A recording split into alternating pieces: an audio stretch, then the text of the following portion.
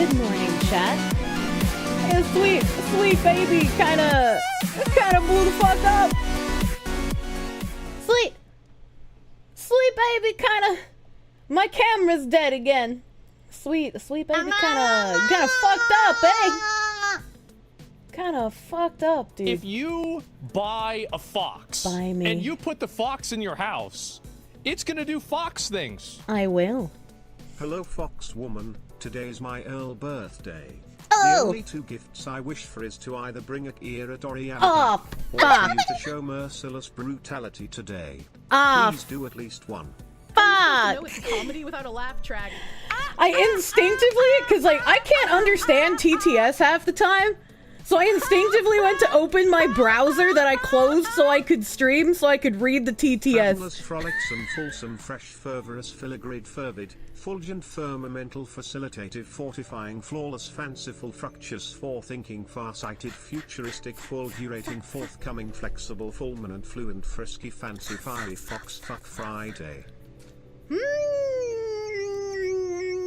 Futurist. I love the Gee, alliteration. Sally, your boyfriend lets you have 2 cars? Why does the world burn when you don't stream? The same reason that VTubers graduate whenever Proctor goes to sleep.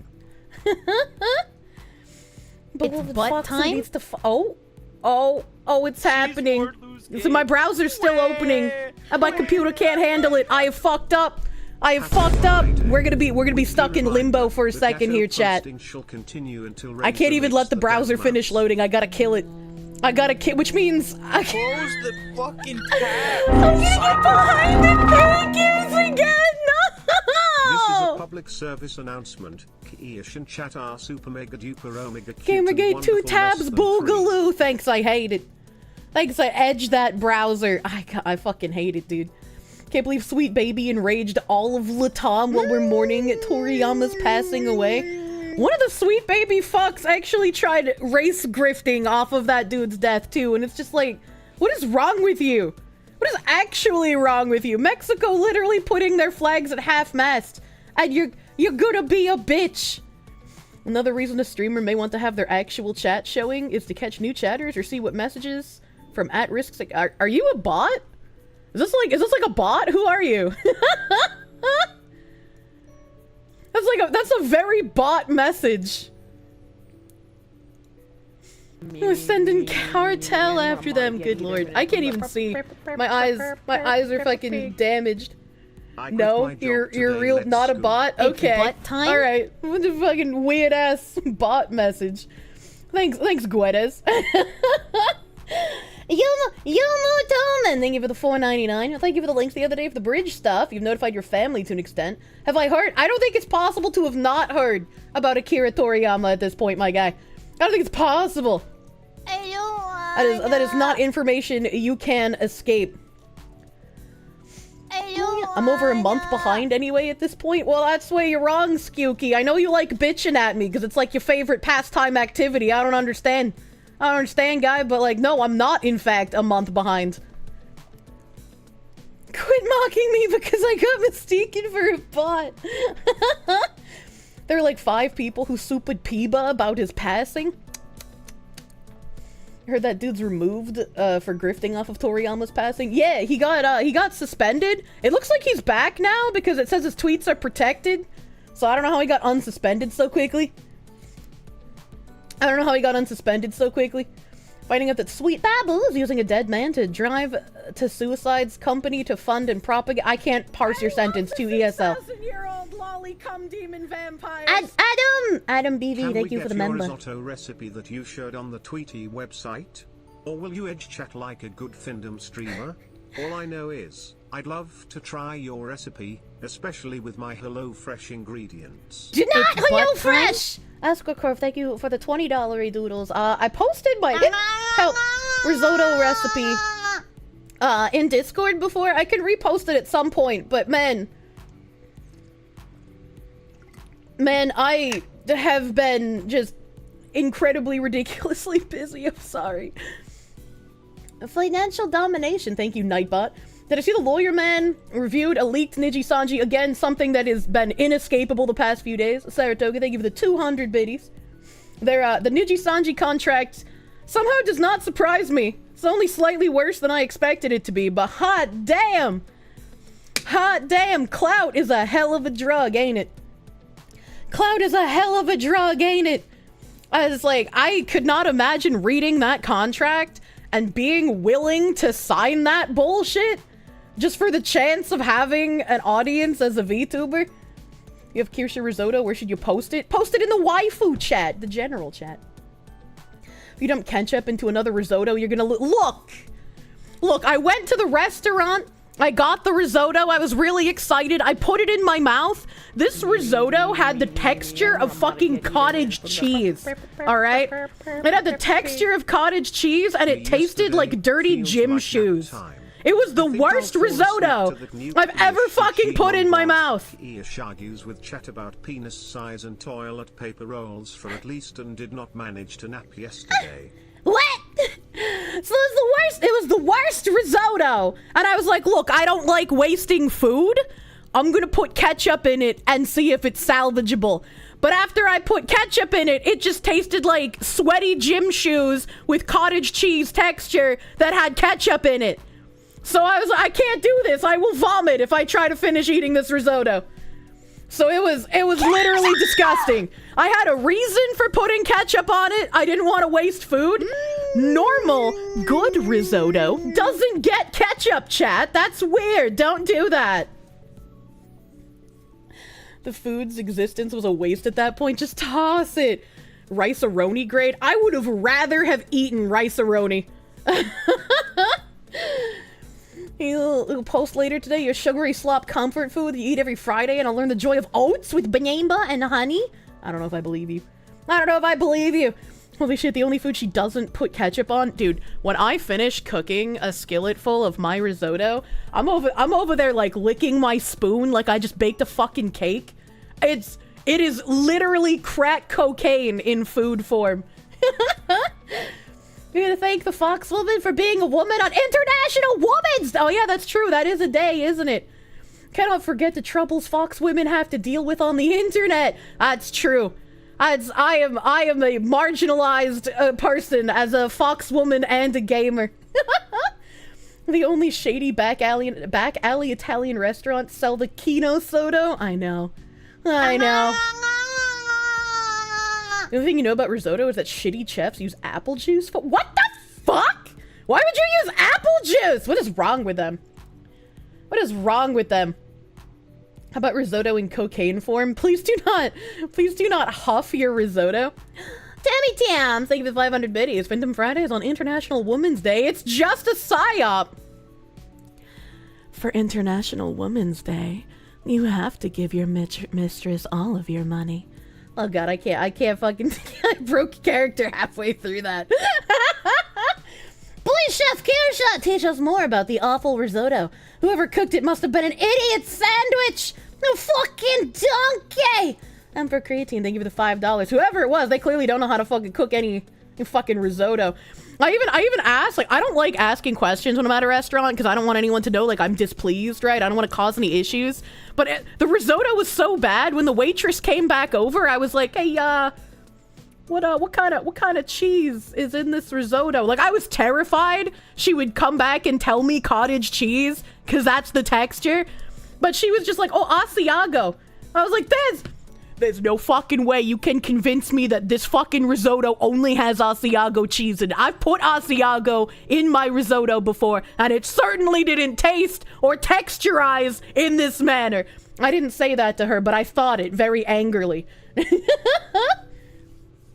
Women are overrated because they get stuff for existing.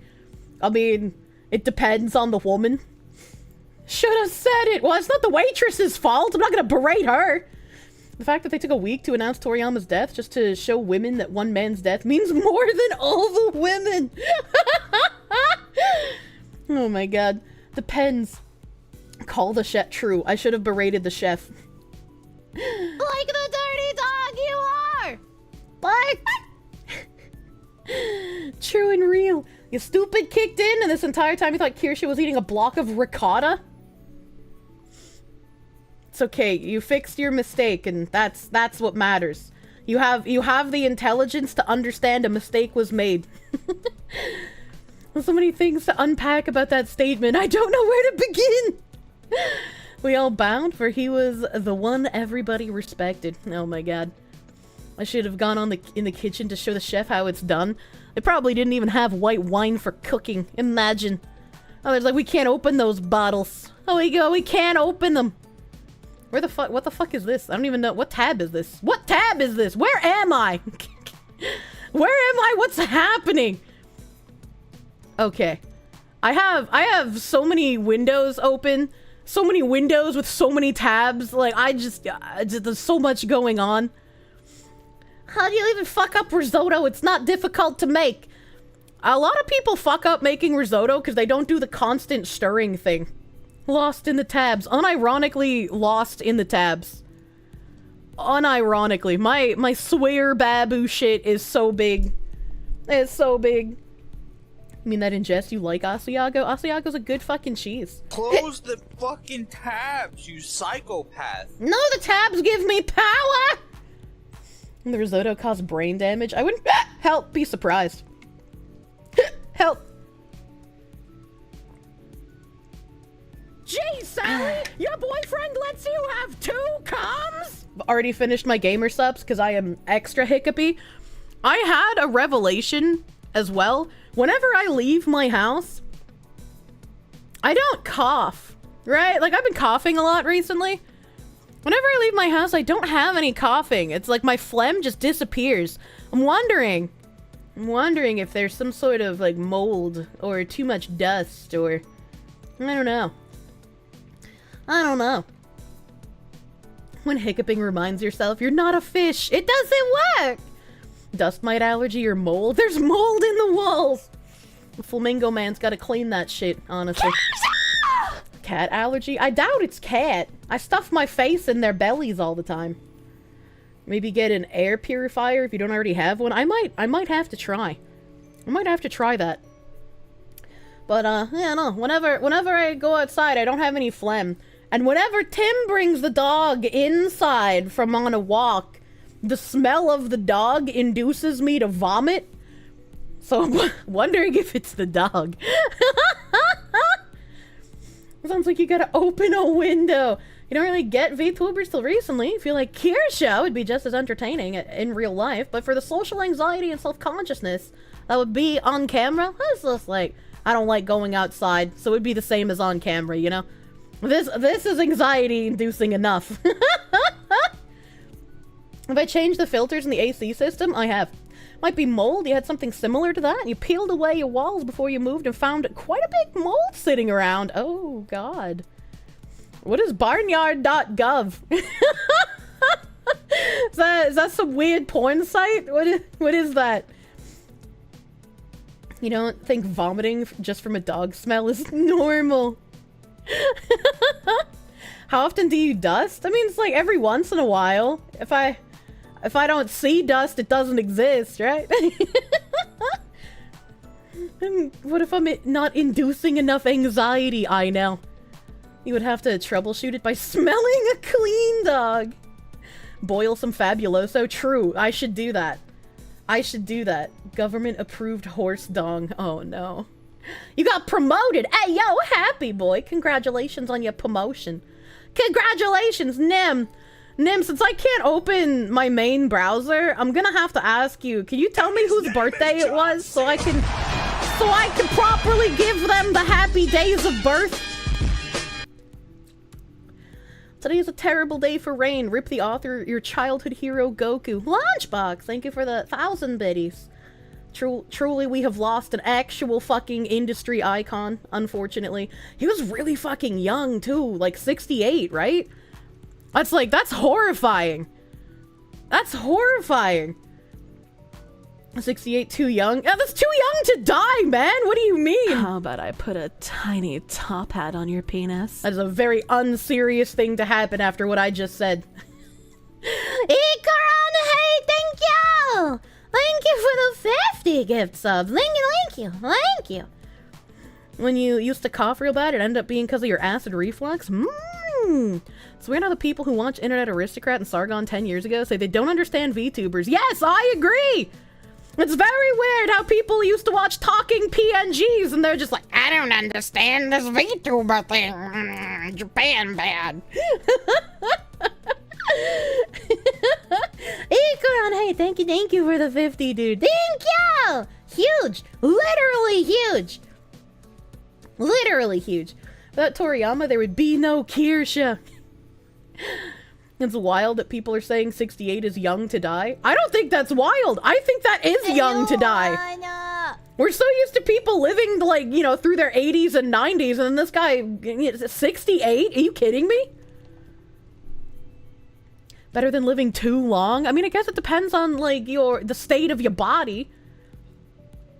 Mangaka tend to die young because they overwork themselves. Man. Oda better not croak anytime soon. It could be dust mites and dead skin cells. You have to wash bedclothes at least every 2 weeks. Oh, nice gone. When you talk about the work conditions of mangaka, it's not that surprising. Yeah, it's a literal fuck ton of stress, unfortunately. Unfortunately. 68's pretty young. Thank you, chat. Thank you some of you for agreeing with me. Miura was like 54 when he died. Yeah, that's young too! That's also really fucking young. Your great-grandpa's still kicking at 96? Yeah, my grandpa's in his 80s. Salka Alpaca, they give you 500 yen. That man-made party of childhood. It was T-Man that had a birthday. T-Man! Do you make, like, special blend birthday tea? What is your special blend birthday tea? I need to know.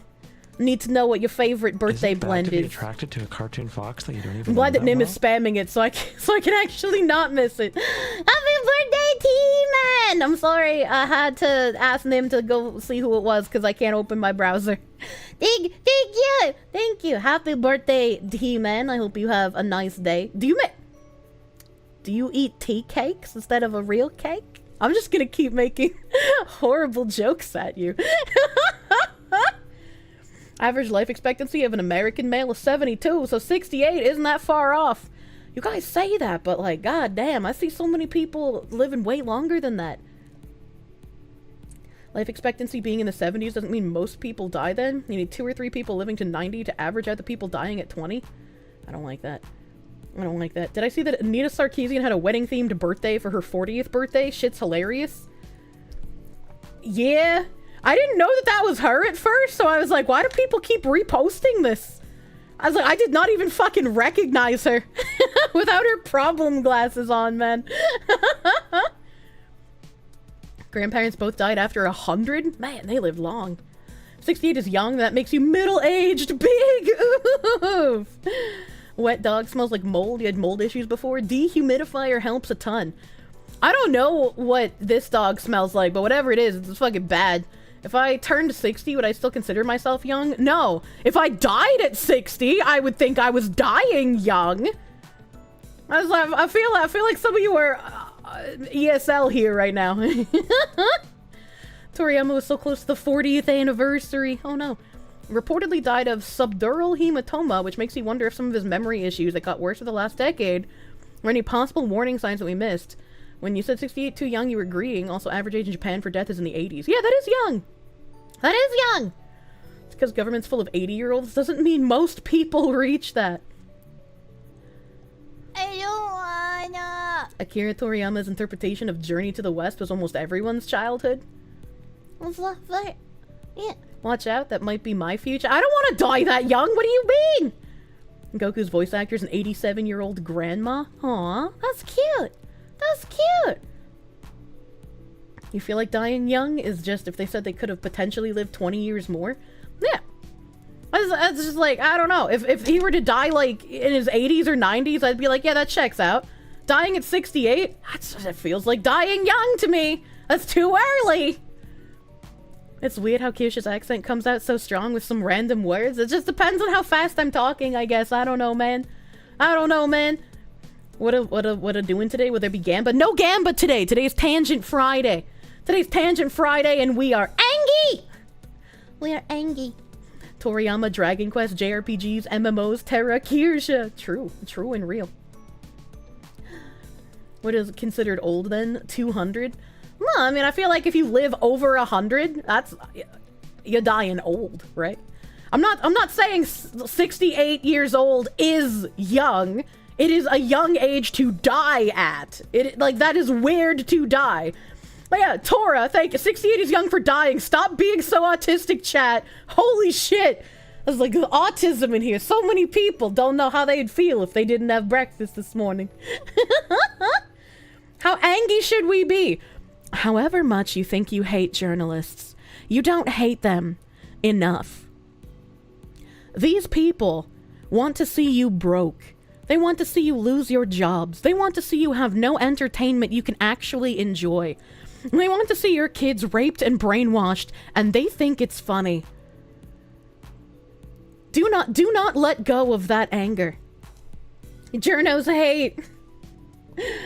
The amount of, like, circling the fucking wagons from game devs and journalists the past few days has been astronomically insane. And it brings me back to the Asmongold video, where he tried saying, Sweet Baby just a scapegoat. He's wrong about that. Sweet Baby is a part of the disease that needs to be fucking chemoed out of something. But he is right that Sweet Baby is just one of many. And many there are. These past 10 years, I don't know what the fuck I was doing, because, like, shit, it feels like I have not noticed nearly half as much as I needed to. But just the amount of people who have been indoctrinated that are now in game design is ridiculous. And there's always going to be those people that are just like, well, why do you care? And it's like, well, first of all, I like video games. And even if I didn't like video games, it's the same reason why I cared for the shit happening in comics. Do I read comics? No. Do I care about comics? No. I've never been a fan of cape shit. And I don't give a shit about Marvel or DC or any of the fucking comic book shit. But I could see them getting infiltrated, and I could understand why their fans were upset. It was a problem. It was part of the entertainment. And if you control the culture, you can control the children. And if you control the children, you control the future. And this is part of a concerted effort. It's not just about the ideologues in video games. It's not just about the ideologues in comics. They are everywhere. They are everywhere. They are in film, they're in games, they're in comics, they're in regular literature, revamping and rewriting old classic books for a modern audience. These people are everywhere, and do not let them tell you that you shouldn't care because it's a video game. Because it's not about the video game, it's about the culture. And part of controlling the culture is to co-opt literally everything. And that's what Bridge is doing. And if you have Bridge, using the companies that you buy products from, trying to embody this ideal, trying to give you this ideology that you cannot escape, and you say, well, I will turn to my forms of entertainment because I do not wish to engage. But when you go to your forms of entertainment, all of the movies are corrupt, all of the games are corrupt, all of the books are corrupt, all of the comics are corrupt. You have no escape. There is nowhere for you to go to escape this ideology. The time for I just want to be left alone ended more than 20 years ago. And if you still have the I just want to be left alone, why should I care about this mentality? You deserve to watch everything around you that you love crumble into nothing. Because you are spineless. And you have nothing you care about. You just want to be left alone ended in 1862. I'm so fucking mad, dude. I'm so fucking mad.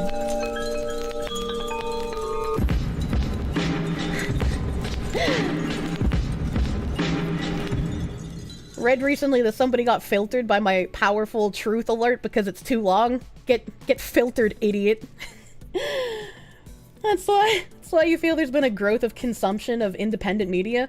People don't want shit forced down their throat. They want to have fun. I just wanted to play video games. You came for me. You radicalized me with your thoughts and opinions coming directly from your mouth, talking about how you want to get rid of everything and change everything I enjoy.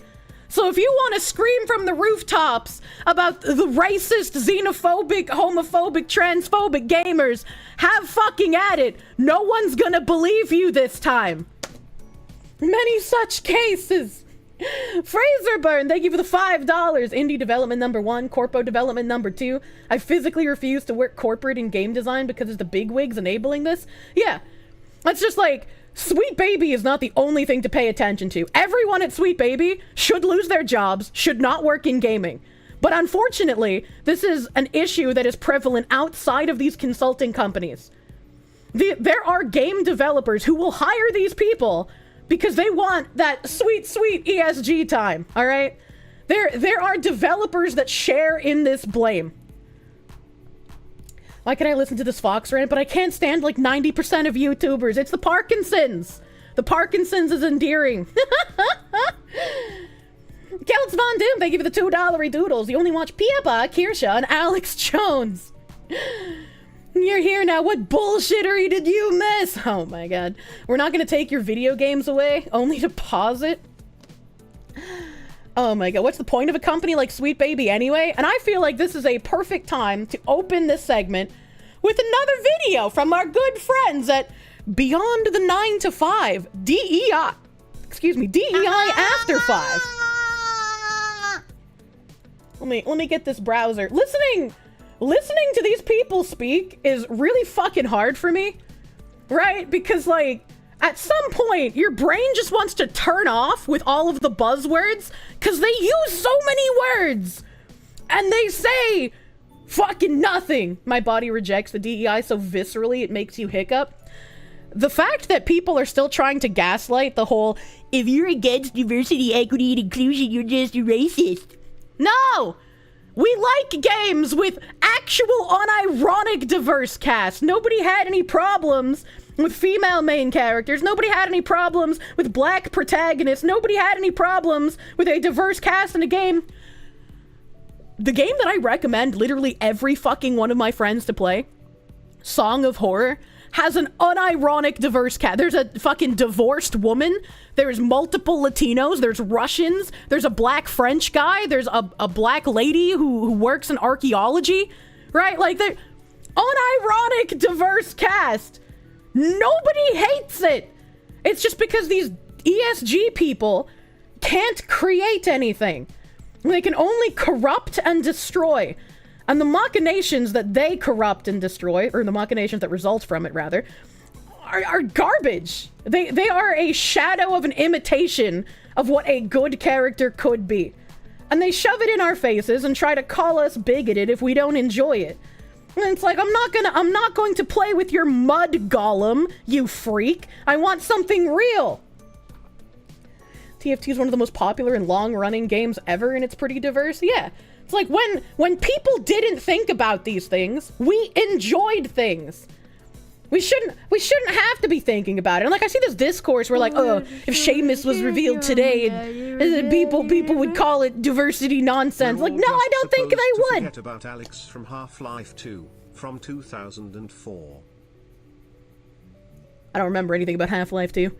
The Golgothan, the shit demon. They also remove shit from older games. Yeah, Seamus. Yeah, I can't pronounce shit, chat. Fucking. Hello, wonderful Fox Lady and Fox Lady chat. Hello, Mocha Lady!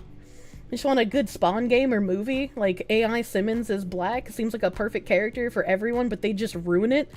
I fucking. The cover for Prototype is like seared into my memory. I'd see that shit everywhere when I was younger.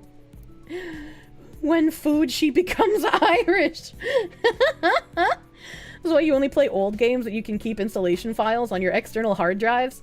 I was like, the people, man, there was like one guy complaining about it, and he's just like, oh, you see, like people like if they have a black guy from LA, they can like consult me on how to write him. It's like, why do you need a black guy from LA in your game? As a woman who played games as a child, I could have fun with Gex. I could have fun with Titus. I could have fun with nondescript guy in fucking Grand Theft Auto. It doesn't make sense. The one and only time I ever got happy about quote-unquote representation, and I didn't even think about it that way as a child, was in Pokemon, where you get to create your own character, you name your own character, right? When Crystal came out, and they finally added girl instead of just boy. I was like, hell yeah! Hell yeah, now this character that I name after myself actually is a girl. That's like the only time I ever got excited about it. Gamer Grill. Did I hear that all the Adult Swim games are getting delisted on Steam and PlayStation? I saw a tweet about that. I did not have time to talk about that today. Melvillon Creek Gorilla. How are you a gorilla living in a creek? Thank you for the $49.99. Thank you. Thank you. Play Gex, the same Gex that Scott the Woz likes a lot. I mean, maybe. I don't know what Scott the Woz likes. Kirsche and Pokemon Crystal. Wow, vagina haver. Malevolent Creek is space Vietnam. He's in the trees. Oh, okay, I understand. He's speaking Vietnamese. Say Gex. Yeah. You don't know, man, the word racist was invented by a communist and before no one tripped over it, so maybe we're all just being taken for a wild ride. Well, I mean, you can be racist, right? Like, you undoubtedly so. Men want to be like characters, women want to be characters. And I feel like that's a weird disconnect as well, right? If you have a well-written character, I was like, that should be something like, I don't know, you look at and feel good about, or maybe bad about if you like a bad character. I don't know. What emulator do I use for Azure Lane? I use Mimu. DRT is king, thank you for the 5. In the end, those who are Fabian Society leftists will only quit when they're gone or victorious. That's why, like, I made a tweet, and a lot of people took it out of context. I quote retweeted, and actually, before I play it, fuck! I opened my other browser again. It's such a fucking reflex! It's such a fucking reflex to open my main browser! Fuck! Fuck! Fox Woman and Technology mix as well as oil and water. Truly, dude. Truly. The problem is, are you a boy or a girl? The problem is body type A or body type B. Yeah, the new body type rewording is fucking weird, and I hate it. Danny D, thank you for the $9.99. Latinos are currently not okay! Your Twitter's on fire. More people are mourning the passing of Toriyama than the Queen. That doesn't surprise me. Might see a push for him to be canonized as a saint in Latin America. I would not be surprised. Please check my DMs. I'm checking. Nim. Close the fucking tabs, you psychopath.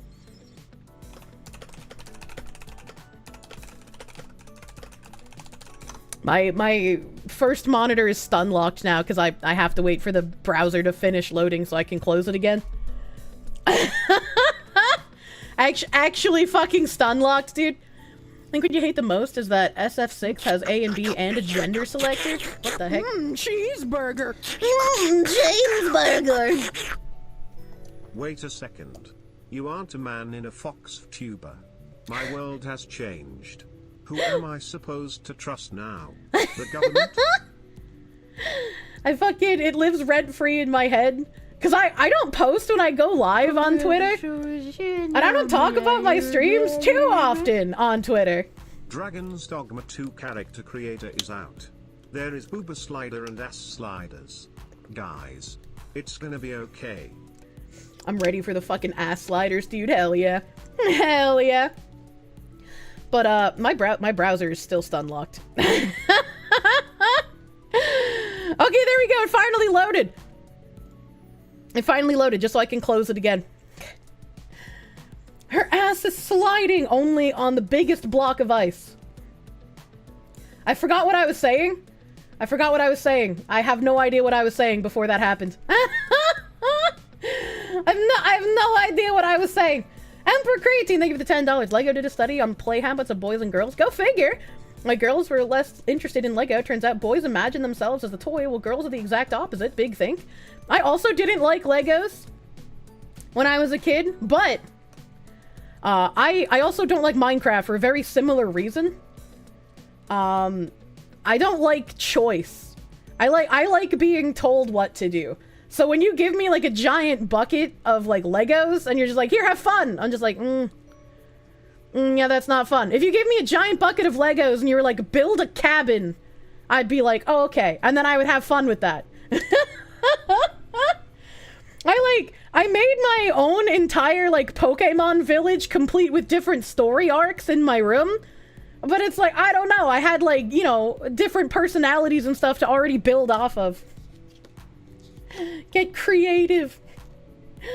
Hayden, thank you for the $20. All the people saying if old thing was introduced today, it would be called woke diversity trash. Seem to be forgetting that they fostered that visceral reaction we have by giving us years of crap characters and stories. Unfortunately. They can't take responsibility for anything. Let me, I guess, go to my Twitter in this browser. Twitter. Because surely I'll be able to find it here. You like having a goal instead of having to make one yourself? Yeah, it was just like when I was younger, there were so many people that were just like, yeah, I want to just go out driving. You want to like go on a drive? And I'm like, well, is there a point to the drive? Like, are we gonna like are we gonna go look at like big houses or like the beach or like Christmas lights, or is there an end destination goal in mind? And they're just like, no, I just want to drive. And I'm like, why do we need to drive? Like, we could just like talk on the couch. Or I just feel, it feels like a waste of gas, to me. Queen, a morning sensei. What? You like single player games because they got an end point? The point of the drive is that I'm Ryan Gosling. This was before that movie existed, chat. This was before that movie existed. So it seems like even Grums is deleting some of his tweets, which is really weird to me. That's really, I feel like you shouldn't delete that stuff, right? Don't delete your tweets. It makes you look like a weirdo. It makes you look like a weirdo. Where's my fucking browser? I literally just closed it. Are you kidding me? So he deleted his tweet where he was saying to not, like, interact with the journalists. And I agree with him still to this point. Because, like, directly interacting with any of these journalists that literally think you are gum on the bottom of their shoe isn't going to get you anywhere. But for some reason, when people read any memes, rational discussion, criticism, calling out for their actions will cause them to circle the wagons and call out my far-right chuddy buddies are being racist trolls again so that they can play victim. The way I worded it wasn't the best, so I could understand from this tweet why some people were thinking I was saying to just not interact with the entire thing wholly. But I tried to clarify. And I was like, so some people are misunderstanding. Shine the light from heavens on those things that these people are doing. Showcase everything. Because every time you do, they snarl like the rabid dogs they are. Just do not engage directly with them. They're disingenuous. They do not care about rational discussion. They'll use the attention to prove their merit to companies. And they'll try to spin things to make themselves the victims. If you directly interact with these journalists or sweet baby people, they will use your tweets to their companies to say, look, gamers are insufferable. Is this really the audience you want to court? Think of how you'll be canceled on social media if you cater to these people. Think of how much better you'll look if you're on the right side of history. They've already admitted to using fear tactics, so it's not like a great leap of faith that we have to assume this. We have copious amounts of proof from their mouths directly, and we cannot be gaslit into thinking otherwise. These are dyed-in-the-wool ideologues, not people who are dumb. And I think this is also a failing of a lot of people who talk about this, is that they assume all of these journalists and game developers are just dumb for believing in this stuff. They are not dumb. They are doing this on purpose. Believe your eyes, they do not lie. Do not let an insidious situation become normalized, which is, again, what they're trying to do. It's not just about video games, it's the overarching culture that they're trying to control. And video games is part of that. If they can inject their ideology there, if you get used to it, if you're complacent and say, well, I just don't care about this, they're going to win. They're going to be able to have far more influence than you ever could have imagined. They are dumb, but they know what they're doing. If they were dumb, we wouldn't be in this situation. They're not dumb. The ideology is for in-group loyalty. You're either in their club or you're someone to step on. Yep.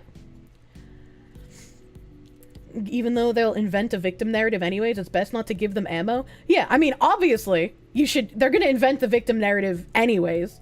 but giving them ammo by directly interacting is going to make their case a lot better, unfortunately. And so I think this is pretty much the best thing to do, is just keep talking about it. Don't let it die. Don't let them control the narrative as much as they want to. And just make fun of them for being retarded. Not directly to them, because that would be harassment that they can use, but obviously elsewhere.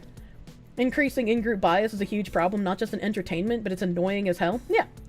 Talk about the truth and what they're doing. Do not talk to them. Yes, exactly.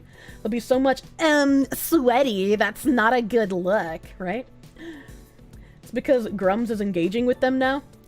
I mean, like, I can think of one way to engage with these types of people, but unfortunately, that is not something you can talk about in a civilized society. This really is Gamergate 2.0. I don't like calling it Gamergate 2.0 because Gamergate never stopped. Right? Like, we made fun of these people and then we just stopped paying attention to what they were doing while they were embedding themselves into actual game development positions. Gamergate just never stopped. It's not 2.0. It just never stopped, even if you weren't paying attention. The ride never ends. Silk Alpaca, thank you for the 1,000 yen. Makes you think of when someone said to name a non-white VTuber that isn't female and not a part of the corpo as a jab. You named Shoto and Kenji and they deleted the tweet. And it's just like, what a weird thing to say as well. What a weird all those, they're like, name a non-white VTuber that's not female, not part of a corpo. And it's like, what? Why do you have to add so much caveat onto that? Is it because you know the majority of VTubers are women? The majority of VTubers aren't white? Is that, like half the VTubers are Asian, not white. I know. It's so weird. And Pippa's translucent. Game journos are calling it Gamergate 2.0. They want this conflict to grab more power from us and the game devs. They're going to use it to do more power grabs, right? Again, we're at the point where Bridge is shifting the definition of ESG. Bridge is saying ESG wasn't enough as marketing. It needs to be embedded in culture.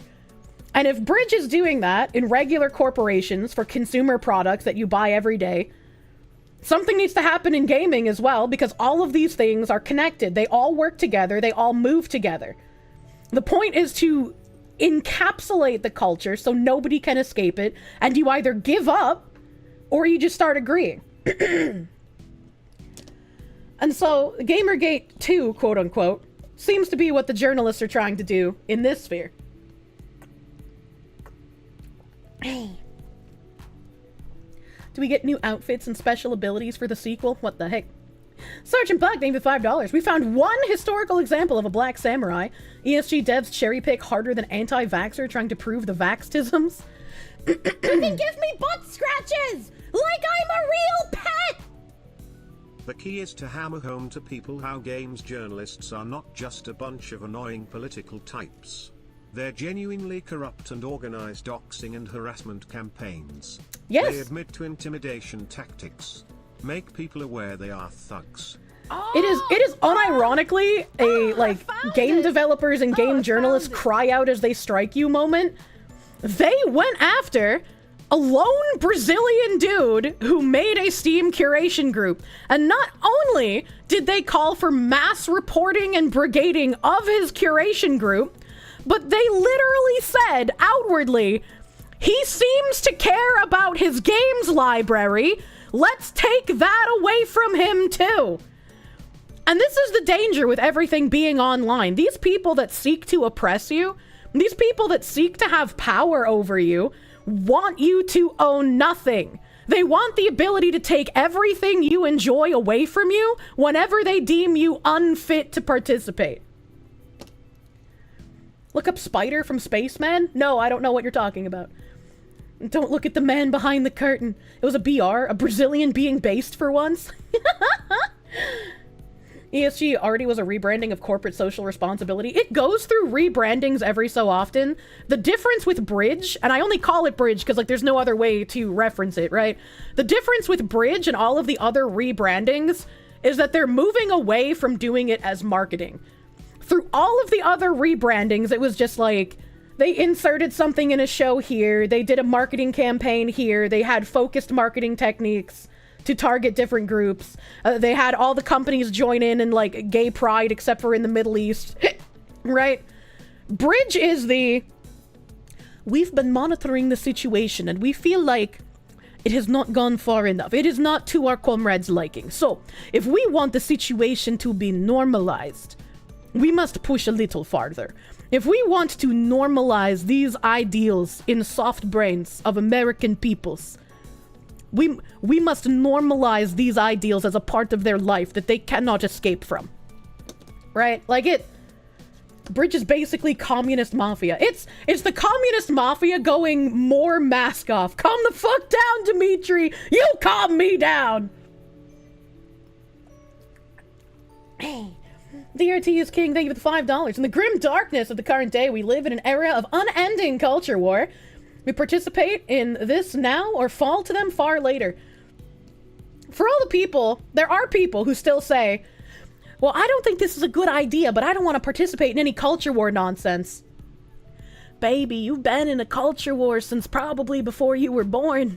This war has been raging on since like the 40s, all right? I don't care that you don't want to participate in a culture war. You don't have a fucking choice. You're either going to have to make a stand for what you believe in and what you want, or you're going to get rolled the fuck over. I don't want to be ranting about disingenuous Marxist fucks who want me dead. I want to play video games, but unfortunately, because they don't want me to be able to do that, here I am. They're like, not enough people died for our cause. Exactly. Let me scroll this video back to the beginning. We can have our cool commie intro. Welcome everyone to DEI After 5, the show that focuses on topics across diversity, equity, and inclusion with some of the brightest minds in the industry. Only the brightest. Here's your hostess, inclusive culture curator, and... You better start believing in culture wars, Miss Turner. 'Cause now you see, you're in one. Coach Sasha Thompson. Hey everyone, and welcome to this week's episode of DEI After 5. So, as we are continuing these conversations around this is beyond parody. I wish it was. To consultants and practitioners in this space, I thought it was really important for us to have a conversation about the work after the work. Right? The work is never done, chat. It needs to be a part of your life. If you don't believe in the ESG, you're not actually working. We all know that this work is very difficult. I talk about it every episode about, the need to fill your cup. But I wanted to have a conversation about, why this work is so difficult, and how we continue the work even after we've clocked out of the 9 to 5. And so today, my guest is an in-house practitioner at a university. Her name is Aisha Gori Ozaki. I want to make sure. Never heard of her. And we're going to unpack, this conversation today. So Aisha, welcome. Thank you. Thanks for having me, Sasha. So can you start off by telling folks a little bit about you and kind of how you got into this work?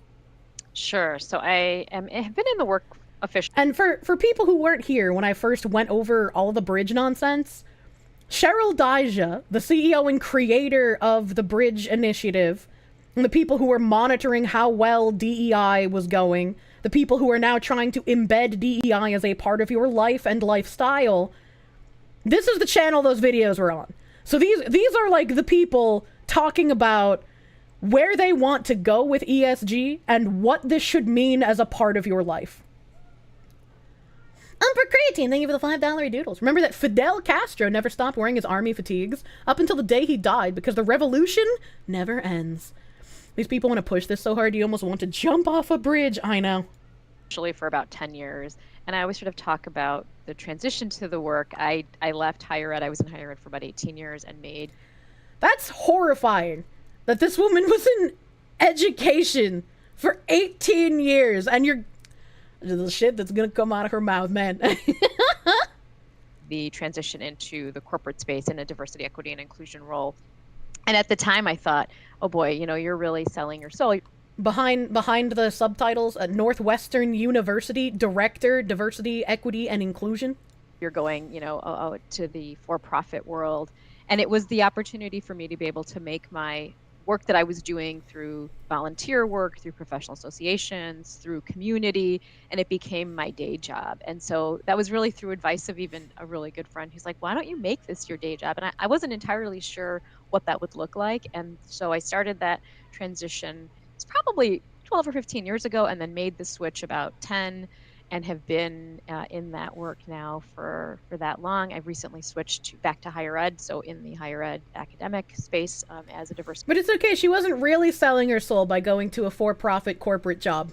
Because she's on the right side of history, you see. She's got the way to make people be better. See, she's a good person, chat.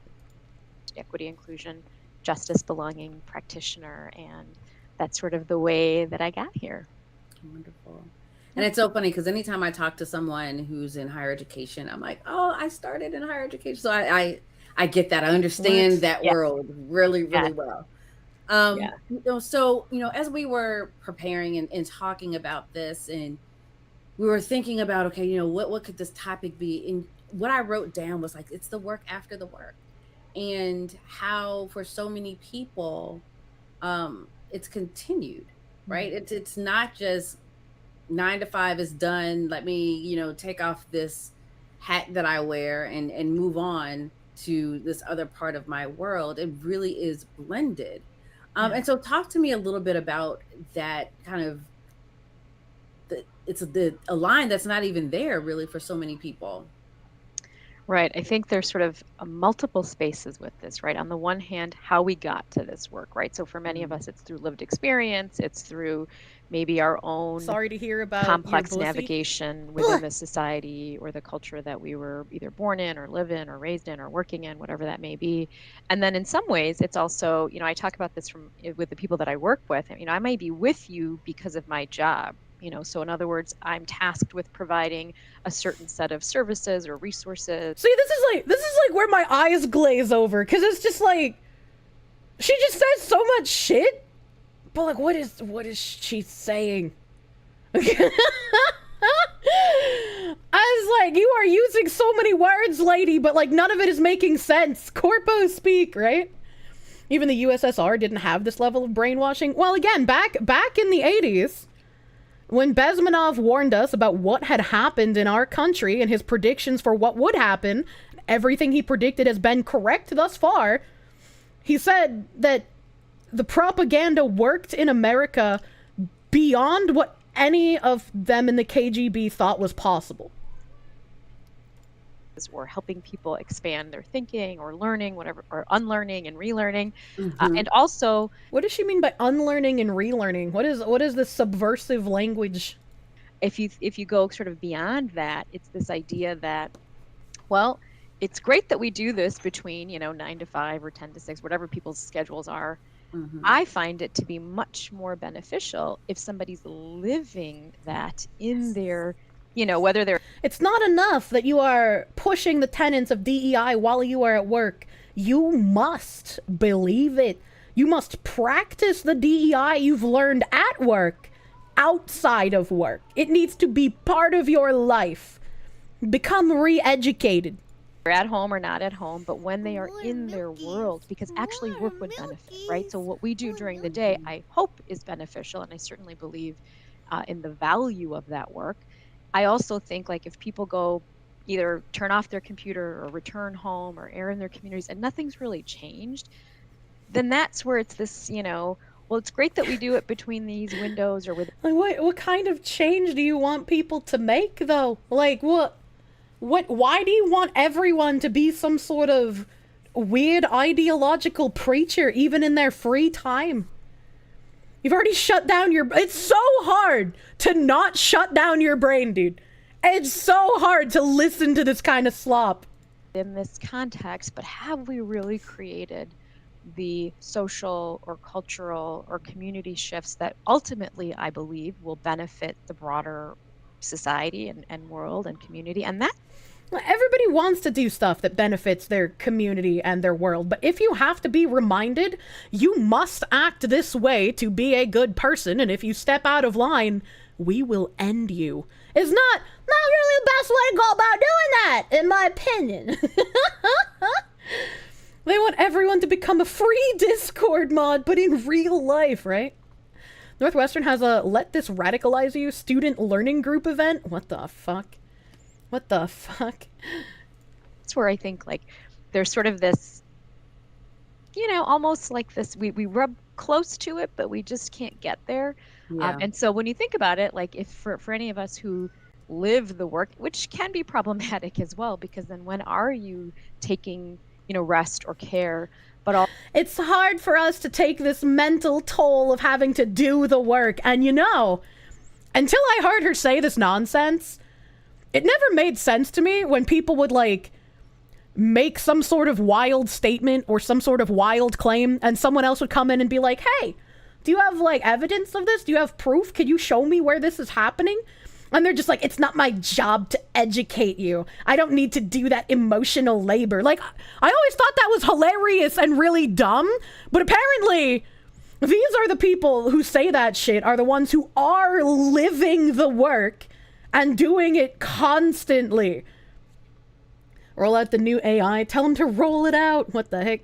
Everything is racist. Everything is sexist. And it's your job to point it all out. And we've been mocking that for years. But unfortunately, while we've been mocking that, they've been embedding it into culture. And more people have been taken for this fucking ride, dude. A pickled cucumber. DEI 101, create and string together as many buzzwords as possible, and you're a genius if anyone disassembles your logic. They're racist. Ooh, woo. also, like, when you're living the work, you're engaged in it in all aspects of your life, not just at work. So I don't know if that helps kind of make some of the distinctions a little bit. Absolutely. I mean, the word that came to me as you were speaking was embodied.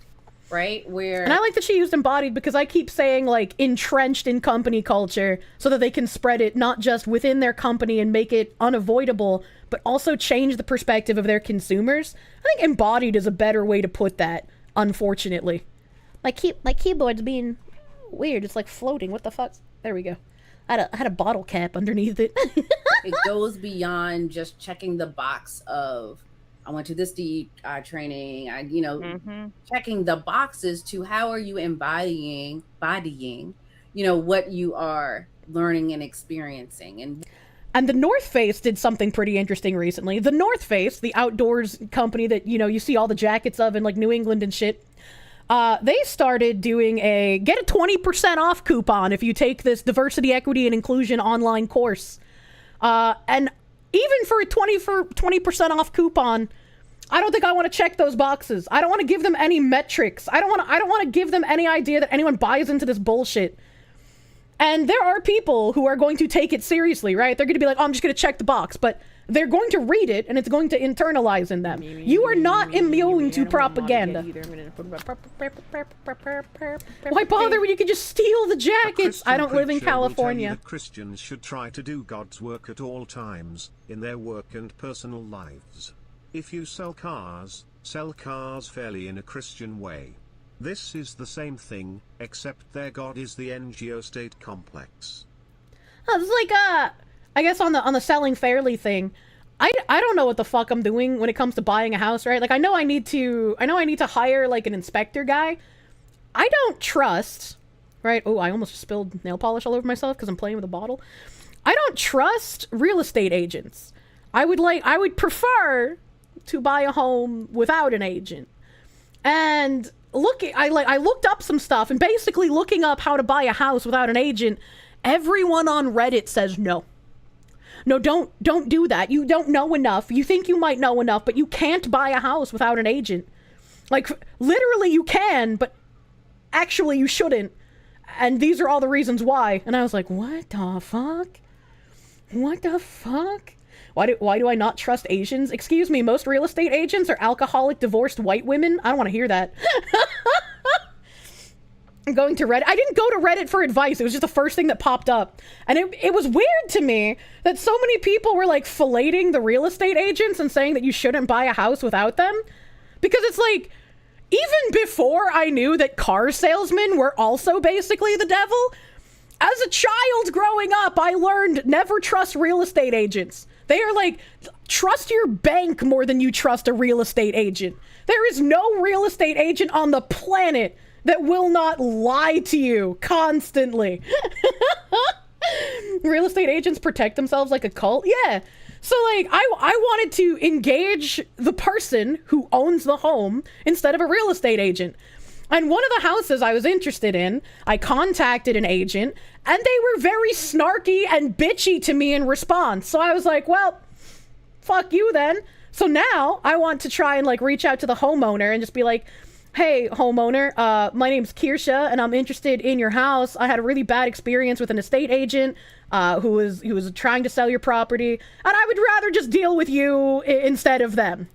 But I'm also a terrified, anxiety-ridden woman, so I am really scared about calling an old person with this prompt and them just being like, this is an obvious scam. They're trying to get my credit card information. So I'm just like, I don't know what to do, dude. Their lobbying group is directly responsible for China owning property in the USA. You fell down that rabbit hole 2 weeks ago? Jesus. Do not redeem. You work with the real estate agents all the time. They're just horrible. That's a hard sell to a home seller. I know. If you don't have that accent, they'll probably listen. Do not forget to look in the meme Discord. Thank you. Thank you, Maya. Ask my dad to talk to them for you. He bought a house before. He'll know how to handle it. I mean, maybe. Maybe. That should be considered treason. Oh, man. Speaking of, Canada is no longer one of the richest countries in the world. Doesn't surprise me, unfortunately. What does that look like outside of this place that is going to compensate you for this work, right? How are you checking the folks that are at your dinner table? Right. Or in your homes or communities, like outside of... What do you mean checking the people that are at your dinner table? How fucking insufferable do you have to be at a dinner with, like, your family or your friends, and you're just like, so what have you done to deconstruct white colonization this week? Like, get the fuck out of my house, you freak! Like, what? Who does that? Not even your family is safe? Trust no one? That's just like all the people that reported their families for being present on January 6th, you know? That is the kind of world that they want. Dollar sending you $5. When Donnie T was president, you believed the exact opposite of what the media circus said, and that was correct 50% of the time, but believing them would be 0. Give me butt scratches! Like I'm a real pet! Butt scratches! Real estate agents have way more liability than you think. They can be sued for literally anything. If you deal with an agent that acts like a dick, find a different office or contact their broker. They walk on eggshells constantly. It doesn't feel like they walk on eggshells constantly from my experience just in the last month alone. God damn! But thank you for the $5, almighty lolly. Spotted the real estate agent! Oh my god, reminds me of the pamphlets that help college students go home for Thanksgiving to confront and berate their conservative relatives. Right, dude? It's just, that's so fucking weird to me. This work. Because that could be very scary. Right. And there's probably even more accountability outside of the workplace than there is inside of work. Shut up! Silly woman. And so that's the word that just came to me as you were talking. And it's funny because I was listening to, or I was kind of flipping through TikTok. I got a tab for TikTok today. Didn't have other stuff to do, but was doing that and fell down that rabbit hole. And it was just oh god, one I keep guy, playing with this metal cap and my hands are gonna smell like a white guy pennies. that was talking about being a keynote speaker at this event, and he was sitting at a dinner table, like, you know, kind of the networking thing, and someone started, one of the leaders, another white male, started to tell a joke that he's like, I can immediately tell it was going to have racial undertones, and the punchline was going to be a black person. Right? He was like, was it going to be a black was it going to be targeted to a specific black person? If yes, was it a friend of the guy who was speaking? Because you guys are all at some sort of benefit dinner? Was it going to be some sort of generic joke? Like, can you explain this a bit more than just some vague things that totally definitely happened for 400, Alex? Like, can you give me more information? I can immediately sense that and tell that. And he's like, I have a decision to make in this moment. Do I kind of ignore it and, you know, halfway laugh at it, or do I stop it? And he was like, that was probably one of the most difficult decisions, you know, to make, because now you're risking your social capital in order to speak up. And he's like, you know, you may lose friends. I don't think it's risking social capital very much. Or like your friends, like she's about to say, maybe, because your friends are going to be like, wow, what a fucking buzzkill. But you're going to get all of the ass pats on social media. Right? Everyone's going to be like, wow, look at this white savior standing up for black people's sensibilities, because a joke about a black person would be terrible. I was like, they might risk immediate social capital, but they're going to forget about those friends who think they're a fucking weirdo real quick once they get all of that social media praise. We can't have a sense of humor anymore. Not allowed. Not allowed to have a sense of humor. Did Twitch update its privacy policy? Every stream you've opened has had the warnings before the video starts and warnings in chat? I don't know. I don't know. Friends, you may, you know, all of those things, but embodying the work, right? I'm here as a keynote speaker to talk about, you know, how white men show up in diversity and inclusion. This happens. What do I do? Yeah. Right. And what do you... I don't understand the question. So it just kind of made me think about, you know, what you were saying. It's not just checking the box to say I know the knowledge. It's how do I action this every single day? How exhausting. Right. So how exhausting it must be to have to like think about, how do I do this stuff constantly in order for my cult to not oust me for not doing enough? Because silence is not just compliance, it's also violence. I think that's just a beautiful way for us to, or well, I can't even say beautiful way. I think that it's the evolution, going back to what you said earlier, an evolution of where we need to go at, what organizations need to do, right? It's not just checking that box, but how does this look day to day? Yeah, I have to ask, what did he do? Did he say? He said he spoke up. Oh, good. Oh, of course he did. So that's where when you live into it, and the first time is probably, I'm sure if that happened to be the first time for that person, it can feel everyone clapped. Disorienting or uncomfortable, maybe even empowering and uplifting, and then figuring out ways to just live that way all the time. And again, we're all going to mess up. People are always like obsessed with the perfection, and it's like, look, you know, it's not about the perfection. Yeah, they're all going to mess up. Don't worry about the perfection. It's okay that they said the N-word 6 years ago, but if you do it, you need to lose your job and be exiled. But it is about a commitment, and that commitment is unwavering.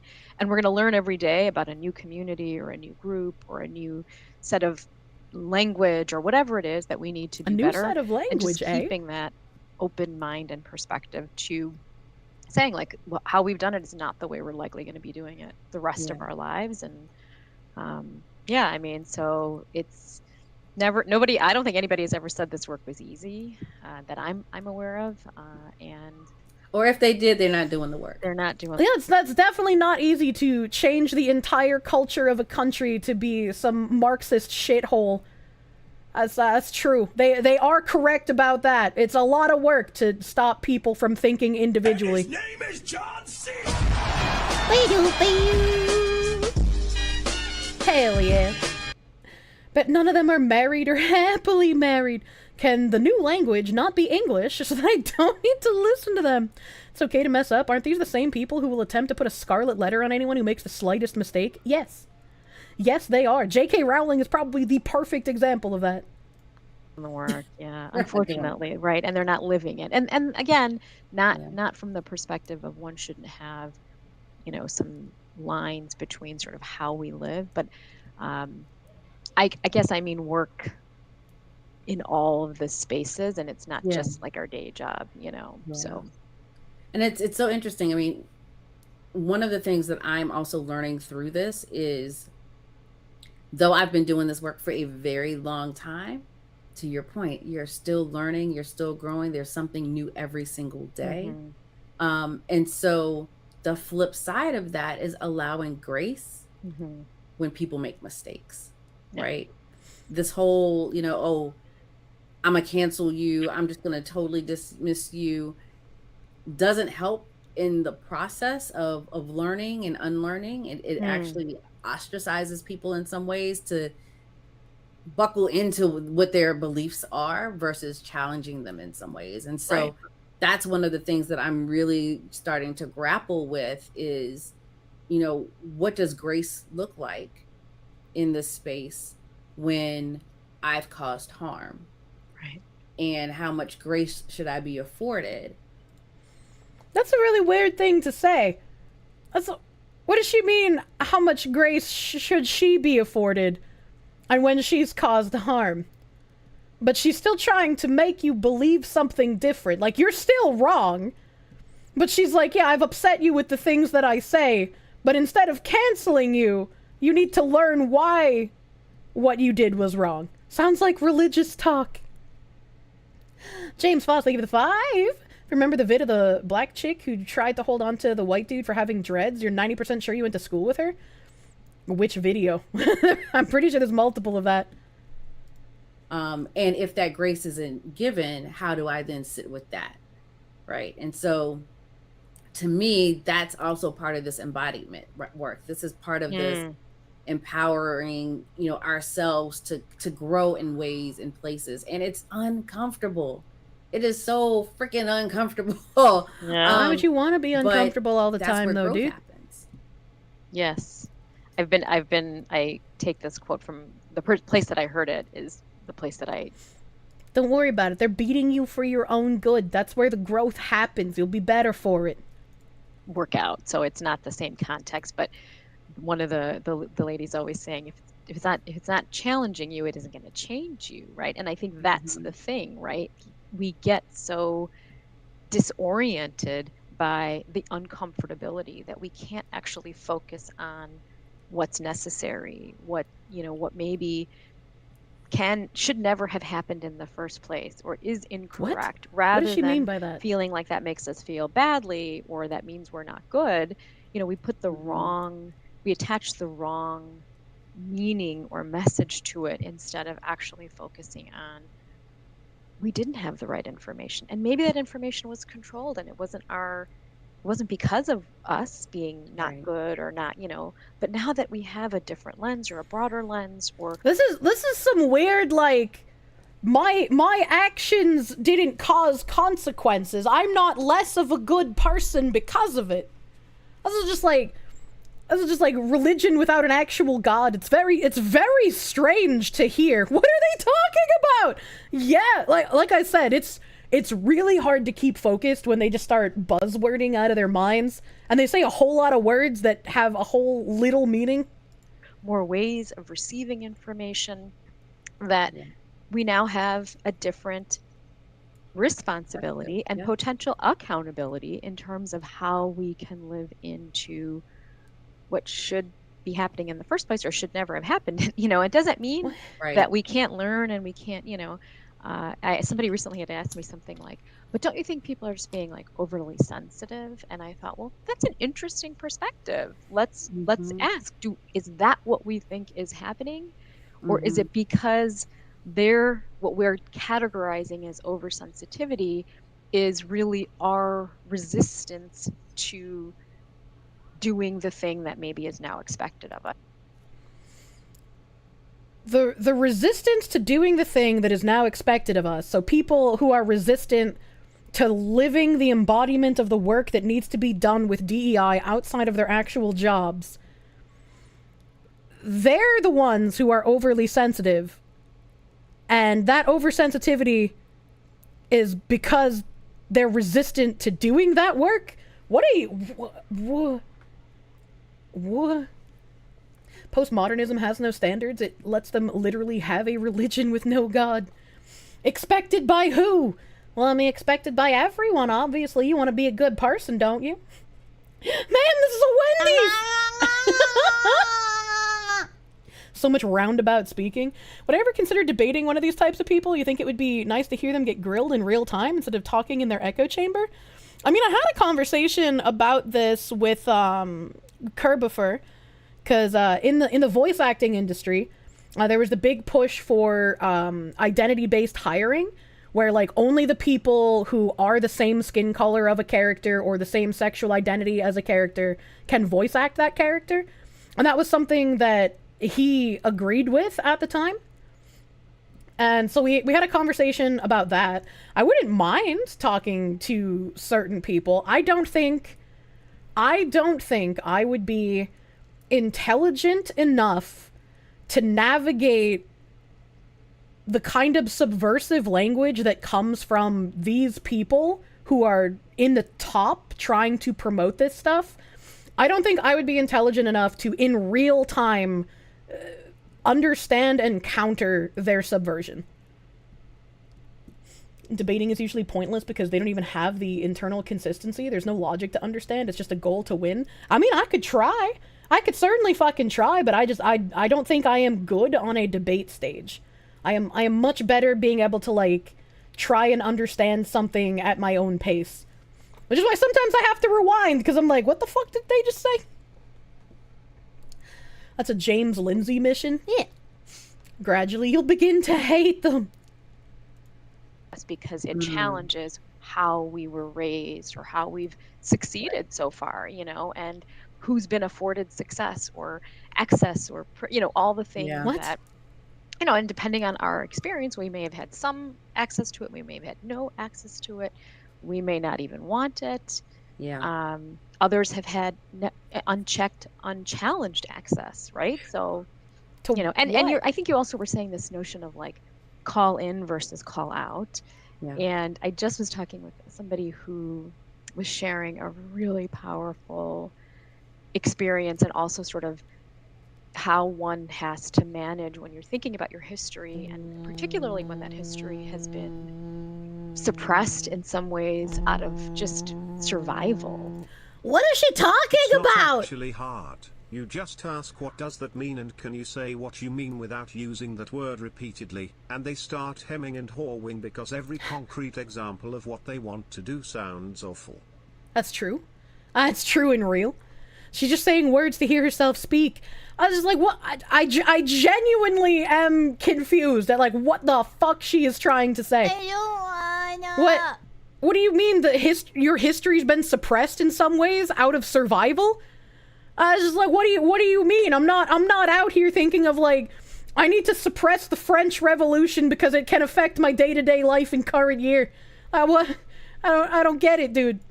You know, and now if a person is ready to kind of share some of those stories or experiences and kind of unpack it, you know, having that. She's talking about like somebody who experienced something in their life having to repress it because it was traumatic instead of being able to unpack it, I suppose. But like, what does that have to do with embodying the work of like dismantling this weird, I don't even know what to call it, right? Like, they just want to dismantle like everything at this point. I can't even say like just the patriarchy or just white people, because it's just like, what? Suppress the French Revolution, reject the metric system. Potentially criminal. Thank you for the $2. Equality equation. Isn't math racist? It is. It is. These people are kind of fucking nuts. I hope you enjoy the ride.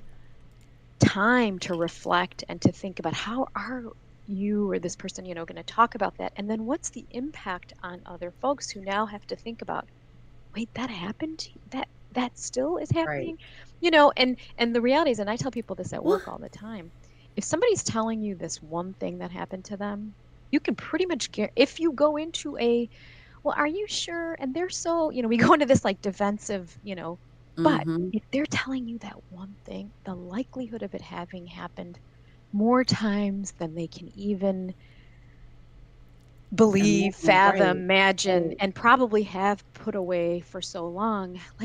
So is this a good time to bring up, like, when I got promoted at my insurance job and that black woman stood up and in front of all of my coworkers said she only got the promotion because she's white, and then my manager had to actually explain why I got the promotion, and I just felt really fucking weird, right?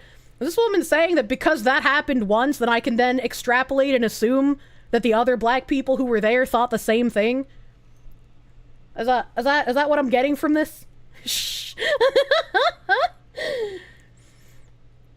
The fuzzy man is here. Yeah, the fuzzy man.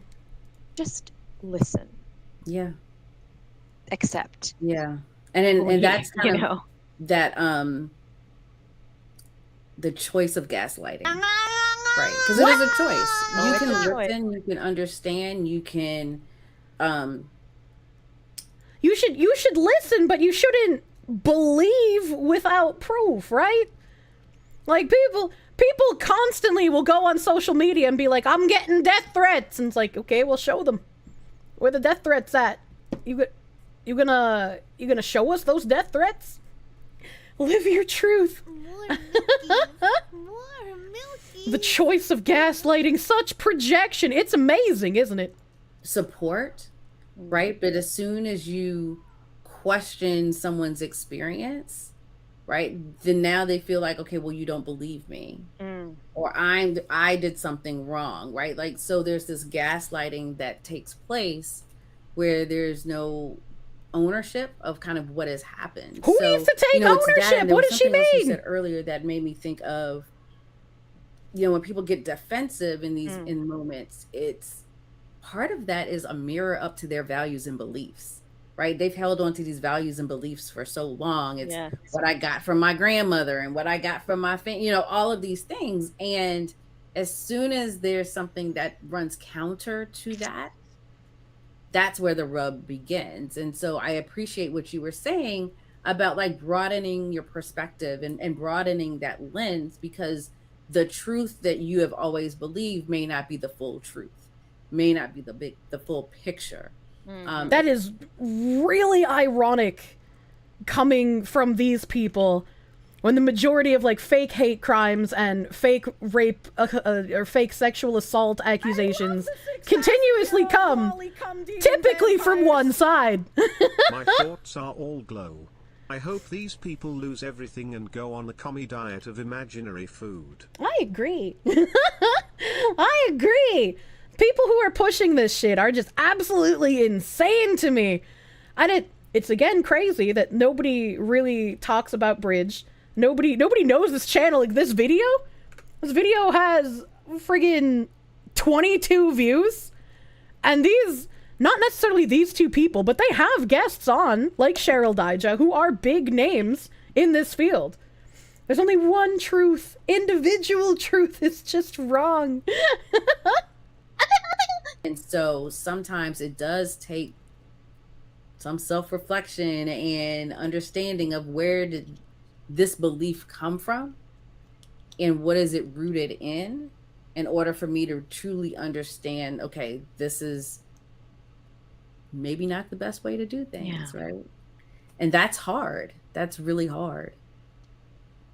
And how much energy and work and time is somebody able to put into that, or willing, right? And I think, I think some of us in this practitioner space often are bringing people something new, something different, trying to kind of shift perspective or understanding, as a way of helping, somebody think about something differently.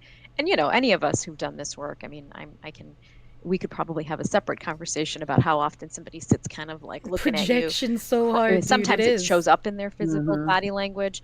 Sometimes it just shows up in the dismissive messaging or ignoring of an email or whatever it is. Like we all can probably find a variety of ways that we have either been questioned, challenged, dismissed, over whatever, talked over, all of the things that happen. And then when you watch somebody who's actually like stopping and reflecting and thinking and challenging, and then they're like, oh, when I read this thing, oh, you know, or then they start sending you articles, or they start saying to you like, oh, it happened at, you know, my so-and-so's soccer game or whatever thing in their world. When they notice it in their world, or when that proximity, now the question that I often raise in all the spaces I occupy in is like, just as humans, we're sort of wired for the proximity to help us sort of drive our willingness to make a shift or a change, right? Like, how close are we? Oh, it's affecting me now. Now I care about it. But what if we challenge that proximity? These women are hard to listen to. They I are. Can't. They Love your are, stuff dude. too. I understand what she's saying when it comes to proximity. People only think about what happens directly in front of them. And this is a problem regardless of the beliefs of the person. But what they're trying to do to get people to notice things outside of their proximity is like a weird cult-like behavior instead of just think of things that are happening outside of your immediate area and how you can have an effect on them politically, right? Like, things that are happening elsewhere don't just affect me once they get to me. I have to care about the elsewhere because eventually it's going to come to me and it'll be too late at that point to really do much about it. This timeline sucks. They say that, but then they buy iPhones for their whole family. It's just like, it's not even about the iPhones, man. And these women give you the impression that they just want another racial division. I mean, that's basically what people have been trying for.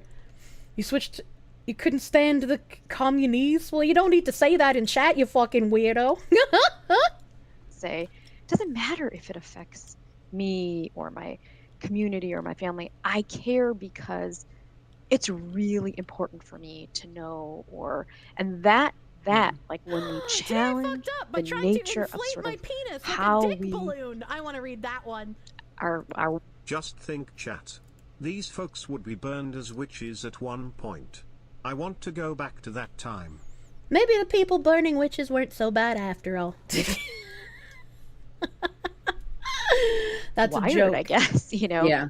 Imagine then the opportunity, right? And sometimes I think it's so overwhelming that people get kind of like, oh, I don't know where to start, so I'm just not going to do anything. It's butt time. Shut down. You know, okay, that's one way. I mean, you know, that is one way. And, you know, we try to operate in sort of a Sometimes I think judgment-free, people you forget attempt that we as a people should focus more on our communities in front of us rather than take on the world. It really doesn't work, emo. We should absolutely be focusing on our communities, but a problem is that we don't have communities like we used to anymore. The division between men and women had been sown decades before most of us in chat probably were here, right? The 70s and the Equality Act solidified the wedge between men and women that was what the USSR also used, right? And because of the way that America is made up, they could also divide us along racial lines and not just sex lines like they did previously. And so instead of focusing on our immediate communities and having a tight-knit community where everybody trusts each other and everybody gets along decently well for the most part, right? You're always going to have the outliers. You're always going to have the criminals and the shitty people. But on a political scale, you still have to care about what happens outside of your immediate community. Just because you live in a society, as it were. You have to pay attention to what the federal government is doing policy-wise. You have to pay attention to what other states are trying to pass policy-wise. Even if you can't do something specifically about what's happening in other states, you have to know the direction things are going in, because it will eventually come to your front door. So, like, I can agree that you have to have some sort of, not presence, but like understanding of what's happening on a greater scale than just your community. But yes, you should be caring about your community first and foremost above anything else. Racial and sex lines were divided by far-right conservatives. Sure, there are leftists who do the same, but most conservatives, like with the Alabama law about embryos, have already separated. I mean, in America, we have a uniparty, so a lot of the conservatives in Congress and whatnot are also not working towards anything anybody really cares about. They're all warmongers who want to profit off of other countries' wars. But, no, racial and sex lines were divided by the far left, by communists, by Marxists, back starting in the 40s, if not earlier, but to my knowledge, the 40s. Microscale shitstorm. Hello, flamingo man. Stop noticing. You don't want me to be suicided. Your community doesn't exist. Nobody works where they grew up anymore. It's expected to move around for work. It's difficult to have some sort of community in current year for amalgamation of reasons, but, you know. Foxu, yeah. It's that type of channel, got it. An anti-SJW channel. Well, social justice warrior was also a term coined by communists, so yes, if you are anti-communist, you are anti-SJW just by default, because anyone calling themselves that is quite literally a Marxist. You just want to be left alone. I'm not going to leave you alone. I want you to get mad. Tiger Knock, thank you for the 500 biddies. The more time an employee spends explaining how necessary their job is, the less important their position is. Yes, exactly.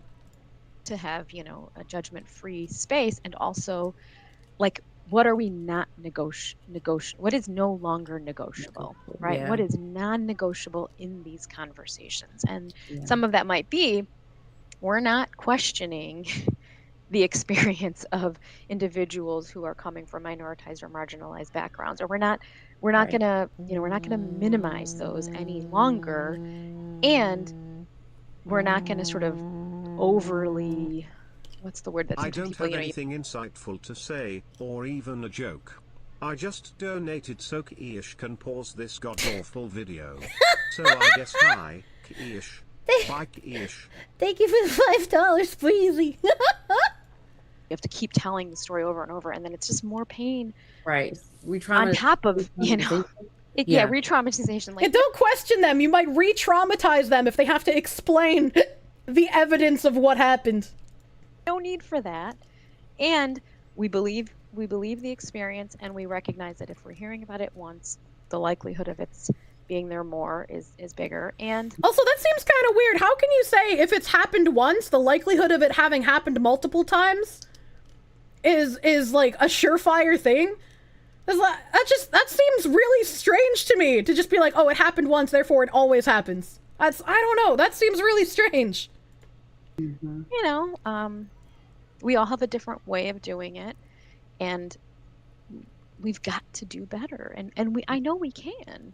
It's just how we do it, you know, and how we live it. And you know, I love what you said about the proximity piece of it, because I think that's so important, and that's where empathy comes in. And you know, I talk a lot about leadership and this post-pandemic workplace, and empathy is one of those leadership capabilities. Notice how it went from let's have a conversation to shut the fuck up and listen? Yeah, it's like, we want to have a conversation and you need to be educated, but it's also not our job to educate you, and also just believe. Don't ask for explanations or proof, because that's traumatizing. Just believe. That is no longer a nice to have. Like, you have to have some level of empathy as a leader. And you know, to see so many folks, and I mean, I've facilitated for years, and to see exactly what you said, the crossed arms of the people that are checked out. And this white woman is tiptoeing so hard, trying not to step on the black one. It's kinda sad. How miserable are these people, Earl? I recall very clearly doing a facilitation where this gentleman, I mean, he was shut down. Like, there was nothing that we could say that will change his mind on this, because his thought process was he didn't believe that people had different experiences. Yeah. Right? He was like, oh, it's all. For some reason, I don't believe this. Even the people who are unable to think about how they'd feel if they had breakfast this morning can still understand that people think differently from them. They might not be able to understand why someone thinks differently from them, but they still understand that there are people who are not them, who have different realities that they believe in, quote unquote. And so it's really weird for her to be like, I was in a facilitation and this man just refused to believe that others could think differently from he. And it's like, I feel like you're not giving me the full story here, lady. In everyone's head.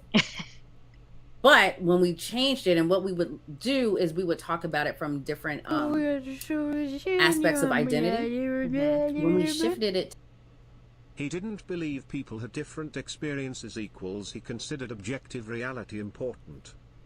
Imagine considering objective reality important. What are you, some kind of bigot?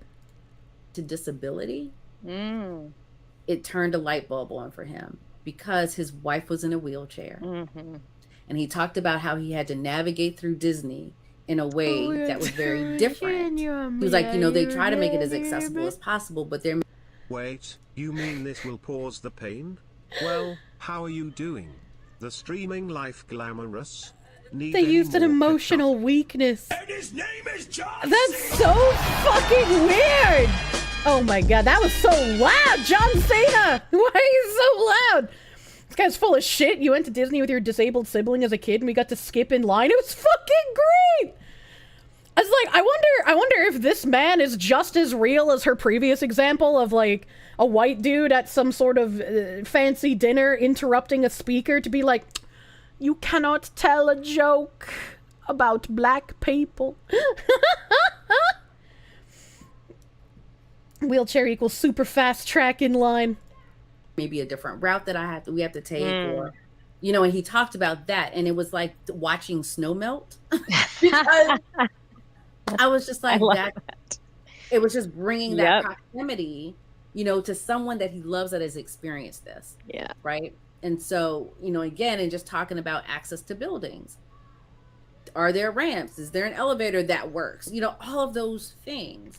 I also don't understand how they're equating someone with a physical disability who needs like a physical ramp to get inside of a building because of their wheelchair has anything to do with like equity and giving these people money. I don't see the connection, if I'm being honest with you. Like, are they saying that their skin color is the wheelchair, and thus they have been disabled through no fault of their own, and the wheelchair ramp that this disabled person needs are the reparations that they must get in the forms of monetary equity and being given positions that they might not be qualified for? Like, I just do not... She's creating a made-up story with grift factors that she can project her fantasy land on it. If you don't let them skip to the front of Disneyland, you're a bigot. That's just like, what the... That's pretty bigoted of you to not understand the plight of the Disney World wheelchair woman. What the heck? And I mean, when I tell you it was night and day, it absolutely was, because then we were able to help him tap into that empathy and that experience to say, now think about the other things that other people have to navigate. Yes. Right? When you may think it's very easy because you don't have to navigate, right? So now we're talking about levels of privilege. Oh, okay. Now we're talking about, all of those things, access, the levels of privilege that mean our politicians like Elizabeth Warren want to identify as Native American because it gives her an advantage, or people like Rachel Dolezal want to identify as black because it gives her an advantage, or how you're told if you're going to apply for state health care, maybe you shouldn't self-report your ethnicity if you're white. Privileges like that. Must be hard navigating, I know. Empathy, too much empathy is what got us here in the first place. Ability to access resources, et cetera, et cetera. So that actually is a really good segue into my next question. I segued myself. So let's talk about privilege, right? Oh God, it's time. There are folks in this work, and this might hurt some feelings, but there are some folks in this work that have the privilege of turning this work off at the end of the day. And there are others that don't. And so as you're as you're doing this work and you're talking to folks that have that privilege, and we touched on it a little bit, but what are some things that, they really need to be mindful of, or they need to be cognizant of as they're doing this work, because so the people who have the privilege of turning this work off after work need to do better, and we're gonna learn how those people need to do better. Again, you can't turn this. You shouldn't be able to turn this off. Yeah, you shouldn't be able to turn it off. Oh thing, no, right? dude! And I think our degrees of privilege probably might amplify our ability to sort of be more entrenched in the work or not at different times, right? I mean, so it just may depend. And I may come back to actually this notion of proximity, which is something that's just been playing in my head for a really long time.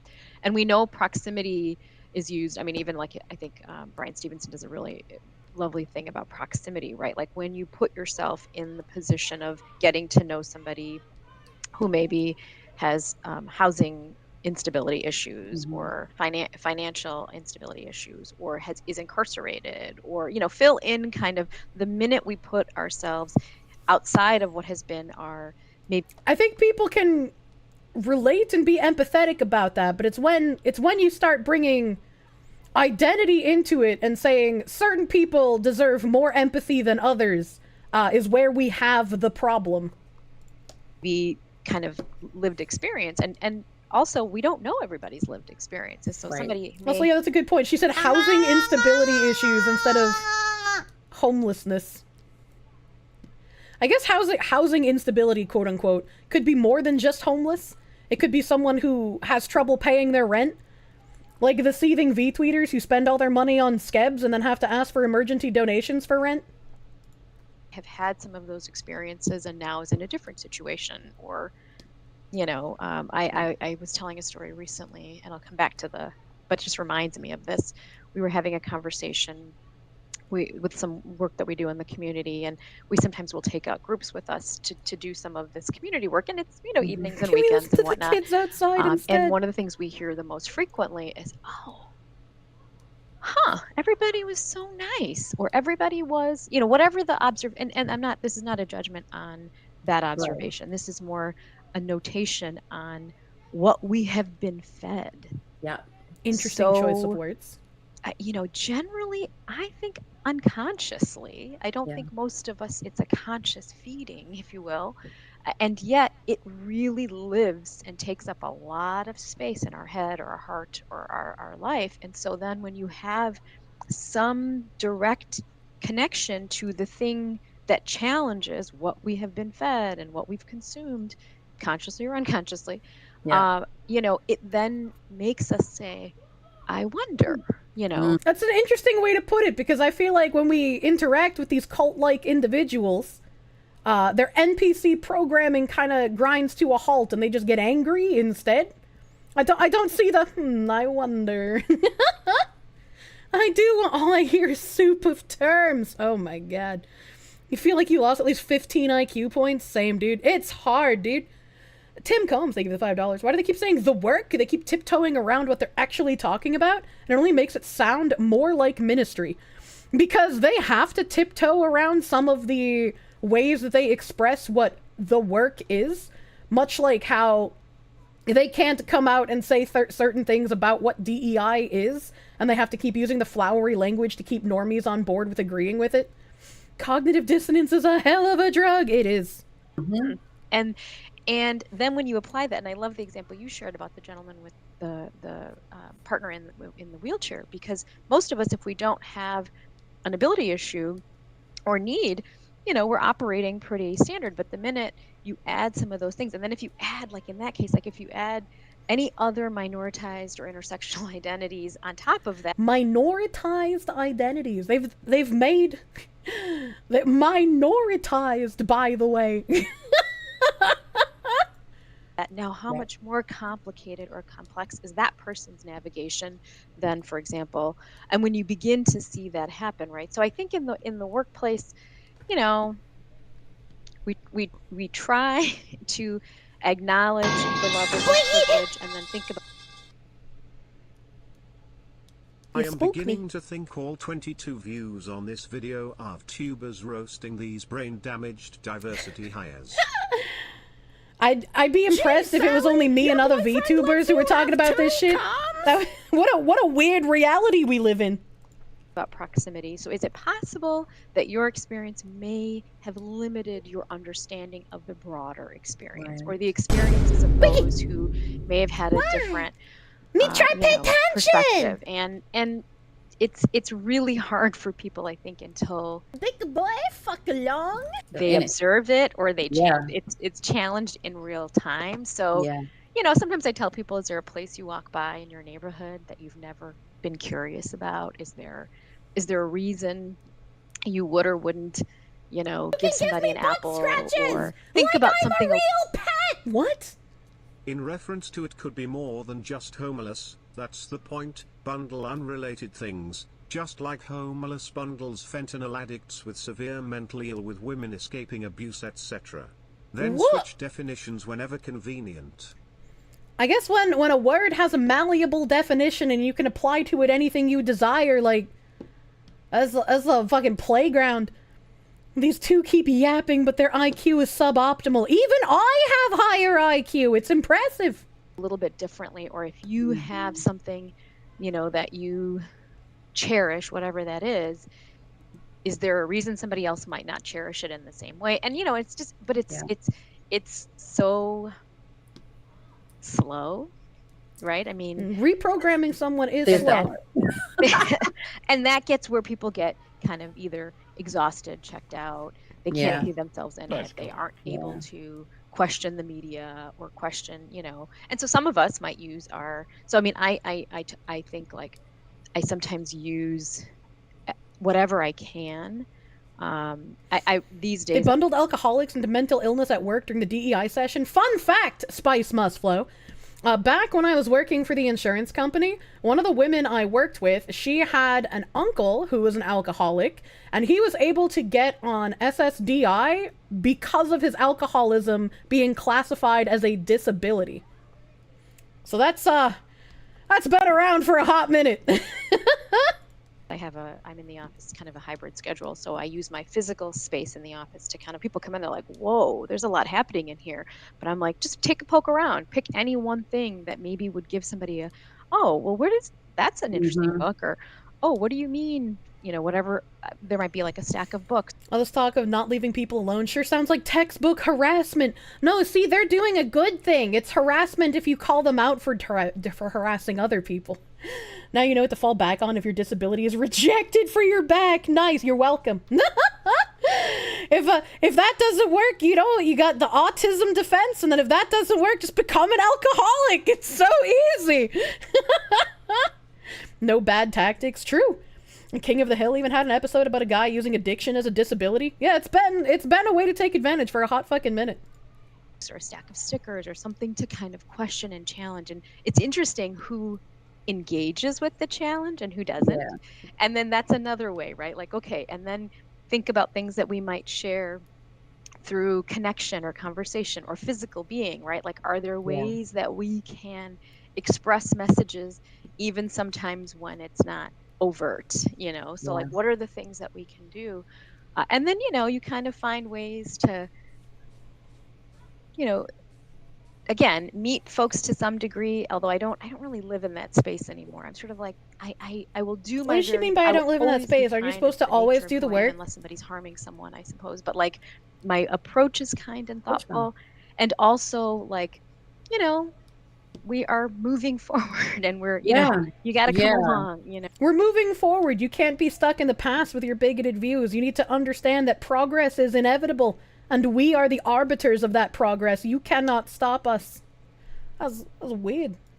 And how can we do that in a way that's it's that push. So there's so much. And as I'm sitting here and listening and processing what you're saying, it can be overwhelming. Sure.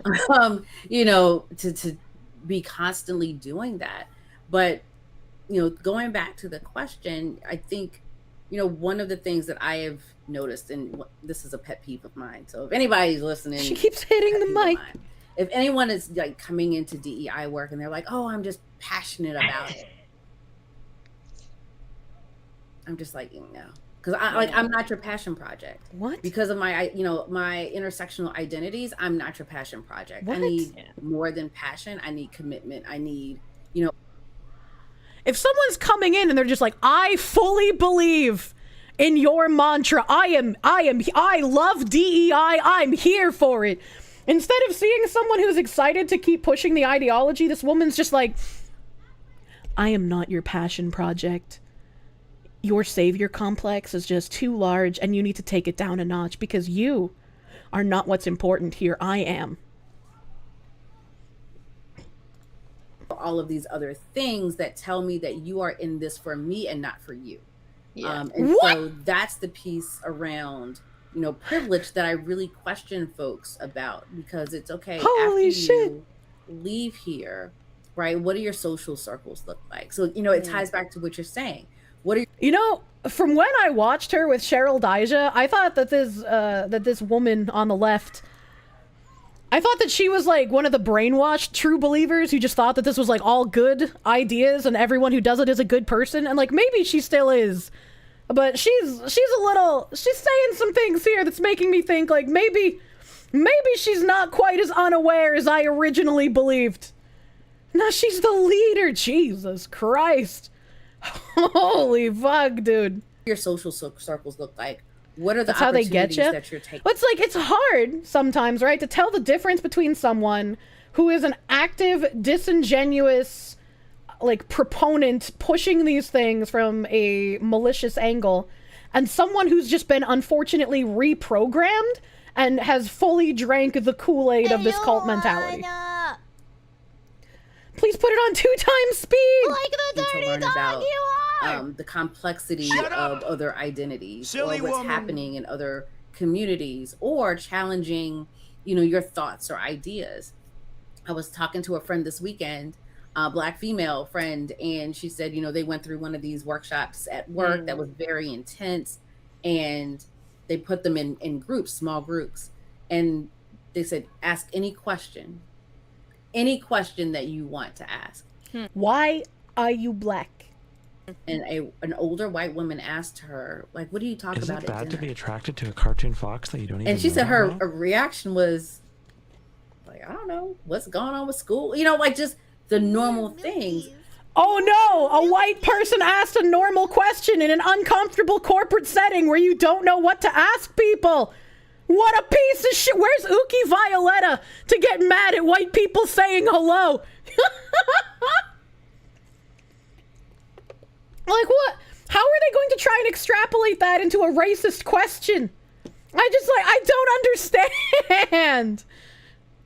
But for this person to ask that question, she had a very different expectation. How can you assume that? What a Black family would talk about at the dinner table. Or she's just asking a corporate-friendly question. What do you mean? Like me! What do you mean? Why are you Oh, gay? God. Why are you gay? She's not racist. I was just like, what? Did she consent to say hello? I don't think asking your friend, what do you talk about at the dinner table, is assuming that Black people talk about different things at the dinner table than white people do. I was just like, I don't know what to ask. I haven't spoken to you very much. We're only coworkers and not friends. What do you talk about at dinner? I was like, what? Every interaction is an interrogation with these people. That is crazy to me. I was like, God, no wonder Uki didn't think he was a racist. Right. And so it's like there was an opportunity to unpack that because, again, like, where did that notion come from that it would be something different? Why are you assuming that? Why are you assuming that? And what do you mean? There's nothing to unpack there. There's nothing to, like, if I don't know you, I'm gonna just ask you, like, safe questions. Apparently asking what you talk about at the dinner table isn't a safe question. Opportunity to unpack. How exhausting. The work is never over, chat. And if it was something different, what was it? Like, what are you expecting? And so jokingly, me being me, I was just like, oh, I would say we talk about, a takeover, like the revolution. What? Okay, so she's gone from assuming that the white person was being racist because the white person believed that the black person talks about different things from white people during the dinner table instead of just asking a corporate-friendly question. And your response to, I think you're being racist, is, we talk about revolution at the dinner table. We talk about overthrowing the government and instituting a black supremacist one. I mean, I guess I'm making an assumption that she would have gone that far, but like, what kind of revolution? What kind of revolution, comrade, are you talking about at the dinner table? Right? You know, that's just me. And so it's so interesting. I love how you say, you know, just this constant challenge of how we are seeing the world and what could be different or what's stopping us. You know, what is behind our actions and behaviors, and really questioning those things, because if you are not willing to question yourself, then I just think that's crazy to have made that assumption, and now they're building this entire conversation off of it. Like, when you watch those like YouTube dating shows, all of the people ask like really safe questions and they all sound uncomfortable answering them. Like, it's just normal interaction between people who don't know each other. If you tell me at work I'm planning a revolution, I'm going to HR that you're threatening my life. It's like, I'm not going to sit in a group of coworkers and they're like, ask any question you want to these people you don't talk to very often and only in a work environment. And be like, all right, so when was the last time any of you stuck anything in your urethra? Like, who would start a conversation like that with coworkers? It's just, that would be weird. You like jazz? Oh, we all talk about the same things. So Miss Kobayashi's Are you assuming I like jazz because I'm a black woman? That's very racist of you. Why would you ask that? Wait, where are you going? I thought we all talked about the same things. you're not willing to question anyone else. Right.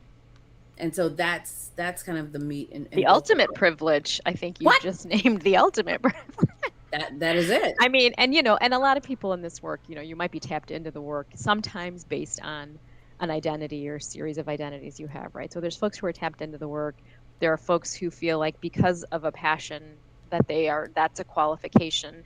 And I think, you know, the field has shifted enough and is certainly under forever and very recently, you know, a lot of pressure and whatnot. I wonder why the fucking DEI bullshit's under a lot of pressure. Thinking about them, if people who want to go into this work, is like, you know, you certainly have to have this like care. You have to care about this. So I think passion might be like, you know, the ticket at some point to get, you know, but really you can't survive on that because you have to be really patient, there's a ton of other P's. Dedicated. Right? You have to be really patient, really persistent. God. You have to stay positive, but you have to be really practical. And you have to, and you said, you know, even the push that comes into it, because if we aren't positioning folks to think about the way normal people only have one identity.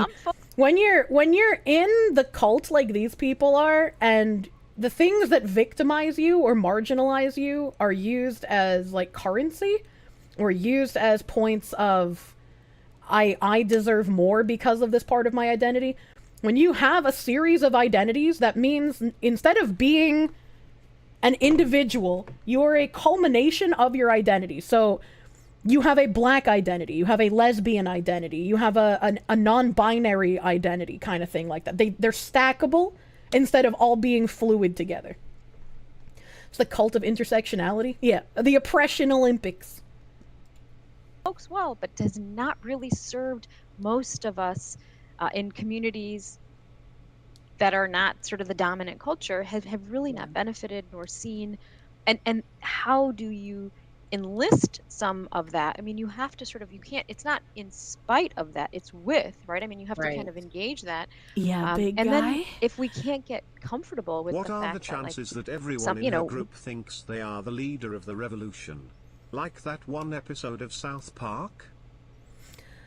Well, I mean, again, these people who push these ideals, they might be maliciously lying, right? But there are still people above them who are actually in control. And a lot of the beautiful minds, as it were, the ideologues, will find themselves in a similar position to those that they perpetrated cancel culture on previously. They will be disposed of just as easily as the people that they were against before. Remember, liberals get the bullets too. And then these people who have the nice utopian ideologue nonsense drilled into them, you can't have thinkers in a society under Marxism. They don't want you to be able to think. The standalone complex, but many cases where it's not. Personalities have such a dissonance due to their cluster of identities. They're mentally unstable because they have no solid foundation of personality. Yeah. And it's just like assuming that there is some sort of cluster of group personality just because people share some sort of part of their identity. You're still an individual just because, like, you are black or you are a lesbian or you are whatever the fuck doesn't mean that you believe the same things as everyone else in that characteristic class. It's crazy how much it sounds like an actual cult. People have even offed themselves over the ideology. When will leftism be in the DSM? It's just classic Marxism. It's not even just like leftism. It's just wrapped in new language. We may be able to sort of schedule technology, and we're able to. That's a privilege, right? I mean, that doesn't mean that I don't have other privileges or that I'm not lacking in a number of privileges. It just simply means we have to acknowledge, and the acknowledgement of it doesn't detract from our commitment, care, concern, or ability. It just means that we are truly holding up the mirror, paying attention to the lens with which we look at it, and then saying, this is not enough, you know? Like, again, not everybody's going to That's where all the self-hating white people get it from. have that reaction, but if we can have a reaction that shifts our thinking and practice and, you know, behavior. Yeah, that's the bottom line. I mean, and how that's going to show up in all of the spaces that we occupy. And that's where, to me, it's like not just a work thing, but again, often work is maybe the most diverse access that people have in some cases, right? If nothing else has changed at home, then at least at work, maybe they're being able to, you know, see some things that are a little bit different. So, you know, you tend to be more resourced at work, right? For this type of work. In some cases. And some, right. I was like, for the most part. Yeah. It's using that opportunity and that privilege, if you have it, to then use that as a catalyst for the rest of your life. Your entire life. Aisha, how do you take care of yourself as you're doing all of this? Like, what are the things you do to fill your cup? Yeah, I mean, talked about self-care in the beginning, right? Yeah, so and you know, I always sort of say, like, it's never going to be. I don't think for most of us it's anything like a balance, but I think we do have to take care and find those spaces. I think it's what feeds your soul, and so sometimes. Because I'm fortunate enough to have employment and I have access to some resources through that, then can I do things in my non-work life that allow me, whether it's I'm a consistent. I was gonna say, she was just asked what she does for self-care outside of perpetuating quote-unquote the work, and she immediately started talking about the work again. Constantly on a fitness journey, so you know it's always something that you probably that's one of the ways that I make sure that I'm staying physically healthy to the best of my ability. I'm come from a very spiritual family, so also the spiritual piece, having my family and my friends and my community, giving back is something that means a lot to me personally. So ways that I can be engaged in community and look for ways to do good in a lot of spaces that maybe people are. We probably don't need to hear her finish up talking about the ways she fills her cup, right? But I felt like I needed to show that in order to preface all of the sweet baby shit.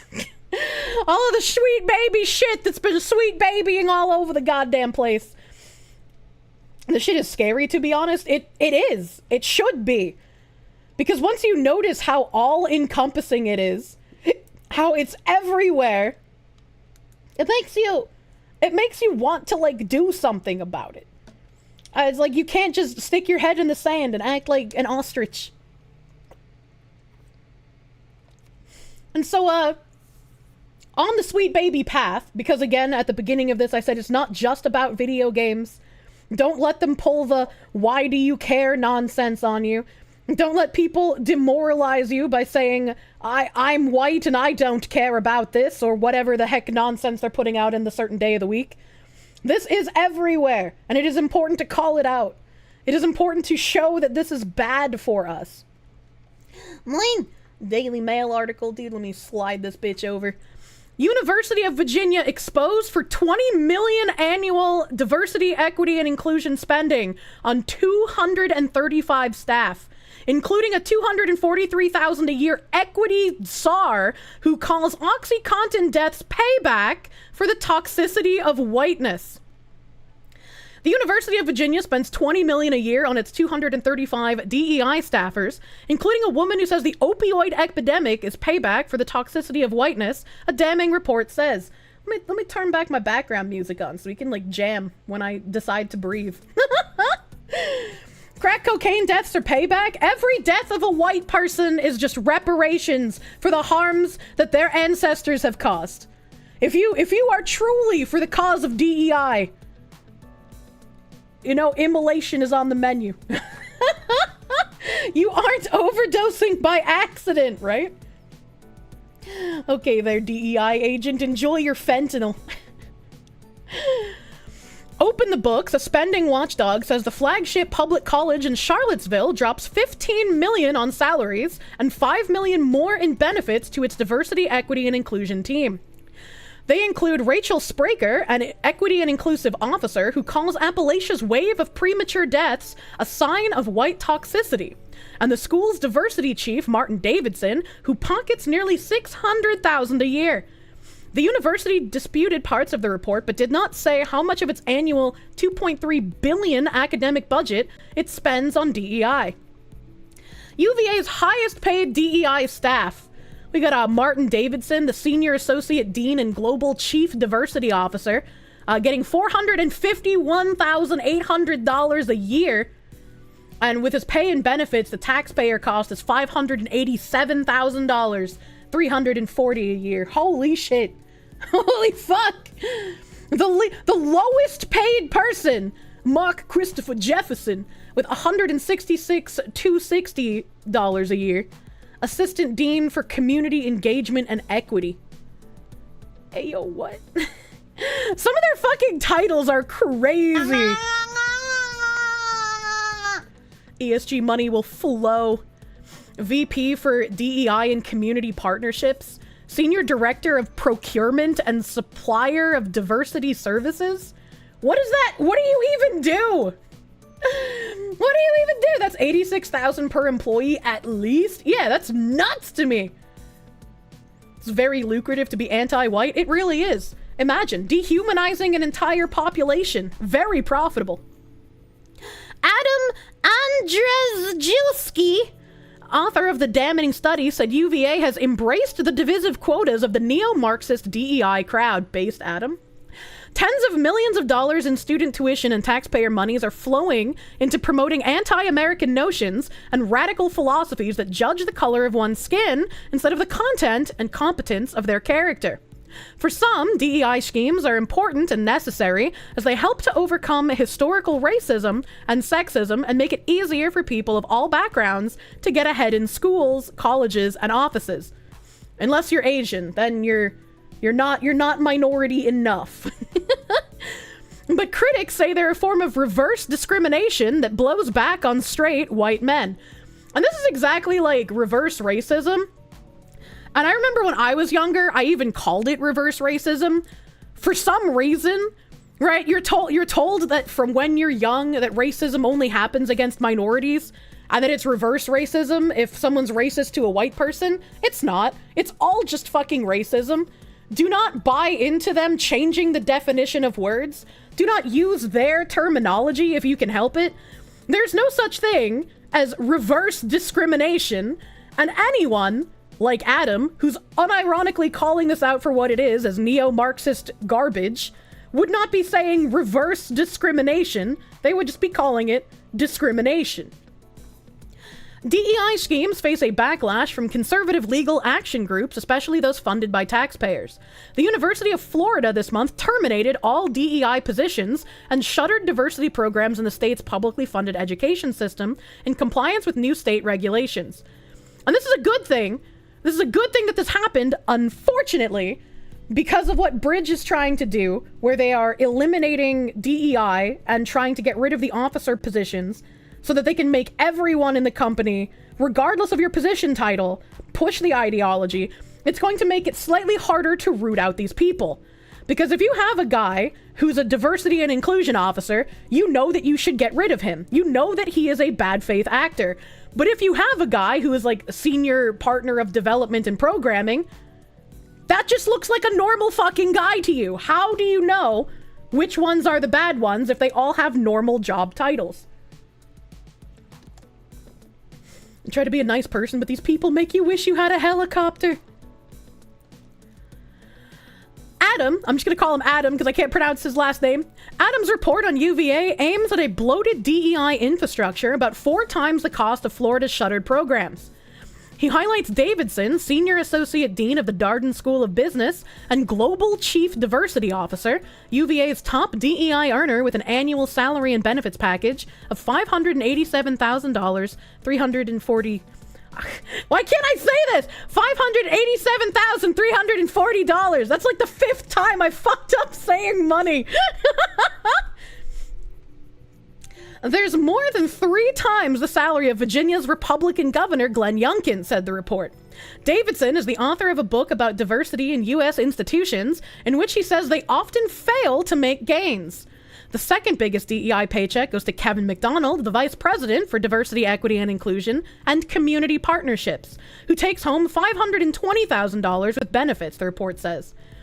Other DEI bosses pocket upwards of $250,000 a year, a good deal in a state where the average living costs are a modest $48,000 a year. Researchers looked at the school's 2023 payroll file, taking the positions and salary and estimating an extra 30% in spending for benefits. They spotlight Spracker, a $242,840 a year equity and inclusion expert with a track record in controversial comments about racism in her native Appalachian region. Spraker spoke about how her community embraced white supremacy, yet suffers from the MAGA social ills that follow, rising rates of gun suicides and opioid overdose deaths.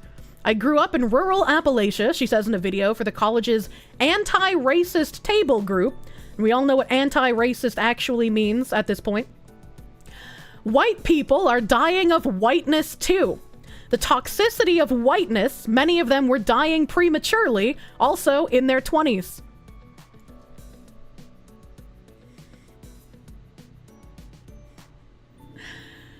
If we're going to call the opioid crisis white people dying of whiteness, are we then going to call black people dying of gang violence black people dying of blackness? Like, what kind of weird fucking word games do you really want to play here? Wouldn't really call Glenn Youngkin. Isn't that guy in his 50s? Ha ha. University spokesman Brian Coy spoke up for UVA's diversity efforts and questioned the report's findings. The study seems to count individuals who have full-time positions in non-DEI posts and then counts them as full DEI staffers. Oh, you see, this is interesting as well. This is interesting as well, because this is literally what I just said with Bridge, where they're trying to phase out the positions that have a notable DEI title to them and just make them regular positions. So this study probably came out and found out what these people were making with a side title of a DEI sort of officer thing. But that DEI officer title is probably going to go away real soon. Davidson, for example, leads DEI efforts, but is also a regular professor, said Coy. You know, my eyes are kind of fucking up right now, so I keep accidentally seeing that C as a different letter. Actually, these folk forget that they used to get punked by opiates back in the day. Look at Malcolm X having to detox from smack when he was on lockup. That's all like the CIA initiative pushing drugs into poverty neighborhoods as well. You're very white. Are you gonna die? Yes. Yes. UVA pays $1.1 million annually for McDonald and Davidson to sow racial division via their positions at the top of the DEI food chain. This picture on the right is not a very flattering picture. DEI's big bucks, that's how much money the DEI staff at UVA makes, funded by our tax dollars. Rather than 235 DEI employees, UVA has 55 dedicated DEI positions at an institution of more than 40,000 students, faculty, and staff. Coy declines to offer his own tally of the university's DEI spend, and Andrzejewski says his numbers are correct and that the school has consistently undercounted DEI staffers in presentations to the public. Taxpayers in Virginia and beyond took to social media to complain about what they saw as a wasteful overspend of tax dollars. DEI staff now make up more than 3.4 positions for every 100 tenured professors, according to a nationwide research by the Heritage Foundation. Holy shit. Stoking fears of a ballooning sector that some say is no more than a woke box-ticking exercise. ESL Foxley was strong today. And, yeah, once again, says his numbers are correct. They consistently undercount DEI staffers. We're not going to be seeing too many DEI titles on employees in the near future. They want to remove those titles so you have a harder time figuring out who is actually promoting this stuff. Because eventually, they're all going to be promoting it, and it will just become normalized. It'll just become normalized. Moving on from the college, Google's culture of fear inside the DEI hive mind that led to Gemini's disaster. Last week, following Google's Gemini disaster, it quickly became clear that $1.7 trillion giant had bigger problems than its hotly anticipated generative AI tool, erasing white people from human history. Separate from the mortifying clownishness of the specific and egregious breach of public trust, Gemini was obviously, at its absolute best, still grossly inferior to its largest competitors. This failure signaled, for the first time in Google's life, real vulnerability to its core business, and terrified investors fled, shaving over $70 billion off the Kraken's market cap. Now, the industry is left with a startling question: how is it even possible for an initiative so important at a company so dominant to fail so completely? This is Google, an invincible search monopoly printing $80 billion a year in net income, sitting on something like $120 billion in cash, employing over 150,000 people, with close to 30,000 engineers. Could the story really be so simple as out-of-control DEI-brained management? To a certain extent, and on a few teams far more than most, this does appear to be true. But on closer examination, it seems woke lunacy is only a symptom of the company's far greater problems. First, Google is now facing the classic innovator's dilemma, in which development of a new and important technology, well within its capability, hiccups please, undermines its present business model. Second, and probably most importantly, nobody is in charge. I think it's definitely the embedded DEI brain in the culture, but also, yeah, I don't know why they're calling it innovator's dilemma when we already have the competency crisis and we already knew that this was happening. Choose to believe Gemini was simply opening our eyes.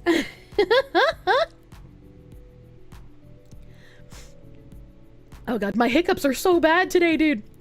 Over the last week, in communication with a flood of Googlers easy to speak on the issues facing their company, from management on almost every major project to engineering, sales, trust and safety, publicity, and marketing, employees painted a far bleaker portrait of the company than is often reported.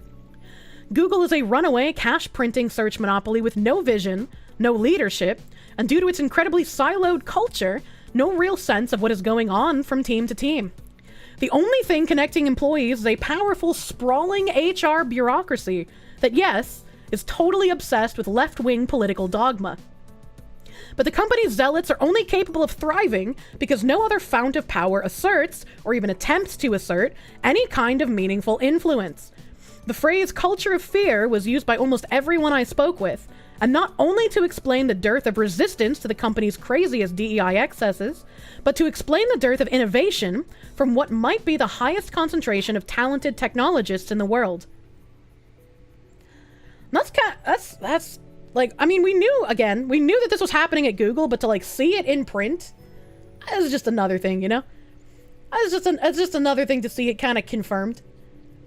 Like something straight out of Lovecraft. I would like to see, like, people leak documents, right? Like, they want to say that the HR is just obsessed with the left-wing political dogma. I think it's obvious that this is the case. But I would like to see resources from within Google that show, like, the extent of this, right? Instead of them just, like, saying it, and I understand these people are probably scared for their positions if they get found out to be, like, leaking the internal DEI nonsense. Can't show people the brainwashing that's going on. But I would still, I hope somebody eventually does. I would like to see it. This is what Bridge wants, to make the diversity officers the most powerful, and here it is. The highest concentration of talented technologies in the world. Employees at every level are afraid to challenge the many processes which have crippled the company, and outside of promotion season, most are afraid to be noticed. That's also fucking spooky, dude. That's also fucking spooky. You're grateful your HR is just a normal dude with a wife. In the words of one engineer, I think it's impossible to ship good products at Google. Now with the company's core product threatened by a new technology release that they just botched on a global stage, that failure to innovate places the company's existence at risk. As we take a closer look at Google's brokenness, from its anodyne, impotent leadership to the deeply unserious culture that facilitated an encroachment on the company's core product development from its lunatic DEI architecture, it's helpful to begin with Gemini's specific failure, which I can report here in some detail to the public for the first time. Also, are you kidding me? You kidding? You're gonna put this paywall here?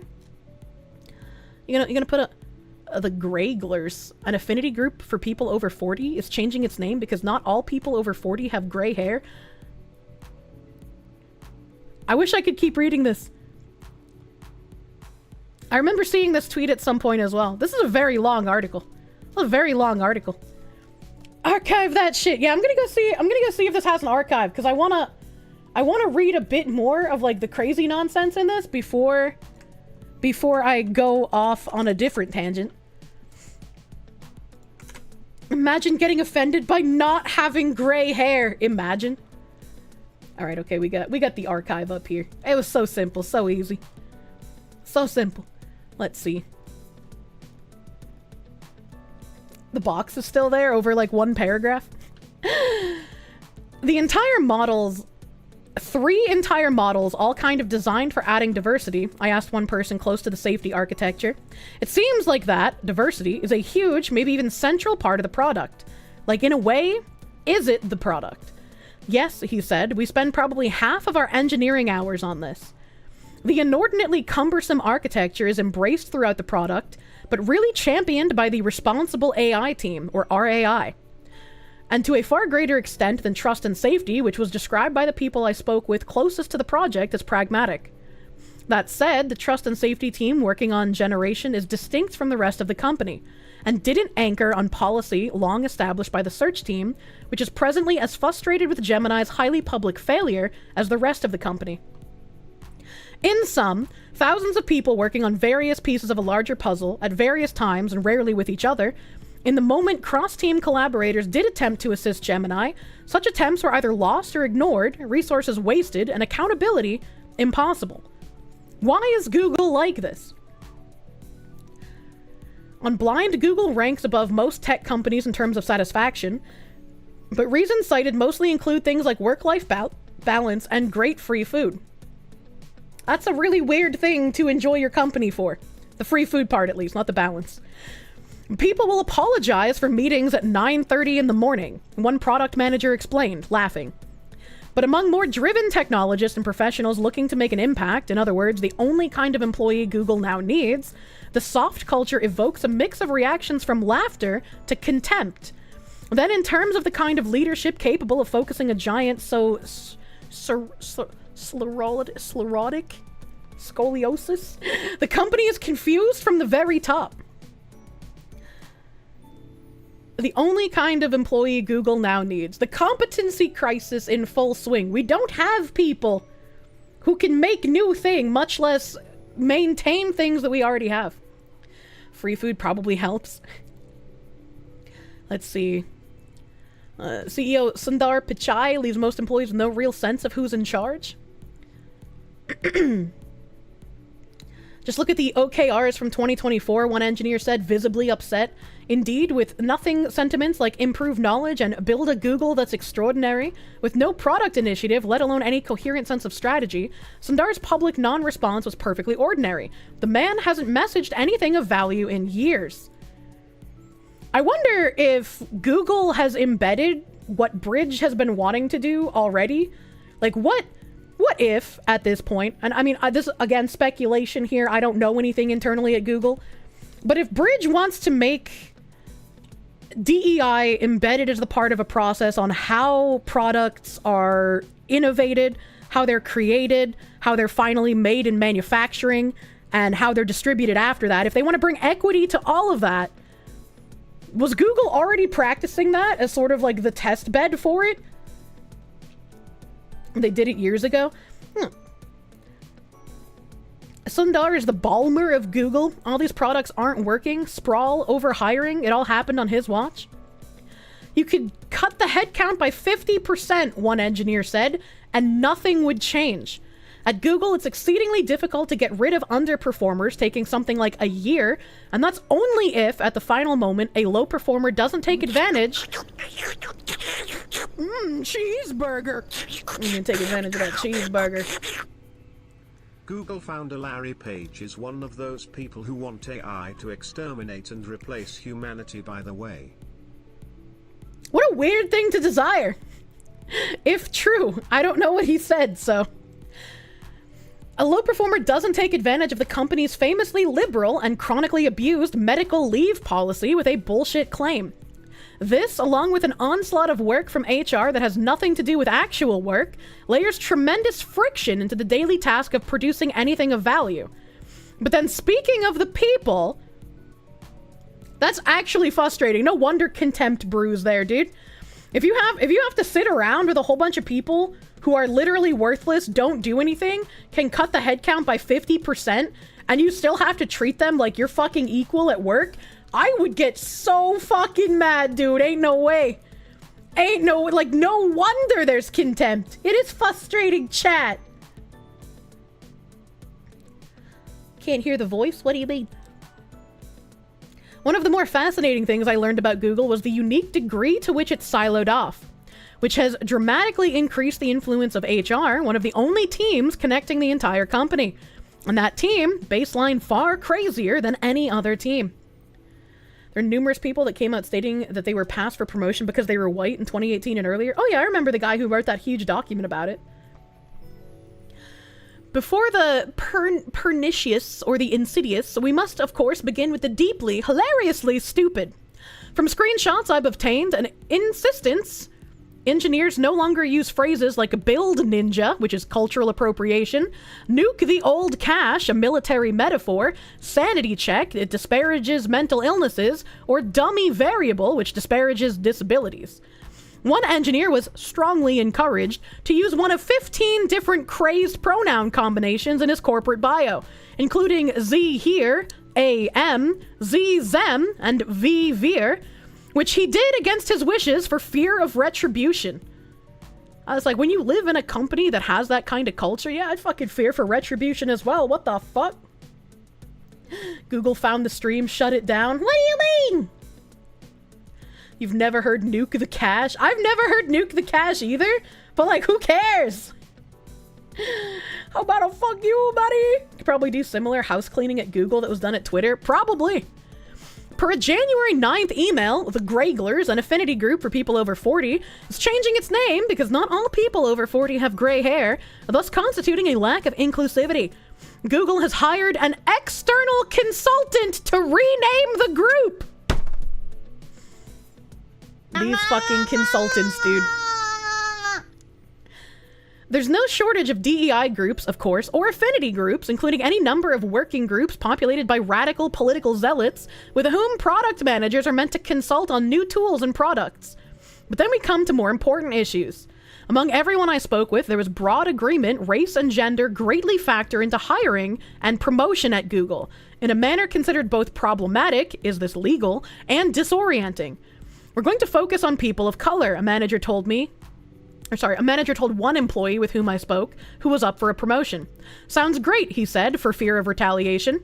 Later, that same manager told him that he should have gotten the promotion.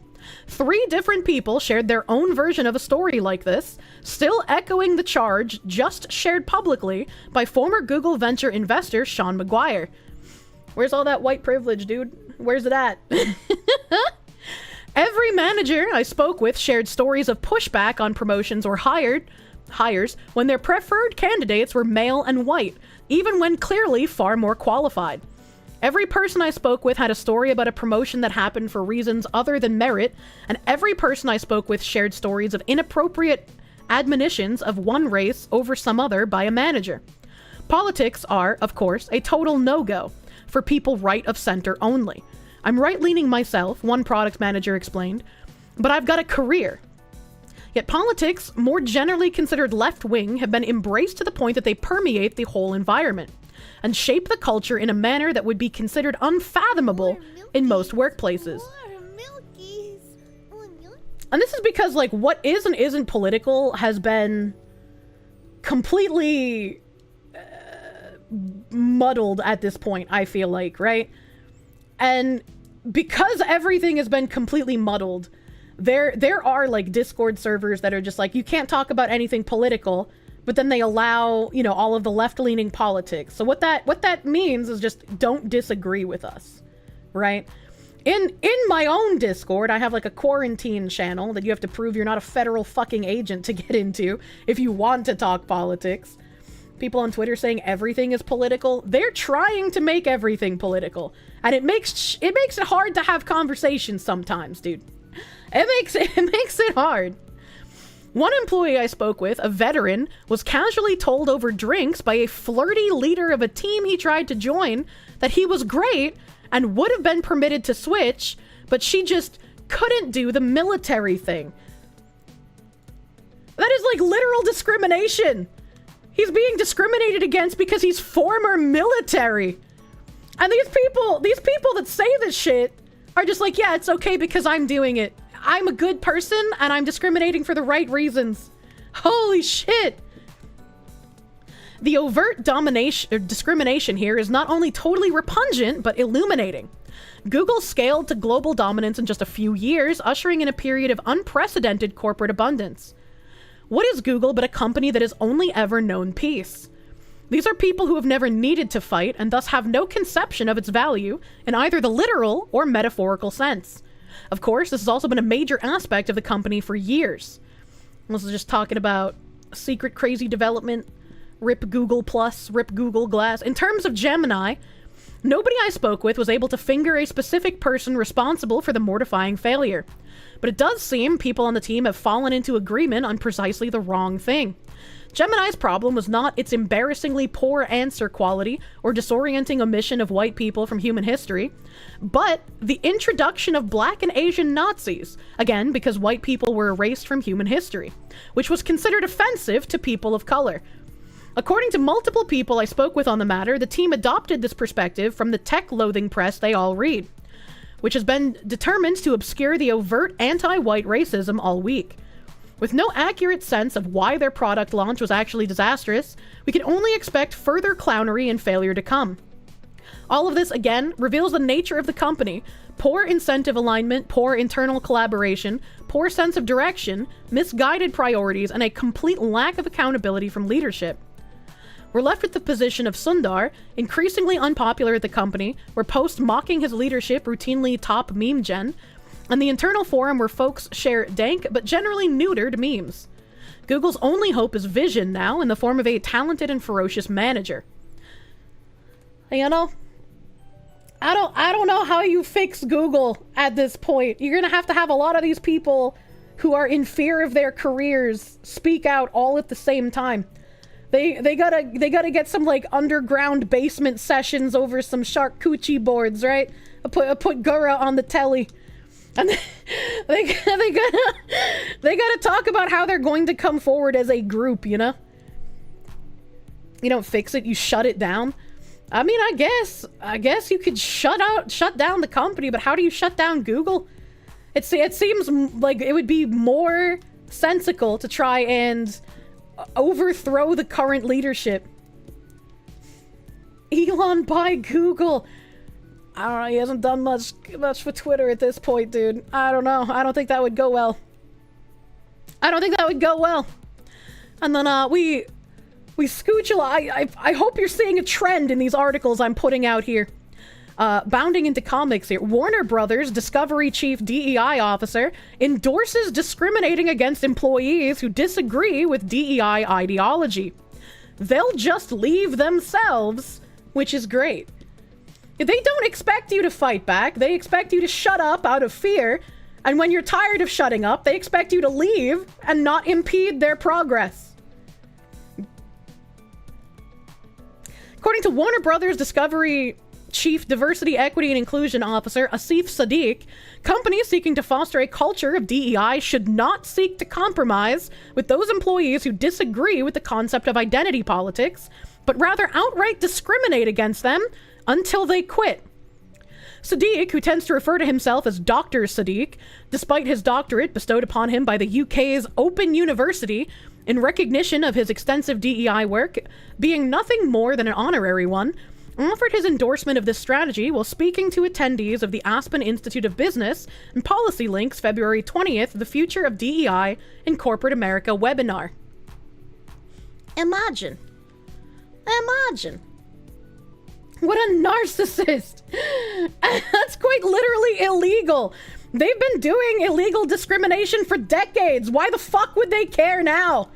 They've been getting away with it. Per a clip of the event shared to Twitter by user Memology, the topic of how to deal with employees who might disagree with a company's turn to DEI was first touched upon by one of the webinar's other panelists, Glodman Sachs Chief Diversity Officer Megan Hogan. Do they mean Goldman Sachs? I didn't know if they were talking about like a YouTuber who made a funny name or not. Recalling her recent attendance at an unspecified and off-the-record roundtable of CDOs, Hogan informed her fellow panelists, one of the things that come up was the frustration of having to work with or persuade the most powerful person in your ecosystem that the work is worth it. Class action lawsuit is filed. Holy shit, they genuinely think intimidation tactics will just always work. I mean, it's been working for them so far, so why should they stop? They haven't gotten any pushback. They haven't gotten anything.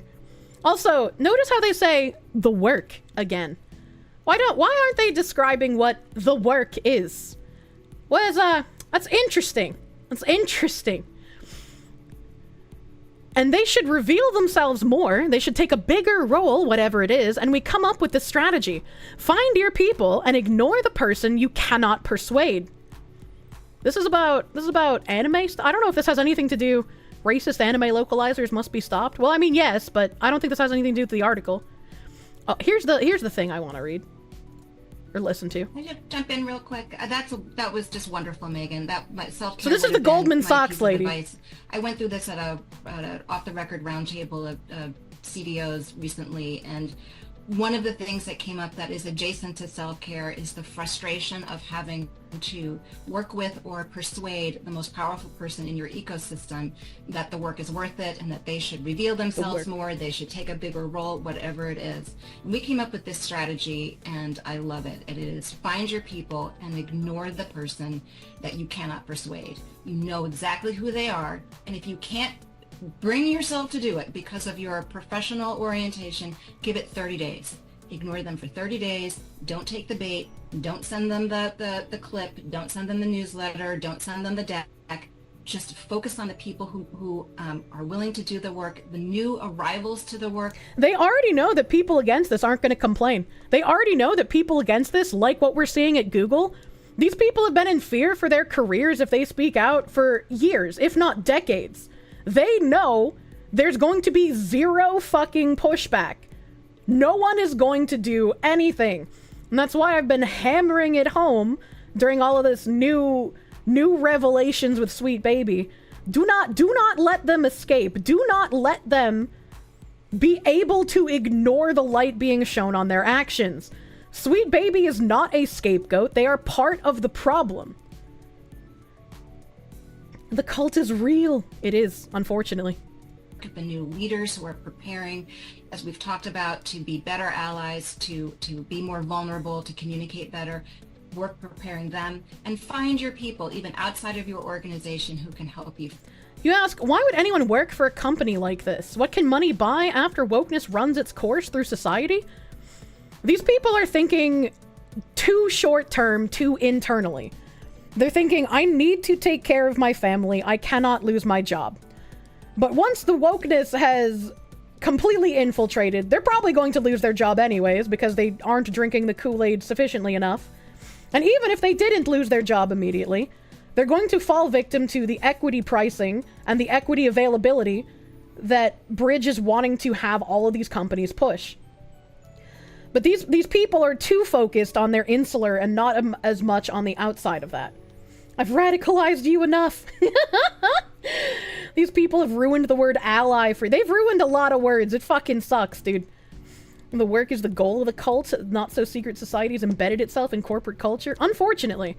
I mean, again, on the why would anyone work for a company like this, you just have to take a look at the Niji Sanji contracts as well. People were willing to sign them even though they were very, very obviously a bad deal. Fine-tune, who can help you make sure that you're not reading the situation wrong, and let you know that you're not alone. But absolutely do not get caught into that spin cycle of trying to persuade the most powerful person that you know who is not interested to be interested, because they're not coming. 30 days, you can do it. And if I can just add on to that point, because I think it's such a important point, even beyond leaders, you know, there's always those few people who you'll never change. You'll never convince them. You can try for your, you know, up until the end of eternity, and it will still not happen. We waste so much energy doing that sometimes as individuals, whether you're in a leadership position or in a team and so on. Focus on the ones who want to change, because that way you start changing culture. And if you change culture, hopefully those people who don't want to come around will start saying that this place isn't the way it used to be, and they'll leave themselves, which is great. So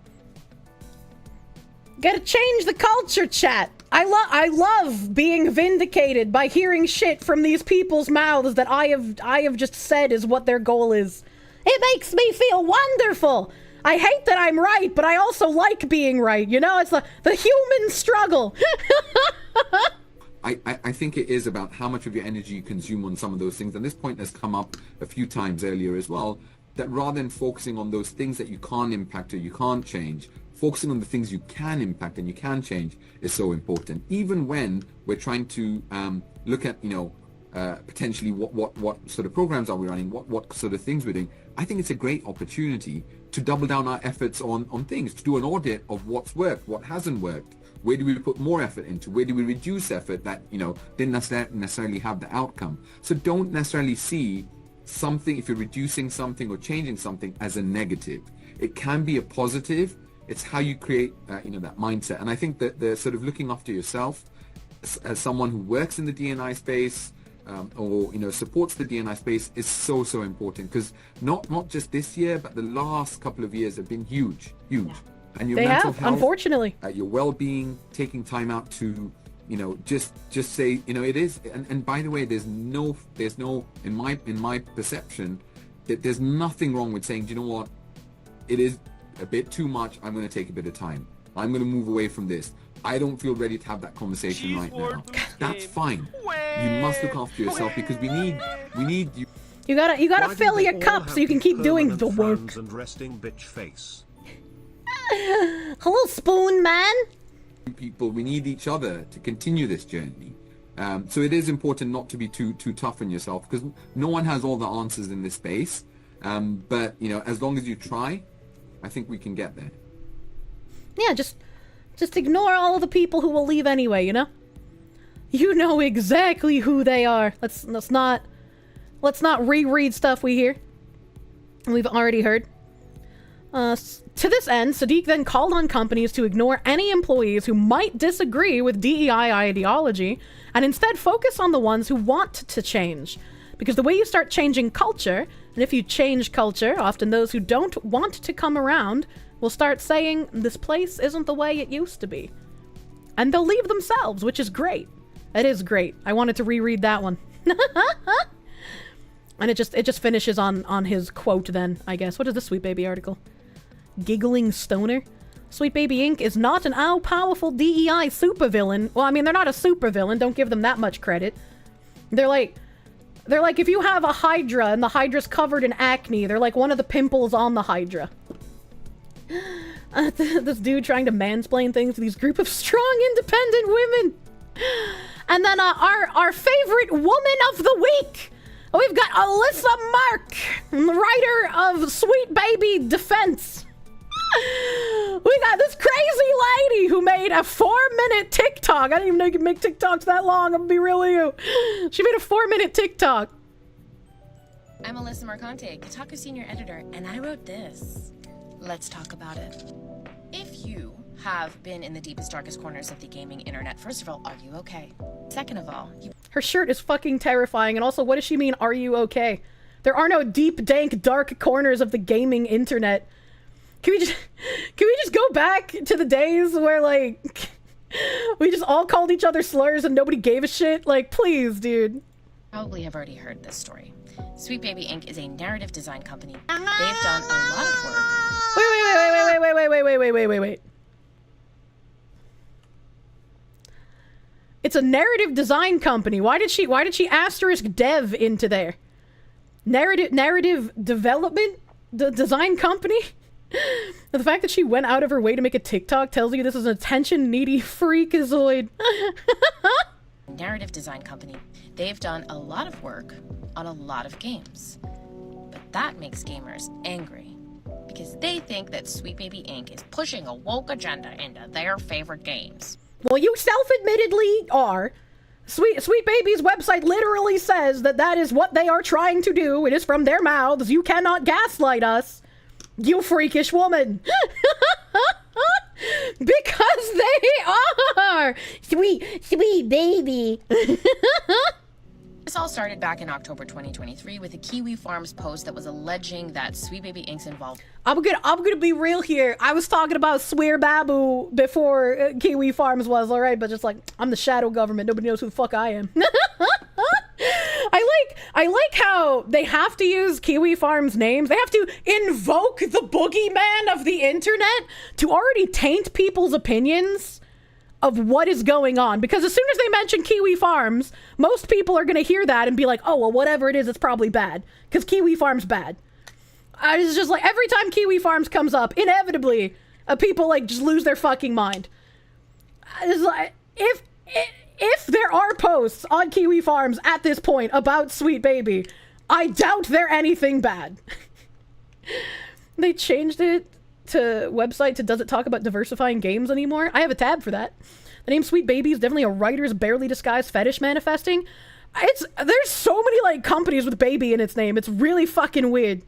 And Alan Wake 2 was the reason why the protagonist Saga Anderson was a black woman. Just a few days ago, a Steam page called Sweet Baby Inc. Detected was discovered. That Steam page had a list of all of the games that Sweet Baby Inc. has worked on, and its purpose was to encourage players to avoid them. Good. If you guys can make lists of like support black businesses or support DEI initiatives, you can make all these lists of companies that adhere to your ideology. Why can we not make a list that alerts us to what games you have worked on? And if you are proud of the games that you worked on, if you think people should play them because you've done a good job, why does it matter if one man made a list and he wanted to let people know that you worked on them? Why does it matter? Why does it matter if you can feel good about what you're doing? What are you trying to hide specifically? Because of the woke agendas that they push. The Steam page now has well over... Oh god, did you see that, dude? Because of the woke agendas that they push.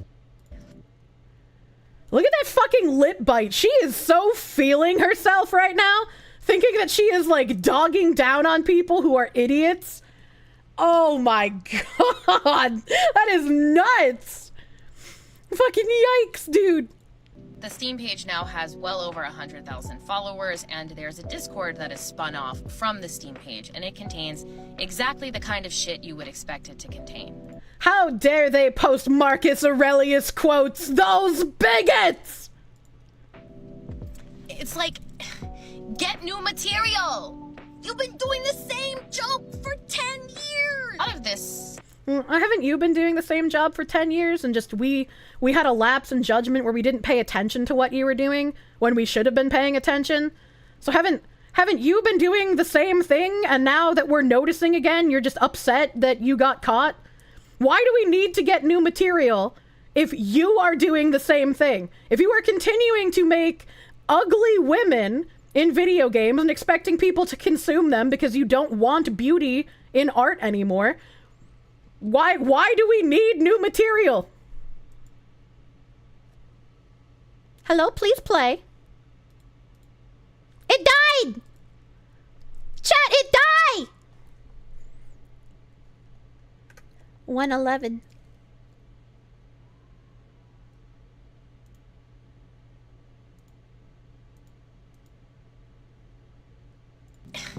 Get new material! No! You've been doing the same joke for 10 years! A lot of this anger and ire is obviously rooted in racist, problematic, sexist tropes, right? Obviously, it can't just be that we want to play games that are fun and actually look good while doing it. As like, what do you mean, dude? But it also has to do with the fact that people just fundamentally don't understand how games are made. Sweet It's our Baby Inc. fault. is a narrative design company. What they do is join a game, usually long into development, as a sort of freelancer, a contract worker. They'll zhuzh up some dialogue, or they'll add NPC barks, or... So these are like the kind of people that we heard being talked about from the Sweet Baby CEO, where like you get a bunch of money from a project that you just hire consultants, you hire your friends to get them experience in the market. So most of these people are people who have no business being in the game industry because they haven't tried to do anything, and they're getting paid to make edits that make no sense. Again, Sweet Baby is at fault. Do not let them escape this, but the developers themselves, and we'll get into some tweets as well, are also at fault. Maybe they'll write funny in-game ads. Sometimes they're hired to do cultural checks on characters that already exist. Like, for example, Alan Wake 2 was made by a team that is mostly from fucking Finland. Of course, they would want someone who might have similar experiences to a black woman in America to check to see if their version of Saga made any sort of sense. But why would they want to check with a black woman in America to see if their version of Saga made any sense if Saga is from Finland? Wouldn't it make sense to have her experience draw from Finland and then she moved to the United States? What do you mean by this? Saga was not originally black, though. Yeah, they claim that Sweet Baby is not the reason they changed her race. But it's like, regardless of whether it was Sweet Baby's fault or not, the developers still did it and still blame them for it. Have you checked with the black American women if your character is okay? It's just like, it's a video game character, man. I want to be the American the Japanese think I am. I don't want to go to Japan and be like, excuse me? Your portrayal of a white woman in America is offensive because, like, as a white woman in America, I don't act like that. And so to be culturally sensitive, you need to change it? Like, what the fuck? But no, gamers assume that means that Harley Quinn killed Batman in Suicide Squad because Sweet Baby Inc. came in and said, kill all men. Well, no, we don't think it's specifically Sweet Baby's fault that one particular thing happened, but you did work on the game, and you do have a very foul mission statement for your company. And so even if you weren't responsible for something like the way Harley Quinn killed Batman, you're still responsible for probably a lot of other bad decisions that happened in that game. Otherwise, you wouldn't be happy to brag about the credits on it. In addition to that, one of the characters that was race swapped, I can't even remember his name, because again, I don't remember Cape shit. I don't care about Cape shit. But some guy decided to be like, hey, yo, I'm proud to put the first black man on a cover. And everybody eviscerated him because not only is he wrong, but it was a black man that they had race swapped, Deadshot, thank you, chat, from a white man. And then when Sweet Baby tried to claim that they didn't have any involvement in this, there was a tweet of the man claiming the lies already, thanking Kim Belair, CEO of Sweet Baby Inc., for her involvement in helping write the character. So, I mean, like, you tell so many lies, you can't even keep them straight. Sweet Baby Inc. didn't even get involved in Suicide Squad until long after the game was done. Like, the story was done. They were in there to add color and texture to dialogue. Yeah, add color like the race swaps, kind of like how Lost Ark was a completely done game that was completely finished and didn't need any actual writing or changes whatsoever. It just needed to be translated for a Western audience.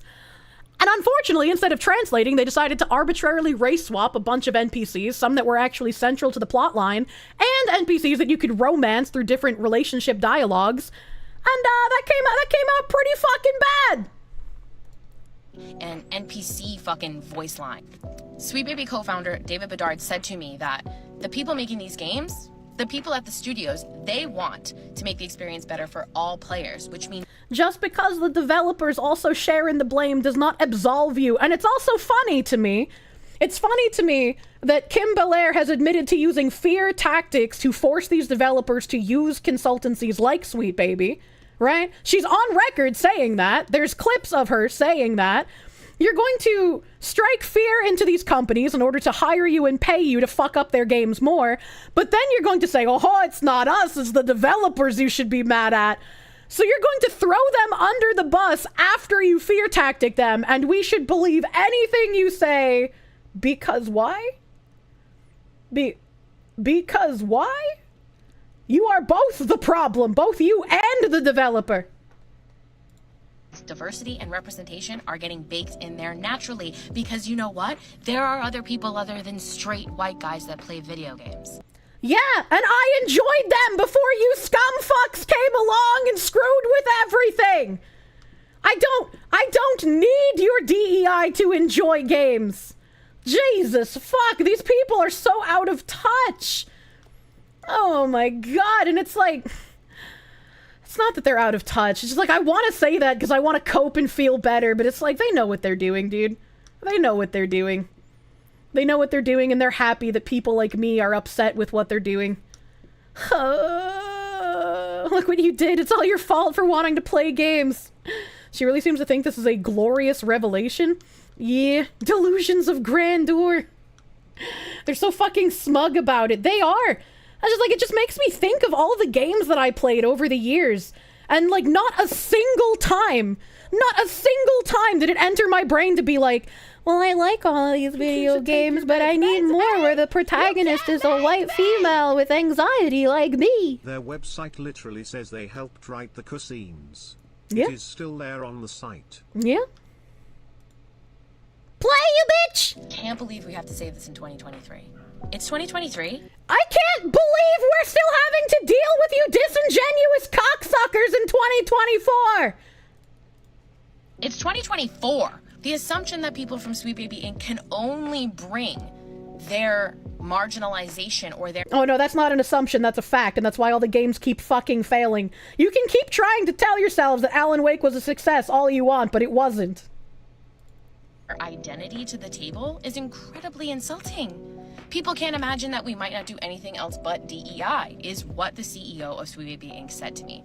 They can't imagine because that's that we're what just you do. Talented writers, that we're talented narrative designers. You're and not. That people are hiring us because we tell good stories. No. Because we collaborate well. No, people are hiring you because you use fear tactics in order to shame them into doing so, thinking that they'll get canceled if they don't. You are not good writers. You are not good narrative designers. You are worthless. Communists and Marxists cannot create anything. You can only destroy and corrupt. And once you've broken a vase and recreated it in your image, you'll look at it and think it's beautiful, but it's not. Everyone hates it, and most are just too afraid to point out that the Emperor's not wearing any clothes. Oh, because we write video games. They have to diminish our accomplishments to our identities. They can't imagine that the work I did on Spider... When your accomplishment is only you talking about your identities, yes, that's not us diminishing it, that is us using your own words. Man was story work versus adding pride flags. Gamers are looking for something to blame. They're pissed off that games are getting bigger and somehow shittier, and they don't know where to put their anger. They're certainly not going to point it at the white guys who are making games. They're going to point it at the people. No, we are. No, we are. These quote-unquote white guys who are the ones hiring you are also to fault for this. This is like when people come in and I'm talking about like the shit in the 70s. And it's just like, the Equality Act wouldn't have passed if it weren't for the men allowing it to. They share the blame. They are not guilt-free. People of color who were involved. They're going to point it at the queer people who are involved. They're going to point their ire anywhere that they can that they deem different and other. Sweet Baby Inc. isn't the biggest company that does this, and it's not the most popular company that does this, and it's not as involved in games as... The only reason more people even started finding out about Sweet Baby, again, despite, like, some of us, like myself, having talked about it since last year and Alan Wake's release, you guys decided to harass and make a campaign to go after one individual, not just to take down his curation group, but also to get his account banned. You started this. You showed what disastrous failures of a moral compass you are. That's why Sweet Baby is getting as much attention as it is right now. $5 says this person was going to join this company, or has some hidden ties to the company.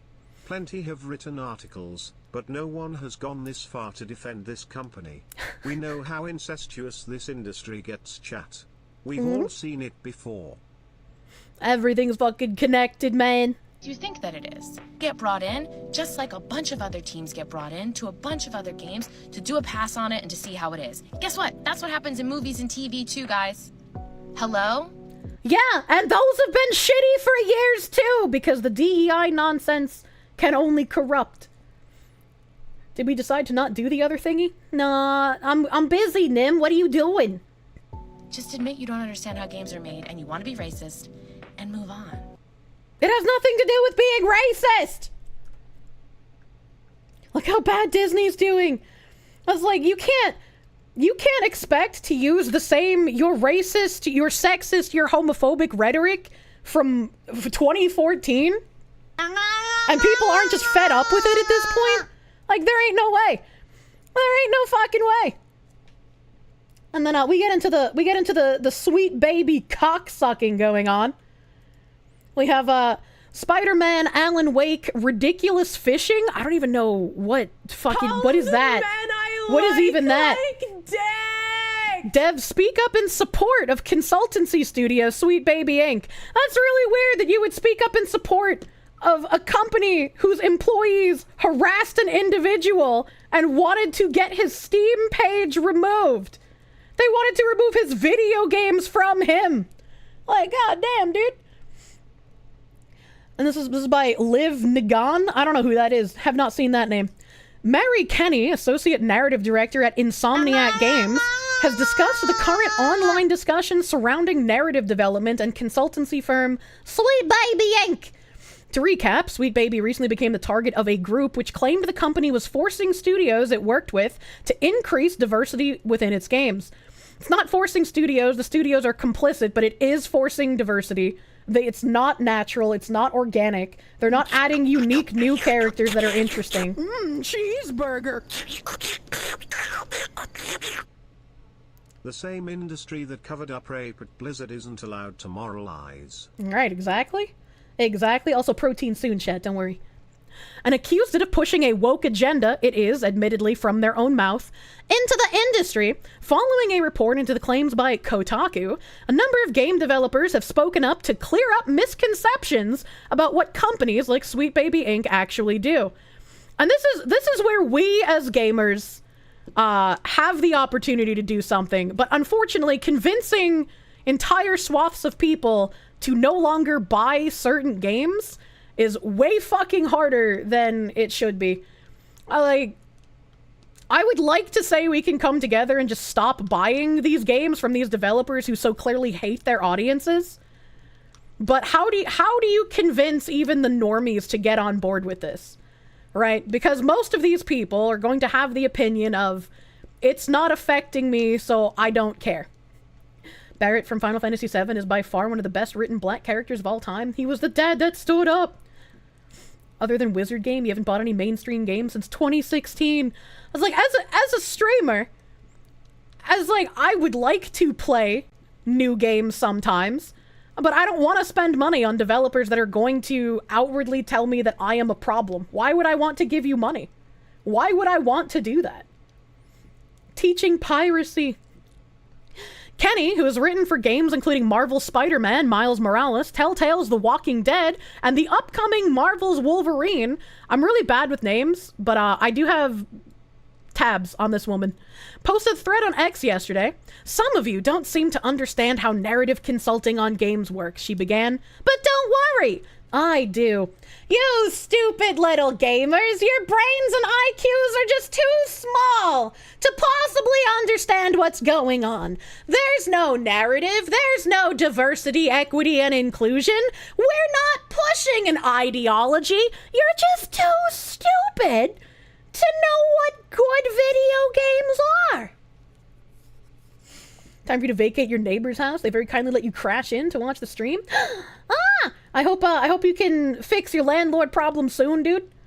Have a good evening. Don't believe your eyes, believe our lies. Exactly.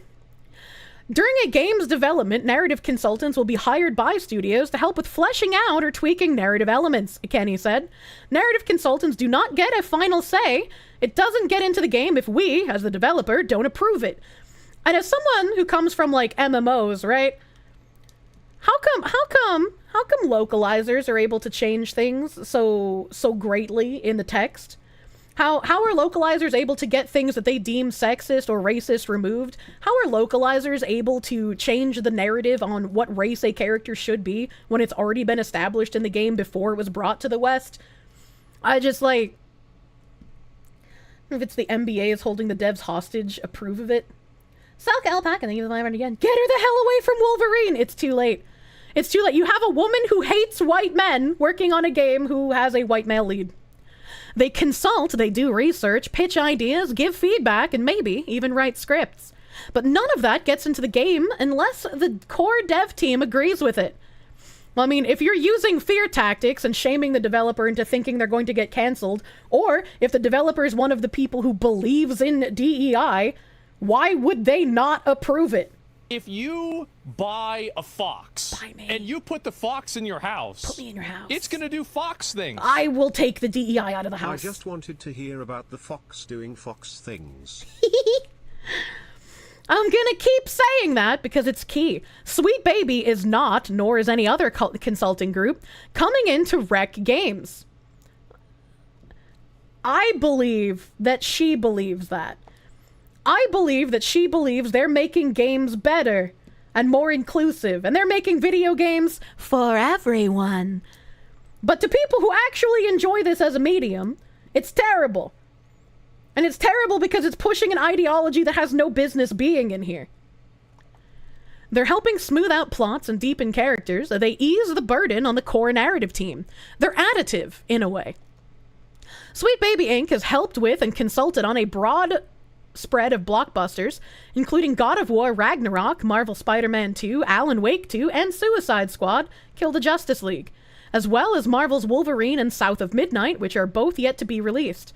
Kenny called its employees some of the most talented, passionate people we've got.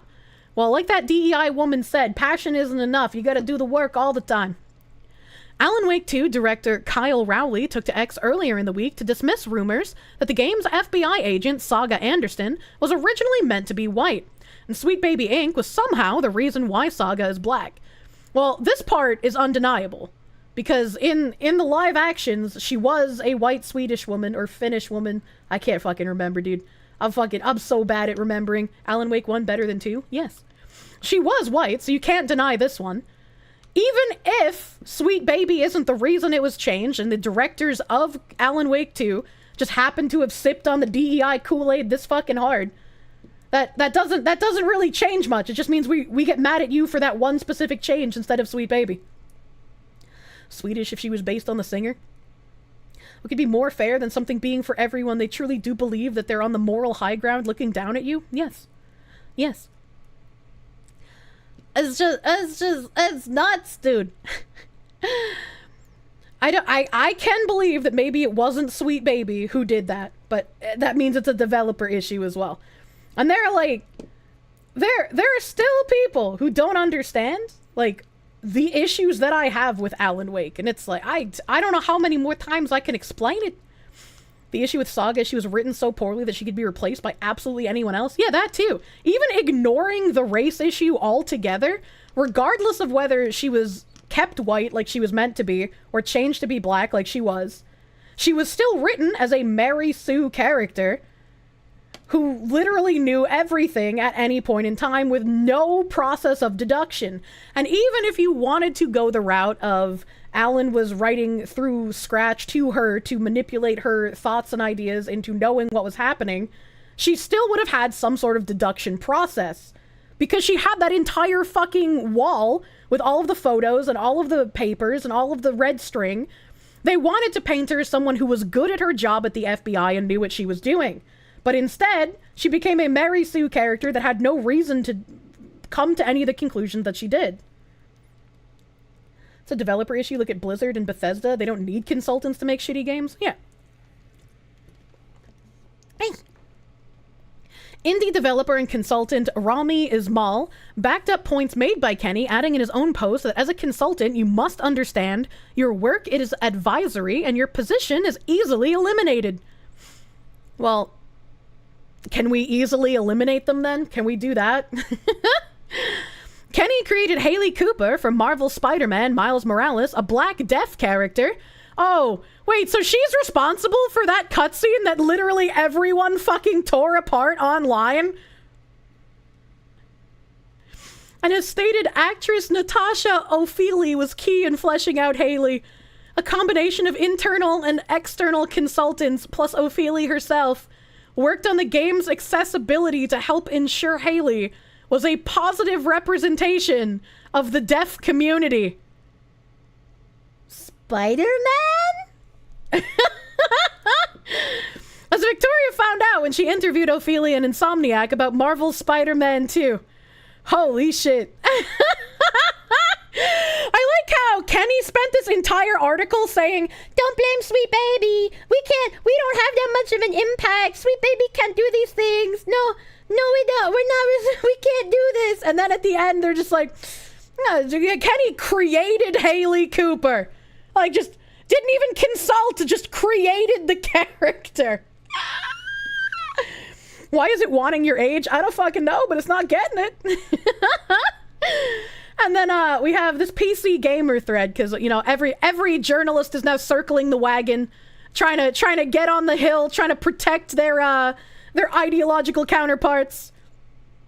A company called Sweet Baby Inc. has become the target of anti-woke gamers because it offers consultancy work, an industry standard service that's been normal for years.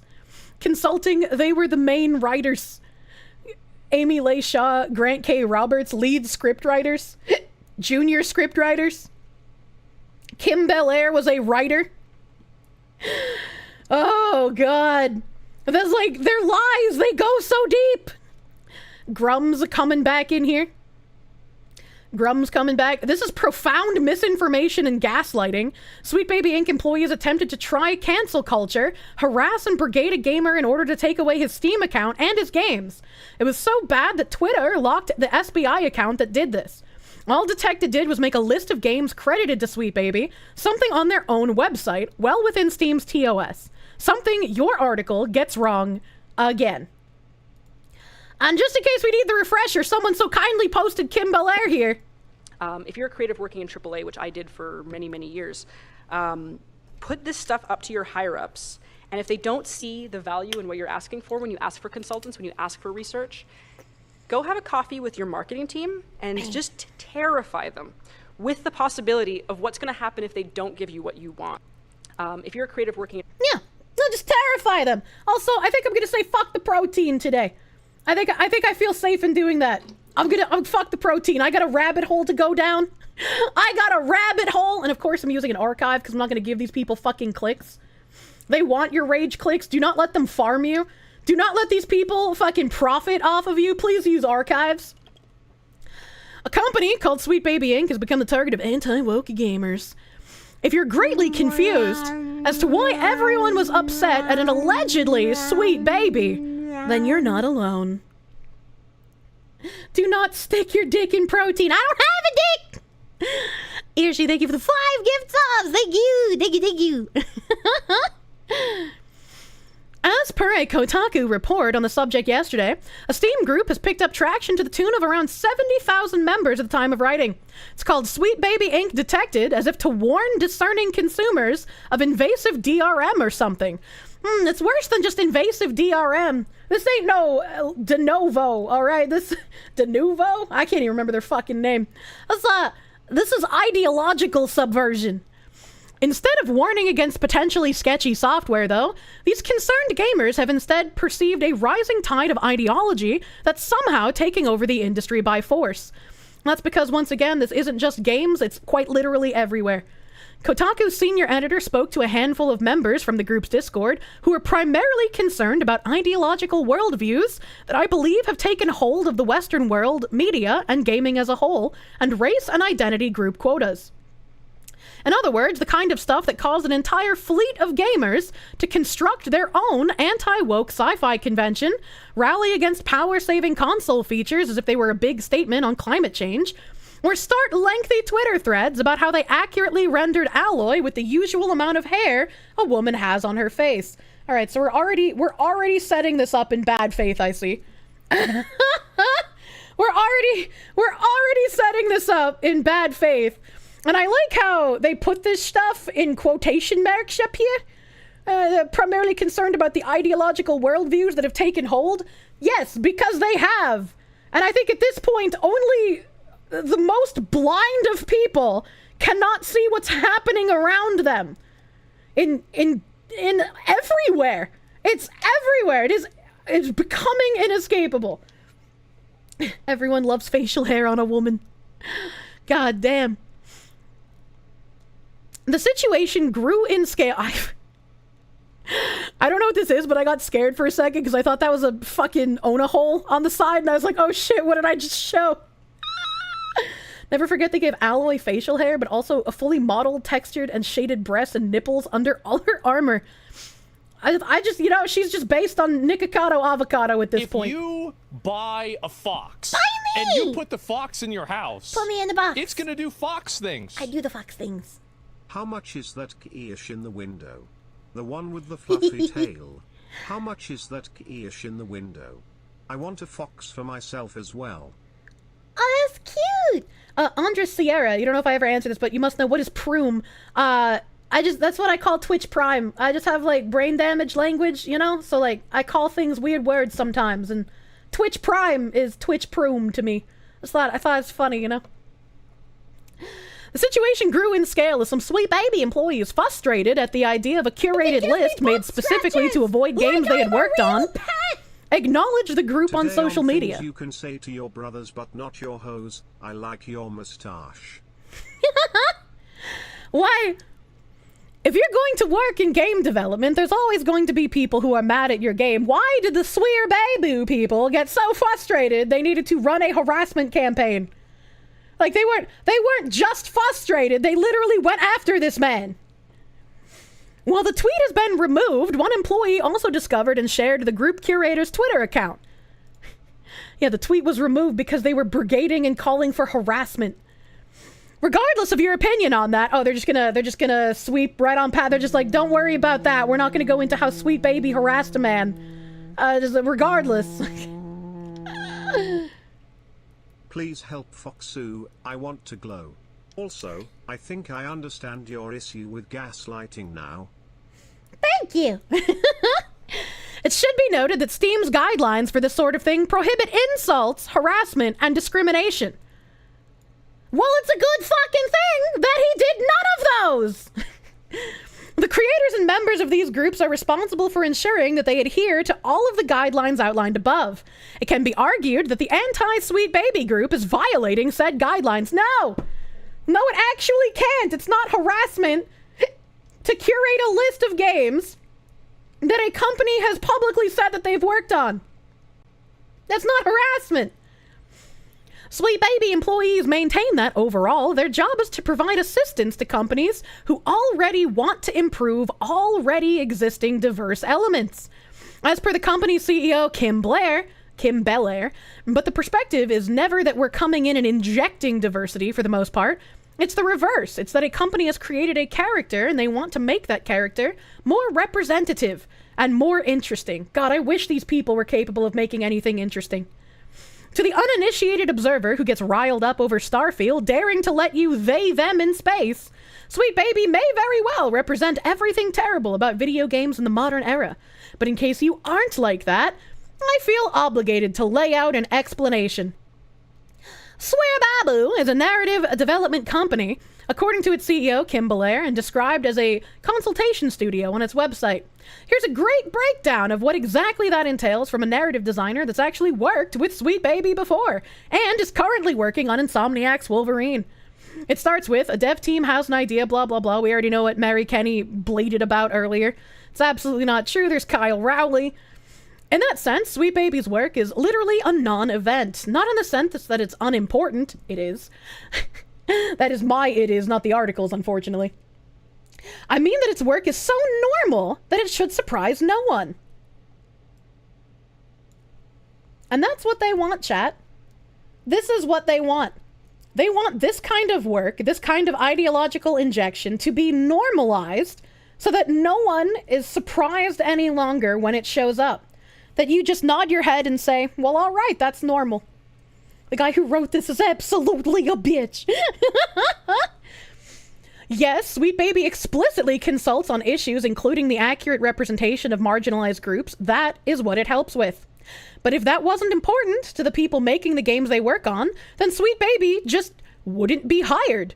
The idea that Sweet Baby is somehow doing bad work doesn't pan out either. I'm gonna remind you. In AAA, which I did for many, many years, put this stuff up to your higher ups. And if they don't see the value in what you're asking for when you ask for consultants, when you ask for research, go have a coffee with your marketing team and just terrify them with the possibility of what's going to happen if they don't give you what you want. If you're a creative work... All right, okay. A second, even more baffling strain of criticism around Sweet Baby is that it's ruining games somehow.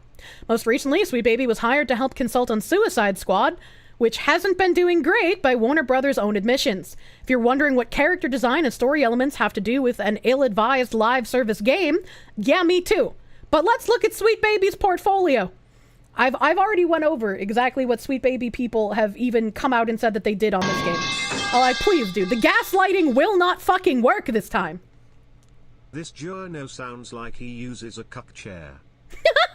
Probably does. Not a $3,000 cuck chair, though.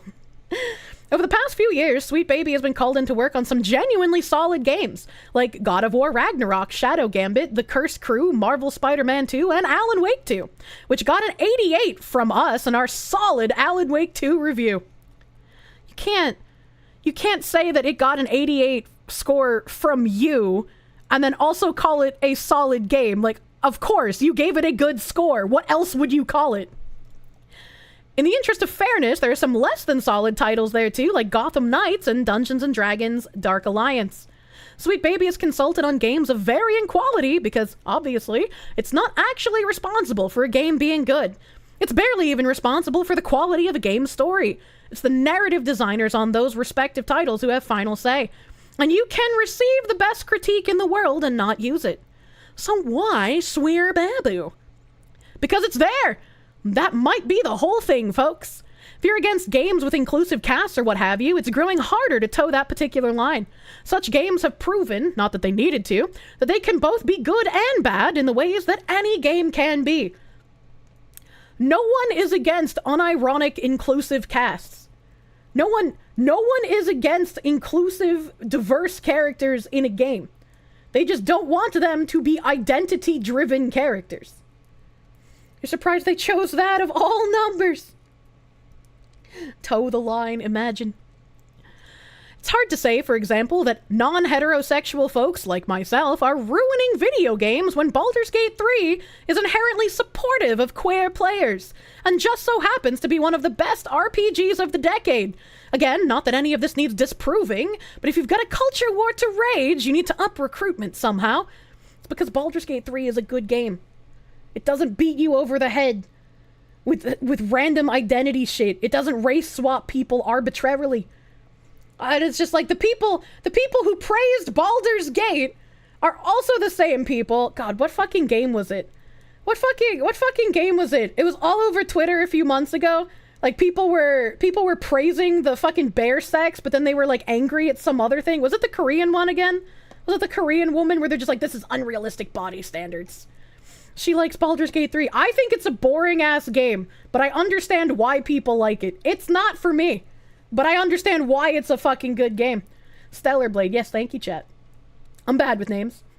Baldur's Gate 3, your identity doesn't matter because all characters are player sexual. Exactly. Baldur's Gate 3 is good, but the romance is fucking garbage.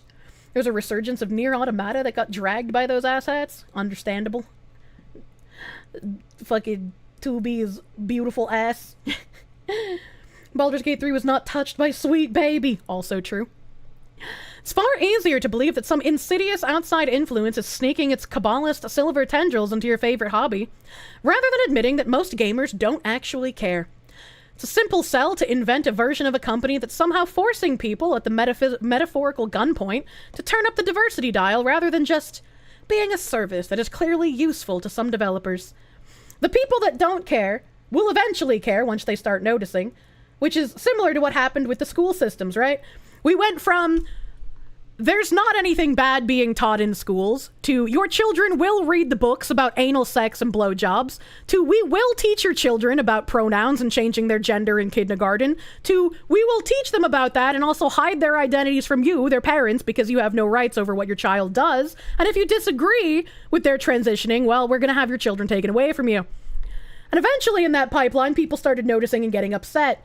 And that's pretty much the same as with video games. It's not quite as real world effective, right? It's not as insidious, but it's part of the same overarching culture and ideology. Once it's irreversible, they become open about it. Pretty much your country bans those things from schools. Good on your country, whichever one it is. And then after this fucking PC Gamer article, we got this guy. If you want to improve your block list, all of the dumbest people on the internet are lining up to yell at this article. And wow, look at this guy's bio. Dominic Tarrison, veteran freelance, games crit and PR, hyped for indie games and mods, bylines on RPS, PC Gamer, PC Games N. Find my work in Steam curation and contact info below. He's retweeting the PC Gamer article that leaves out the fact that Sweet Baby harassed a dude to say that everyone complaining about the article is dumb. Imagine that. Imagine fucking that, dude. PR person, professional liar. Oh my god, I just pulled my fucking stream deck. Help me. My light. There we go. We have Grums coming in again. We have Grums coming in here. PC Gamer drops another hit piece against gamers, and the author immediately goes protected. The article lies about how Steam's TOS works, smears the creator of the curator list, and conveniently omits the cancel campaign started by Sweet Baby employees that got them locked from Twitter. It also fails to mention the well-publicized and documented racist and doxing and DDoSing habits of SBI's employees. How convenient is that? That they're just painting themselves as some sort of innocent victims. These tweets are protected. Oh man, that looks like someone who would have written that fucking article. Holy shit. I'm not in a cult, you're in a cult. Showing off his ADHD as a badge of honor. And then I have again, I'm gonna hammer this into your heads, chat. I'm gonna hammer this fucking thing into your heads. If you're creative working in AAA, which I did for many, many years, put this stuff up to your higher-ups. And if they don't see the value in what you're asking for when you ask for consultants, when you ask for research, go have a coffee with your marketing team and just terrify them with the possibility of what's going to happen if they don't give you what you want. They don't want you to believe your lying ears. They don't want you to believe your lying eyes. Do not fall for their gaslighting. You despise game journalists. They are scum, unironically, to use their words. We got another fun article. How a small video game narrative studio wound up at the heart of a massive anti-woke conspiracy theory. By Nathan Grayson. And you know what's fun? Nathan Grayson was one of the original 5 guys. The 5 guys involved with Zoe Quinn. So that's interesting that now he is trying to cover for these same people that wander in her groups by running defense for them. That's by Nathan Quinn fucker Grayson, dude. One more for the tally of ye old grifters. That's crazy that he is running this, dude. And look, third paragraph. Nobody outside the industry cared until late last year, when users on sites like 4chan, Kiwi Farms, yeah, they're still around, and Gamergate subreddit, Kotaku in action, yeah, they're also still around, incensed by developments like the presence of Saga Anderson, a black woman, in Alan Wake 2, took notice of Sweet Baby's involvement with multiple big games. I hate noticing things before everyone else, because I don't even get to be the big bad boogeyman, dude. Kiwi Farm's too strong. Oh god, no one cared until I put a deaf black girl in the Spider-Man game. This suggested to them that companies were letting a diversity-focused firm take the wheel on writing, resulting in games that played it too safe and felt homogenous. Which is rich when your fundamental argument is that there aren't enough white characters in games anymore. That was no one's argument. And like, it's also insane that they keep trying to say that people are only angry at Sweet Baby, as if we don't understand there are other consulting firms that do the same thing and should have the same anger directed at them. Same with the developers who hire these consulting firms. I don't give a shit what these consulting firms try to fear tactic you into or blackmail you into. You should fucking hold your guns, dude. Be like that. Oh god, chat, help me. What was the name of that medieval fucking castle game where the guy was told that he didn't have enough non-white people, and he was just like, it takes place in like fucking medieval Poland. What do you mean? It's not about the characters. It's about good characters. Deliverance Kingdom Come. Thank you, chat. Thank you. Be like him. Just tell him to fuck off. Tell them to fuck off, dude. Be the fox who she thirsts for blood. Conspiracy theory metastasized. Sweet Baby users, not just on the aforementioned sites, but also on Twitter and YouTube, began to suggest was ruining games with its woke agenda. It is. Which is why Suicide Squad, but conspicuously none of the other AAA hits I just mentioned, flopped. No, all of them. And again, don't blame just Sweet Baby, blame the devs that hire them. They also deserve the ire. Stop letting them get away with it. Stop letting these people try to control the narrative by warping things in a way that they actually aren't. They all flopped. People claimed Sweet Baby was weaponizing a culture of fear and intimidation, bullying otherwise apolitical studios into accepting their terms. Wow. Well, people claimed, right?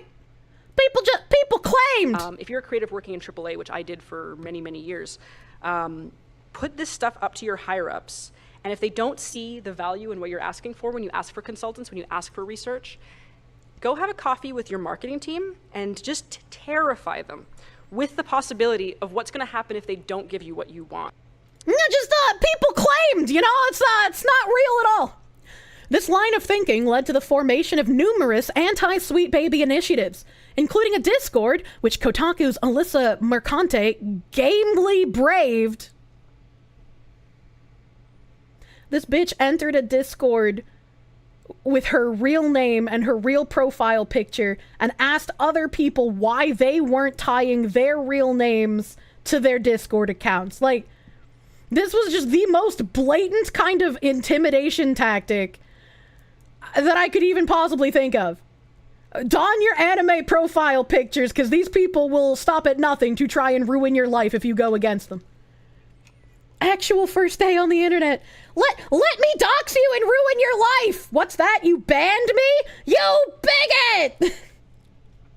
She went in and glowed with the power of 1,000 suns. I cannot believe that she went in there talking the way that she did and expected anything else. Like, unironically, the glowies who have joined my Discord glow less than this fucking woman did. I'm surprised anyone even spoke a single fucking word to her. You gotta get up on your glowy training. Don't interact, man. No. Fucking gamely braved. And a Steam curator page called Sweet Baby Detected that lists every game in which Sweet Baby has been involved and advises players to steer clear. In the past handful of days, that page has jumped from around 40,000 to over 200,000 followers, and calls from Sweet Baby staff and game developers to report the account, as well as videos from big content creators like YouTubers Some Ordinary Gamers and OTK founder Asmongold that credulously platformed the conspiracy's ideas and ringleaders. Predictably, all of this has resulted in ample harassment of Sweet Baby employees. Calls from the Sweet Baby staff to report the account. So you're just going to admit that they were harassing the individual. You didn't even try claiming that they were saying that the group was harassment. You're claiming that they tried to report his account, which they did, which is harassment because they're going after the individual. If and also, you buy a fox and you put the fox in your house, it's going to do fox things. I'm the fox thing. If they want to write an inclusive story, they should write one on the transgender girl Sage Blair. Look it up. I don't recognize the name, but thank you for the $10. Asmongold is a little bit behind everybody else when it comes to noticing, unfortunately, but I'm glad he is platforming these things, because maybe people will realize how overarching this ideological interference is. It's not just about the video games. It's not a conspiracy theory. It hasn't been a conspiracy theory for a long fucking time. Do not let them gaslight you. But why have Sweet Baby's supposed intimidation tactics brought the industry to its knees? That's where the conspiracy theory, by necessity, had to go big. Some have come to believe that Sweet Baby's services were being forced on developers by corporate overlords obsessed with DEI, diversity, equity, and inclusion initiatives, which in turn were born of a desire to secure ESG, environmental, social, and corporate governance, investment from gargantuan firms like BlackRock and Vanguard. Yeah, that BlackRock, which does actually invest in companies like Microsoft, EA, and Take-Two. And so, by that logic, you can also attribute a significant portion of recent video game industry layoffs to Sweet Baby, since those layoffs stemmed from the trouble in the investment sector, and you'd better believe that conspiracy theorists did. So now, people are running around suggesting that BlackRock, directly or indirectly, controls a tiny narrative studio, which in turn controls the video game industry. Now see, and this is the problem. They tell part of the truth and sprinkle it with a bunch of actual nonsense. Yes, BlackRock is involved in the overarching pushing of the ideology everywhere. Does BlackRock have any direct involvement with Sweet Baby? No. No, and I wouldn't expect it to. That'd be fucking weird. No one claimed anything close to that. The best lies are 10% lie and 90% truth. That was the most lighting thing you've ever been lit with. Oh, this is not conspiracy, Ina. You told me last week that it's Saturday. I have the whole weekend to make it worse. You just want to apologize for being right. Oh my god. Imagine. This is just like, again, be mad at the developers as well, because the developers want to push this. If they're taking the Sweet Baby offers and the fear tactics are making them do it. It's a conspiracy theory that checks all of the boxes. It conveniently explains pretty much everything happening right now, ties it back to organizations of which people are understandably suspicious, links it to a much larger ongoing panic of DEI, validates preconceived notions like go woke, go broke, sprinkles in a few kernels of truth regarding powerful interests, and, most importantly, provides a clear and identifiable enemy. It's also almost entirely bullshit. I genuinely do not understand the cognitive dissonance these people have. Like, you can't write this and be unaware of what you're writing. Like, the only way that you write this is if you know what you're doing. Like, there's zero chance. There's zero fucking chance. It explains everything. That's why it's not true. Well, the Sweet Baby conspiracy theory has picked up steam among larger content creators in recent weeks, leading to trending topics on Twitter and millions of views on YouTube. Many of those who've propagated it over the past few months demonstrably have no idea how game development works. For example, depending on who you talk to, one of the main things Sweet Baby did on Spider-Man 2 was do its digital reimagining of New York City with pride flags. That is not what any consulting firm does, especially not one that specializes in writing.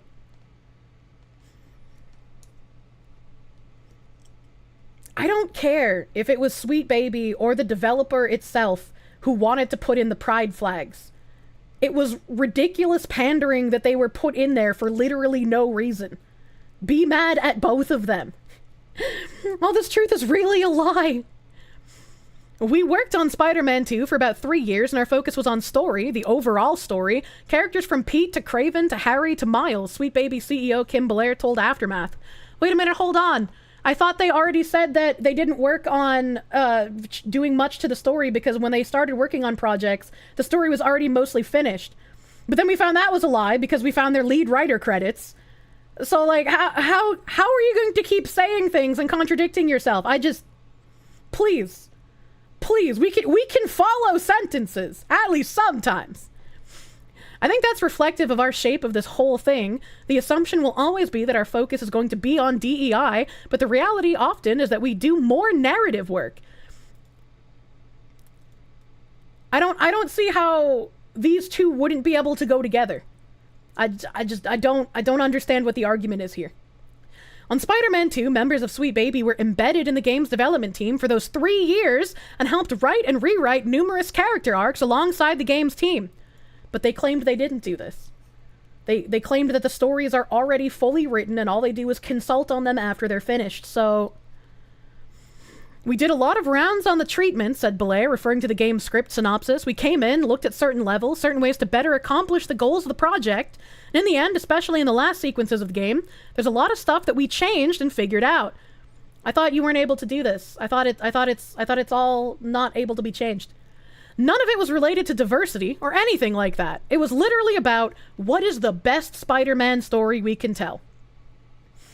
And I'm sure that worked out well, and that's why it's flying off the shelves. Whoa, nice cock. The message... That's not really an interesting answer then, right? Conspiracy theorists have to figure out how game dev works to understand that the pipeline to put a pride flag in the game is actually quite different from the pipeline to adjust a character's sexuality. Why does that matter?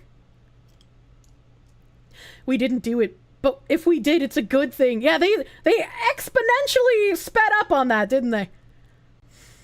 It exists. It's called 2099, and a Mexican is Spider-Man. Suicide Squad, the failure of which conspiracy theorists bafflingly chalk up to foremost Sweet Baby's involvement and not, everything else about it, was a different story. It's because a consulting firm like Sweet Baby takes on different tasks to meet the needs of specific projects, which are dictated by those heading up said projects.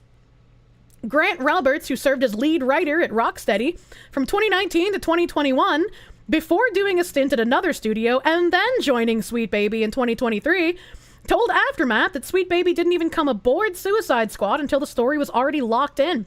By that point, Rocksteady mostly just needed Sweet Baby to help punch up background elements of the game's script and make the world feel more alive. And we already know this is a lie because of that guy thanking Kim for her helping make that black character. And addition to this, it doesn't matter that Grant Roberts didn't work at Sweet Baby. Grant Roberts worked at Rocksteady, and again, this is blame the devs for doing the thing themselves as well. And then after he left Rocksteady, instead of, this is key to his personality, right? He obviously believes in the DEI initiatives, or otherwise why the fuck would he join Sweet Baby? Why would he join a company pushing DEI, pushing diversity, equity, and inclusion, if he didn't believe in that sort of narrative? Sweet Baby didn't have any decision-making capacity to turn it into a microtransaction-based nightmare.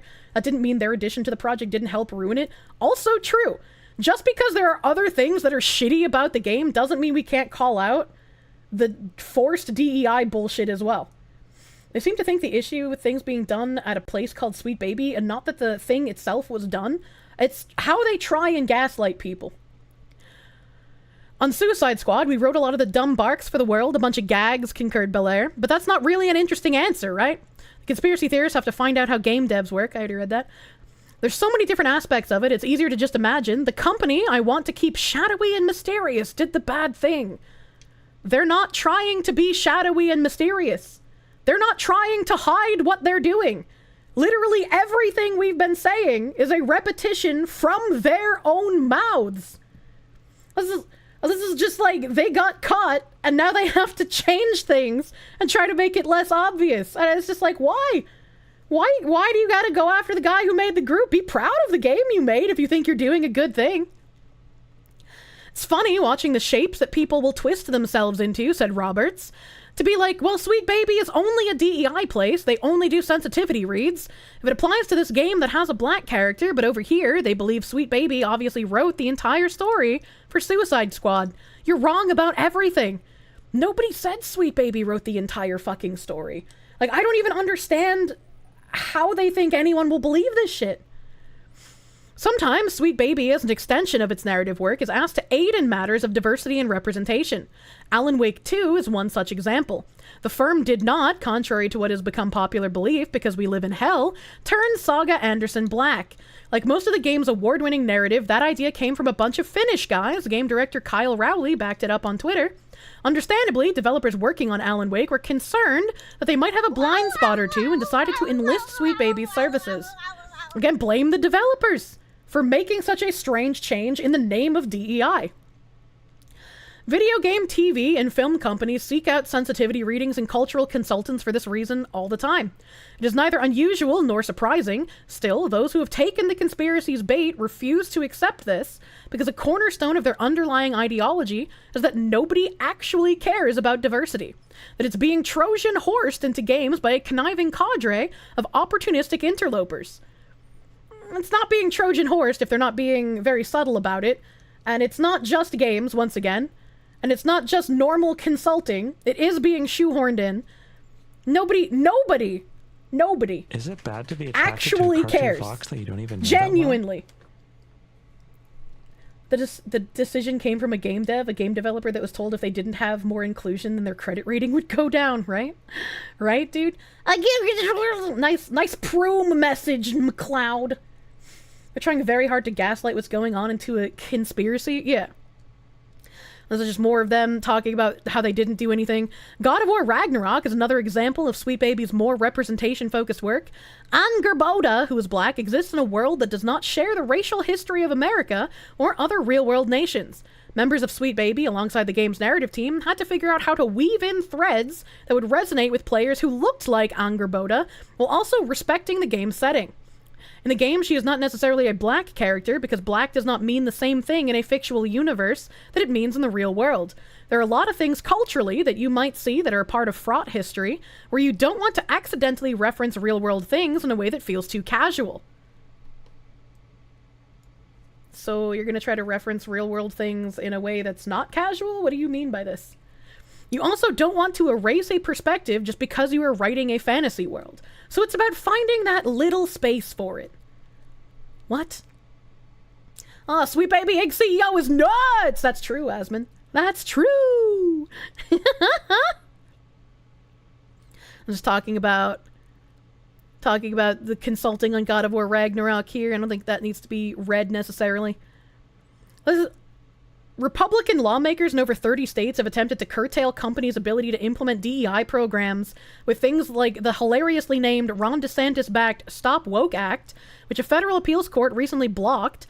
DEI was also at the heart of a former Harvard president Claudine Gay's recent resignation from her post, following a bad faith congressional hearing about campus anti-Semitism that she nonetheless could have handled better, and flimsy accusations of plagiarism. The anti-gay movement's most powerful ringleader, hedge fund billionaire Bill Ackman, proclaimed that DEI was the real root cause of Harvard's problems, immediately after Gay's ousting.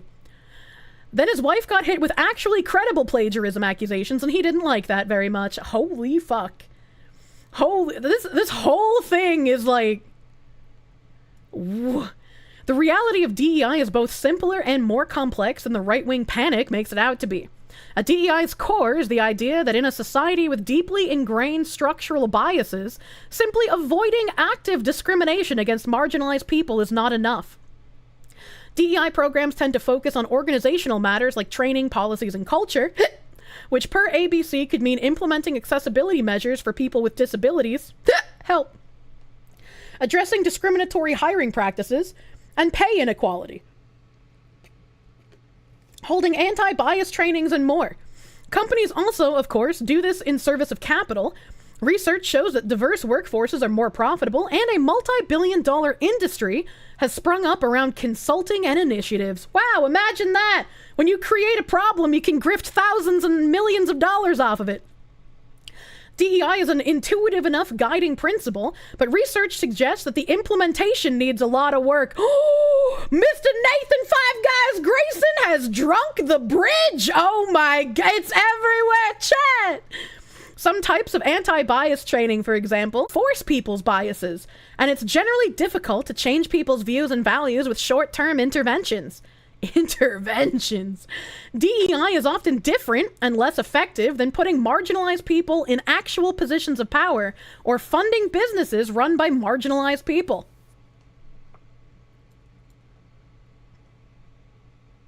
Okay. Where the panic around DEI is concerned, little of that matters. At this point, DEI is largely a scare word, just like woke, critical race theory, and countless other terms that have descended into the murky waters of meaninglessness. Those words are so loosely applied that despite conspiracy adherents' claims, Sweet Baby isn't even a DEI firm. Shut the fuck up. Shut the actual fuck... We can read it on their goddamn website. Hold the fucking phone. I asked Ziz to pull up my old VoD on this, and I'm wondering if he has the quote. I'm wondering if he has the quote in this VoD at the timestamp that he linked me. Because there's a fucking quote on their website that's no longer there. They removed it, by the way. They removed this quote. But I'm wondering if it's in where I talked about this last. Services, outreach projects. I remember having Legal Mind Man read it. I remember having him read it out loud. But if I can't find it in the next few seconds, I'm just gonna skip it out. I'm just gonna skip it out. They had really weird quote on the website. Of course, these people always try to defend everything and delete the evidence. Did I skip it? No, that's just a writing thing. Check out Sable. I don't think I will. Representation, sensitivity and inclusivity reading, risk opportunities. Imagine. Oh look, Kirsche is live. Imagine. Imagine. Our approach leads with the creation of joy in marginalized people. Imagine that. Services, Swear Babu. I guess it's not here. That's fine. That's fine if I can't find it. I'll find it eventually. It's in my VoD somewhere. Kirsche is pretty pissed off at all this garbage, and you should be too! Not just at the encroachment in video games, but overall, in general. Num num num. We're a narrative consultancy, said Belair. We're not in charge of placements, and we're not in charge of building teams. We don't get reached out to, like, how should we hire people? I'd be surprised if there were any criteria such as in a video game, what's the relative screen time or character avatar concentration around ethnicities? They're not going down to the individual product level with these companies. Oh, I found It's just like, look at how long this is, dude. What is this image? Kotaku in action. Well, it's like, Belair says that Sweet Baby Team has endured a lot of attempted doxings, which thankfully have not escalated to any serious degree. Well, they all use their real names publicly. And nobody should dox their location information. That's very bad. Please don't do that. But also, proof? Do you, like, omit the information, right? Like, pixelate it out. But if you have people threatening you and doxing you, pixelate the information and just be like, look at these people doing terrible things. Why is there never any proof of it happening? As well as all manner of other mob tactics, but so far, their business hasn't suffered. No! Nano, hello, we're getting Angie at gaming today.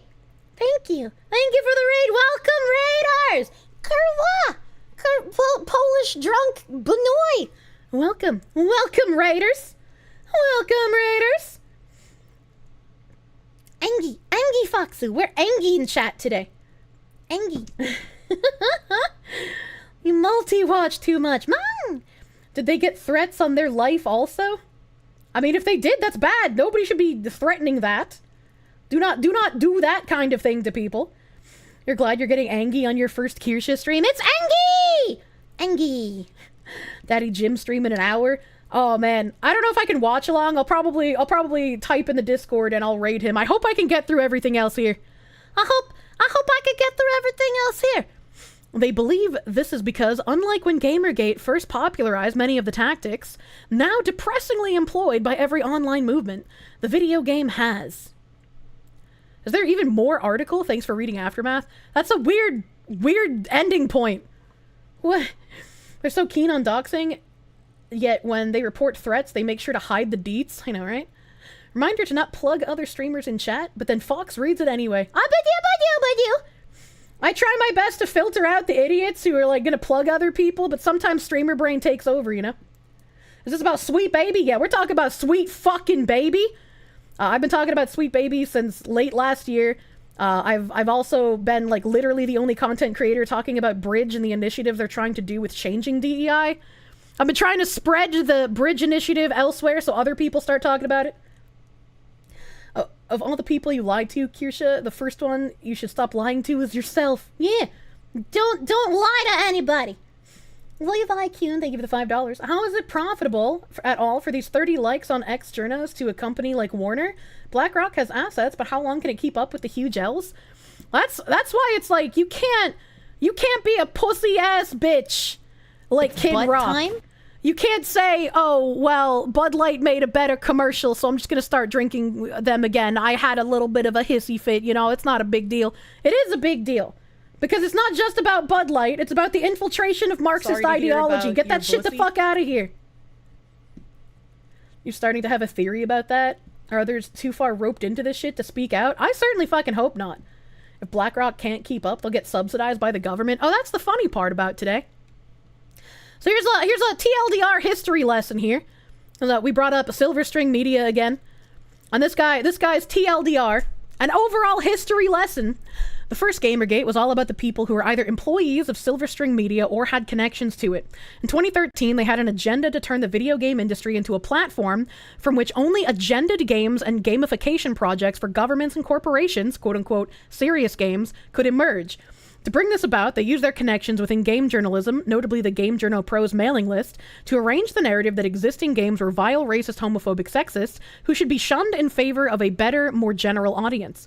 Simultaneous articles were released from a number of outlets with this narrative 1 year later, all in lockstep. That was the Gamers Are Dead incident that led to 4chan V's discovery of indie developer Chelsea Van Valkenburg's conflicts of interest within game journalism. I'll be Zoe Quinn. And on this, I don't necessarily remember everything from this point in time, right? So I don't know how much like agenda to games and projects specifically from governments and corporations was meant. Because when you're participating in ideological subversion, you're not trying to only have large companies beholden to what you're doing. You also want to involve the indies and also involve smaller projects.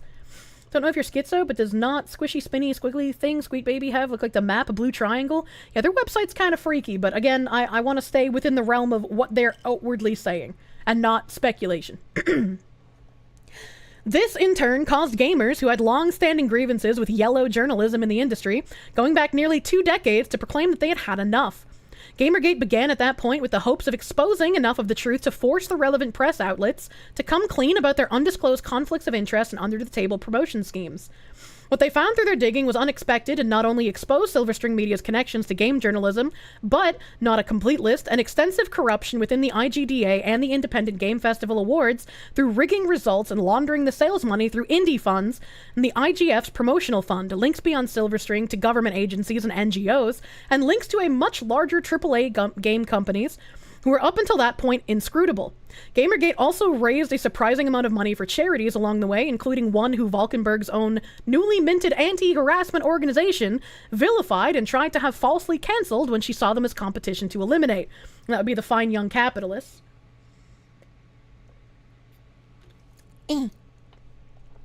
Gamergate succeeded in its mission when a number of relevant outlets conceded and updated their policies to report COIs. The movement disbanded thereafter, though certain independent operations remain to this day. Silverstring Media, though, continues to exist, but many of its original members appear to have left to form ESG consultation companies, belonging to cohorts of the much larger organization Baby Ghosts. Sweet Baby Inc. belongs to cohort 3 of Baby Ghosts, and it employs at least one person who is associated with Silverstring Media and Van Valkenburg. This is where we are now, and Sweet Baby's exposure, along with a section of the ESG consultant system with regard to video games, has led to questions about censorship and corruption in games for the sake of fulfilling diversity, equity, and inclusion requirements. This time, though, the consultation companies are in every sector that finance firms like BlackRock provide funding to, which means that video games are only one section of a much more massive consultation grift, which leads inevitably to the organization these finance people belong to, the World Economic Forum. Maybe. I don't know how much the World Economic Forum would be specifically involved in this, but like if BlackRock is involved, probably. Question mark. Thanks to X, this is general knowledge now. So Gamergate 2 isn't just a movement about what's happening to Vidya. Sweet Baby is one contained node of much more interconnected system of contractors. Thus, engaging this topic means you ultimately engage the rest of the system. Hence, things that stand to be more difficult this time and more ops need to be built. I know you people just wanted to play video games in peace. And baby, I know you don't want to be in a culture war, but unfortunately, you have no choice. Klaus Schwab, you bitch! You bitch! And then we have all these people circling the wagons here. We got someone named Max Nichols, leftist game designer. I make worlds that you intrinsically want to explore. Senior activity designer at Bungie. And he says, it's always shocking to see the intense hatred, jealousy, and viciousness in the shitty parts of online gamer culture when it rears its head. I will assume anyone who's mad at Sweet Baby Inc. right now is a murderous white supremacist. Kirsche, take your meds. Meds, hey! You can't make me! Always a good time listening to the Angie Foxy rant while tarping a trailer full of alfalfa. Happy Friday, honorable chatters and the slightly stinky ranter. Holy fuck, that's a broad brush. Yeah, if you are against forced DEI, if you are against these bad faith consultancy companies that either bully developers into taking their services or work willingly with developers who also push this DEI nonsense, you're a murderous white supremacist. And that means if you're against Sweet Baby and you played Hogwarts Legacy, oh, you're a murderous white supremacist who also kills trans people. Congratulations, you piece of shit. Cannot understand how much you hate Bungie. Don't let the polite Nazi into the bar. Rules apply. It is completely self-defeating to talk to these people. The only reason I speak about it at all is to help signal to others outside that cult that no, they're scum. And yes, everyone knows it. Wow, isn't this some fucking neat-ass projection? What did I say the other day, chat? That it'd be pointless to bother directly interacting with these people. All you can do is shine a light on what they're doing. Directly interacting with them will not help. They are so far fucking gone, dude. We're the cult. Confession through projection. They do it so often, and I don't think they even notice. And we got a Pussy Tossy, Paul Tossy. I gotta stop engaging with the Gamergate Junior, folks. Waste of time then. Waste of time now. He says, I write about games and TV for Forbes. It's fun. Pick up my new book, Hero Killer 2. I do YouTube now. Sure, Paul. Sure, Paul. The pussy. Paul coming in again with another hot take here. Time not to stick to gaming. It's become clear to me that silence on issues this large is effectively cowardice. I have a platform. I have a responsibility to use it. Oh God, I just wanted to play video games, man.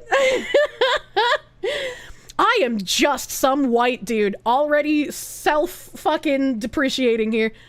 I cannot possibly relate to the struggles of black people today, or for hundreds of years, but I can try to support them and speak out against racism, fascism, and outright murder, as we've clearly seen in the case of #George Floyd. I want to preface, these are from 2020. This isn't a new thing. This is just speaking to his character from the previous one. It took me many years for me to understand white privilege, which is a buzzword that many may just gloss over now. But I understand that it is a cornerstone of my life, just like the lack of it defines the lives of others. Sir, what? Sir, what? White privilege does not mean I am automatically rich or my life is perfect. It's about the absence of barriers to reach these goals. This can be financial. I've never worried about getting a job or being approved for a loan because I'm white. Or it can be physical. I have the luxury of being annoyed when I'm pulled over for speeding, rather than fearing for my life. I will never have to talk to my children about the proper way to interact with police so they aren't executed in the street. Paul, I got some news for you.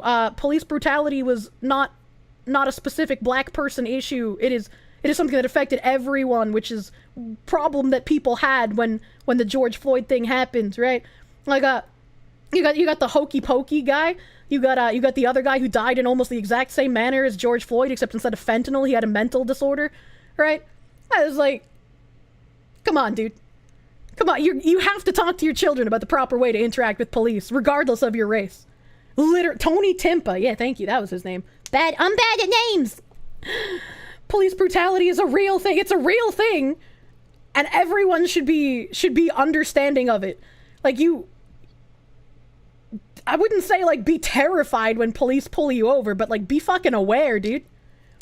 Blood has never heard of East Germany. I'm a white, straight male, and all three of those descriptors have ensured my life is free from stresses and dangers that others deal with daily. And yes, that makes me more likely to succeed, which is why you see so many people who look like me in positions of power, in addition to systemic oppression and active racism. And when you don't, those people of color have worked 5 times as hard to get there. You got a source for that? I could not give less of a shit if I'm not supposed to be political here. It isn't my lane to cover this in my work, but I can talk about it here, so I'm going to. When something needs to be said, and this needed to be said. How brave of Paul to say the same thing literally everyone else was saying at the time. What a brave fucking guy. Have clap. No wonder he sees everyone complaining about Swear Babu as a white supremacist murderer. Holy shit. Paul Stasi. We got another guy over here. We got Osama Dorius saying racism is systemic oppression by definition, and links Merriam-Webster. White people are not systemically oppressed. I do believe the Slavic region and certain countries in Africa would like to have a conversation with you. Obviously they got community noted out of their fucking minds. For the record, I was on board and we were all working towards equality for everyone, but y'all have crossed into some weird territory where it's okay to discriminate and denigrate certain groups of people. Swap out the race or gender in a comment and it feels wrong, then it is. The OP says it's not okay to discriminate and denigrate. I don't know why people are assuming this about me. Because you literally said it's not possible to be racist to white people. It doesn't matter if you said it's possible to be bigoted. It is possible to be racist towards white people.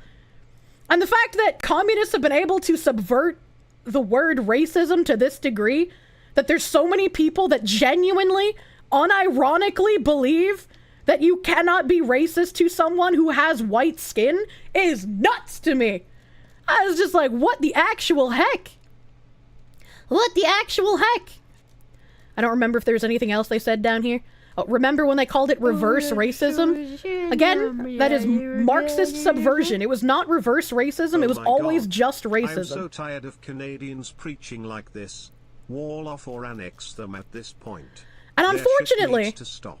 Unfortunately for all of us, dear Osama Dorius here, their bio, game designer, previously worked at Blizzard, WB Games, Ubis of MTL, I don't even know, Ubisoft Montreal, etc. One of the Habibis, professor at College Dawson, advisor of the official GDC, and a TEDx speaker. Literally, someone who's worked at Blizzard, Warner Brothers, Ubisoft, they're a professor, they advise at the GDC, They don't believe that white people can have experienced racism.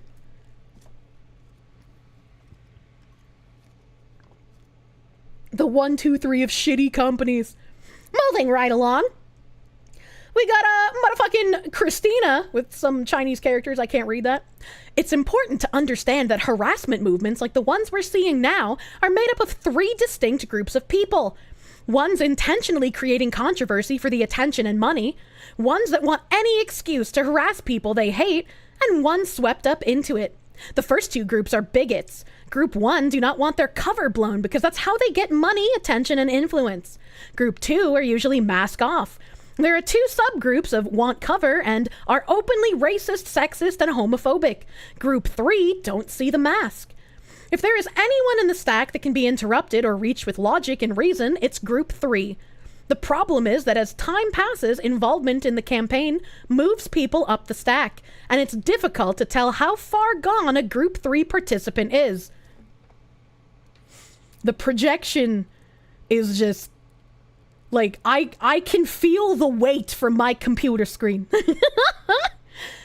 I've spent a lot of time around these people. I grew up in a racist, sexist, homophobic shithole. It's not difficult to get them talking and engaging, and every time a new movement surfaces, I dig through the dregs to make sure I understand how and why it works. Protect yourself, however you need to, but be aware that the majority of them actively do not want truth. The methodology is, at its core, QAnon, Gamer Edition. Anyone who believed in or still believes in QAnon is literally room temp IQ. They believe they hold special knowledge, attempts to educate them to their psychology, feel like an attack. I have no overarching strategy or advice. If it were possible to easily kill weaponized hate campaigns, someone would have done it by now. You mean like the weaponized hate campaign of the Sweet Baby employees trying to get an average Steam user's account taken away from him because he enjoyed video games and you wanted to see him stamped out because he dared make a curator group that outed you guys with your own words for working on games? I mean, you know. This could be fixed with more transparency. No. All that ever creates is an attack vector for entitled bigots. If people don't know, then educate them. The majority do not want that and will view it as an attack. But look at this person who said they want us docile and placid. Are you kidding? When has any one of these progressive ideologues been docile or placid? Those are not words I would use for progressive ideologues, dude. It always places the burden on others, and it always boils down to, well, really, it's their fault that they're being attacked because some victim-blaming bullshit. It's your fault you're being attacked because you started a harassment campaign on a guy on Steam for no reason, and now you're angry that people are focusing on you and what your shitty company does, even if the developers are just as shitty. Then you go and look at Thing, and it's just a CEO saying they have to convince clients to follow their advice. I don't think saying you have to use fear tactics is saying you have to convince the clients. Ultimately, it all boils down to that they think gaming belongs to men. And whenever there is someone who's not straight, not white, not male, or not cis, that something must be up. They can't imagine someone who doesn't look like them being competent or interesting. That's why you're the white savior, right, lady? That's why you're here, to put all of this representation in place, because only you can do it. Character must be forced to diversity, and forced by nefarious means. And they can't imagine anyone writing a character who doesn't look like them, and don't know how anything works. This is crazy coming from the people who quite literally can only do self-insert characters. You can only do bad self-inserts and barely disguised fetishes. And this is what you say. They're just looking to attack anything that appears to validate their bigotry, and the number of replies to me that are just my profile pic or diversity hire proves it. They pretend there is an acceptable bar to meet to be one of the good ones, but it isn't real. No, this is you guys. You guys try to pretend to be one of the good ones, and you're not. After days of digging, the truth is just even more boring than I imagined. It's just a bunch of dudes who hate/don't respect women, black people, and queers. You can't call them that! That's supposed to be offensive! What do you mean? They can't imagine any of us being good or interesting, so they find a way to make our presence nefarious. There are good people of all of those things that you said. Unfortunately, you and your company are not part of that.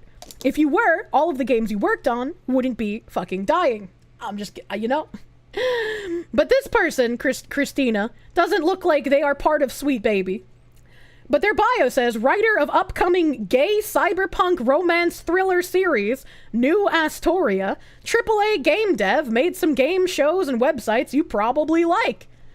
Doesn't say what they worked on. I don't care enough to exactly figure out right now which games they worked on. You're not good or interesting. Can't imagine white males ever need to be good, so their presence must be nefarious. Oh my god, that's a lot of dicks. I gave Bezos too much for too many bits and I just needed to get rid of them. That's 10,000 bits! That's so many bits! What the fuck? Oh my god. We needed a little bit of gayness in this stream. There's too much straight white female talking.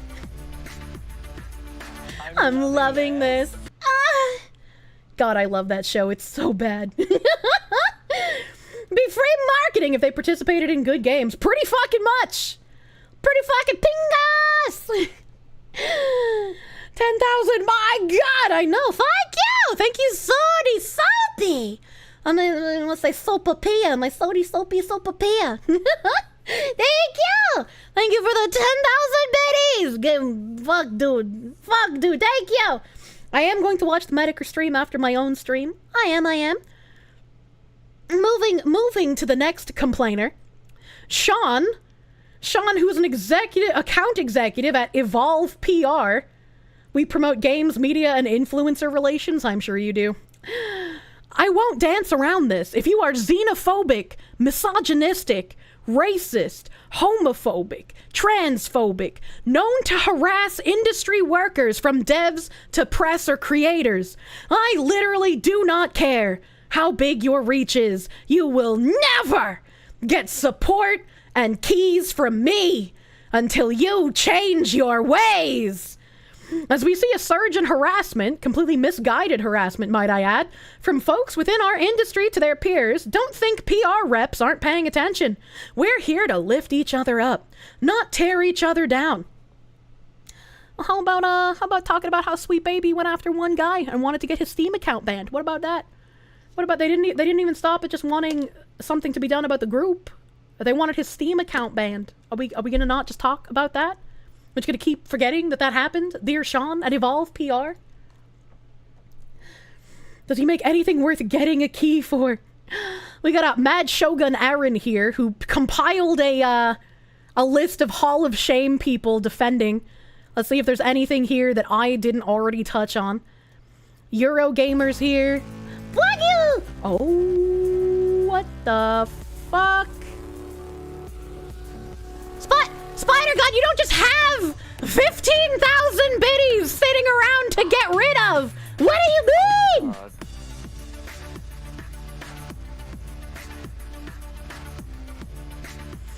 I'm loving this.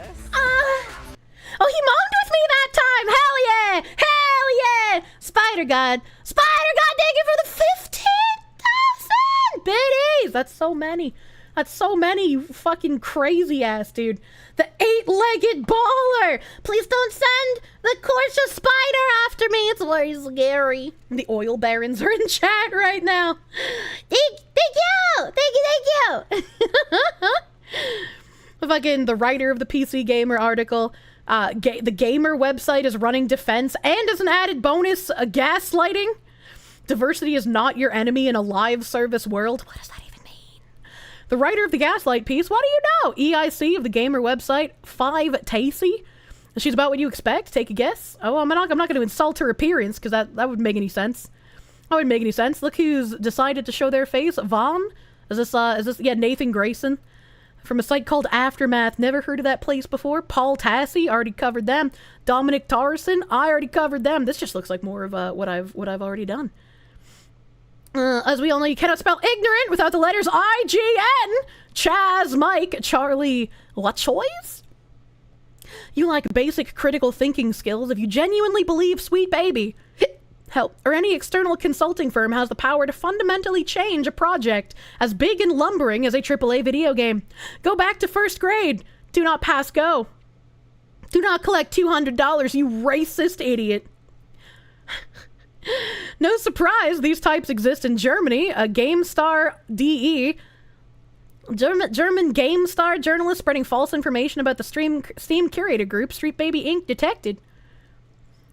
Talking about it as a hate group. They left out the controversies about Sweet Baby Company and then blocked any form of replies. Imagine! These people are smug. They are. They were able to get away with it last time, and they believe that they are this time as well. Now we have an article from Tossie. It predates Sweet Baby Inc. dedicated, but still a gaslight is a gaslight. Ex-Rocksteady dev shoots down Suicide Squad, kill the Justice League story theory. The Mary Sue, how you doing? Sweet Baby Inc. under attack due to conservative conspiracy theorists. Staff writer at the Mary Sue. Games reactor Espanol has to step in the dookie. What is the Sweet Baby Inc. and why are people so mad about it? Alex Humpley ran for cover already. Yeah, they just protect. They protect their accounts super fast because like they cannot stand up to the public scrutiny. Well, they cannot. What is Walter's Hound Issy? What you? Built the Parthenon. Slaves built America. Slaves, this is your song. Thank you, slaves. Do do do do. Do do do do. Do do do do. This is your song. Thank you, ear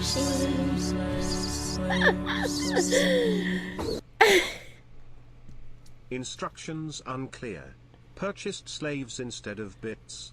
Oh well. Ishi, thank you for the 100 slaves! Thank you! I can build my army to fight Sweet Baby! Thank you! Thank you, thank you! Big, huge! Huge! Pal World theme. I love Pal World! Who's this guy? Queer Egyptian lover of games, cyborgs, films, words, the gamer, into the spine, VGC, IGN, NME, gaming, start menu, GG Recon, Tech Radar, gaming, men's journal. I can't tell if those are like places he's written for or just places he likes. But he says, what pisses me off about the Sweet Baby Inc. in general anti-DEI outrage is that people are all, if you don't like it, go and make your own things. Until queers and POC actually make their own things. And then suddenly it's straight white erasure. Nom, nom, nom, nom, nom, nom. You can make your own things, but because you make your own things does not leave you safe from criticism. In addition to that, you are not just making your own things. You are shoving your way into AAA titles and making changes for the worse. So I just like, I don't know what you mean by this. And someone's gonna be like, oh, this racist Nazi foxwoman said shoving our way in. The developers are hiring us. Blah. The developers are at fault too. But it's like the one time I say shoving, even if you're willingly hired. Come on now. Go make your own games. Wait, not like that! There are so many games that are everything these piss babies claim to want.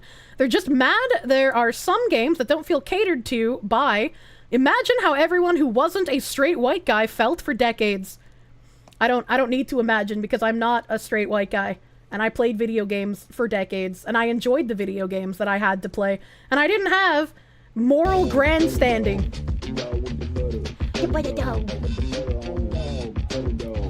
Embrace the butter dog! It shall save you. Butter dog. Butter dog. Butter dog. Space monkey! The IRS dug a trench through me, but I can contribute this at least. Space monkey! Thank you for braving the trench to put the butter on the dog! Thank you! Thank you, thank you! Thank you. It's almost like the games were just fun. Yeah, imagine having a fun game instead of needing to make it about some sort of weird ideology. Games were for everyone until you came in and started bashing people on the head. There are quite literally more games available right this very second than any of us could ever complete in our lifetimes. If you don't like one, just don't play it. Play something you do like. It's so easy. Well then, if it's so easy, why do you guys feel the need to go into the large game companies and push this kind of ideological subversion? Why, if you don't like it, why don't you just go play something else? Why do you need to change it? And did not take Reggie's advice. Yeah, that's what we're doing at this point. Look at how fucking Pal World took off, man. What else have we got in my tabs here? Moises Tavares? Guy at Kotaku? Okay, alright. You know that well-adjusted people do when they're confronted with something or someone they don't like? They certainly don't email your job saying that they hope you get gassed. Hopes that helps. I agree with Master of the TDS here. Can we see that email? That's a terrible thing to receive. If somebody did that, that's horrible. Don't send emails like that. Do not directly harass people. That's fucked up. I don't care what side of the political aisle you're on. No one should be told they should get gassed, but where's the email? Where's the email? I'm not just gonna believe someone on Twitter because they said something. Where's the email? Where's the email? What does Ryan over here say? Easeby Games, or writer, he, him, freelance news writer at NME, TCG, and TTRPG. He's queer. Words written at PC Games and Retro Dodo. The fact that we're headed towards what feels like a Gamergate-style fiasco is terrifying, and it's all being perpetrated by the biggest idiots, racists, sexists, homophobes, and transphobes you've ever seen, who are mad at Sweet Baby for literally no reason. These people either don't know how games are made and don't want to know how games are made, or, more alarmingly, know exactly what weirdo cult mentality they're perpetrating. Anyway, read Alyssa's work. She says it's so much better than I ever could and has idiots jumping on her for the crime of it. I'm really passionate about all of this, specifically because I've got a fairly close friend in the gaming industry who was targeted during Gamergate, and the idea of anyone having to go through what he did is horrifying to me. We can't let this happen again. Ryan Easby, who happens to have been your friend? Who happens to have been your friend that had to go through something during the past Gamergate, eh? I wonder. I want to know. And the person he's saying to go read is the Alyssa Mercante, the lady who claimed to infiltrate the Discord with, her real name. And I opened my phone last night when I was, when I was just like chilling out, and I thought this was a funny amalgamation of tweets, right? We got Paul Tossi. Damn! We got from "we hate this woke consultancy firm" to "ethics in game journalism" pretty quickly, huh? Imagine that.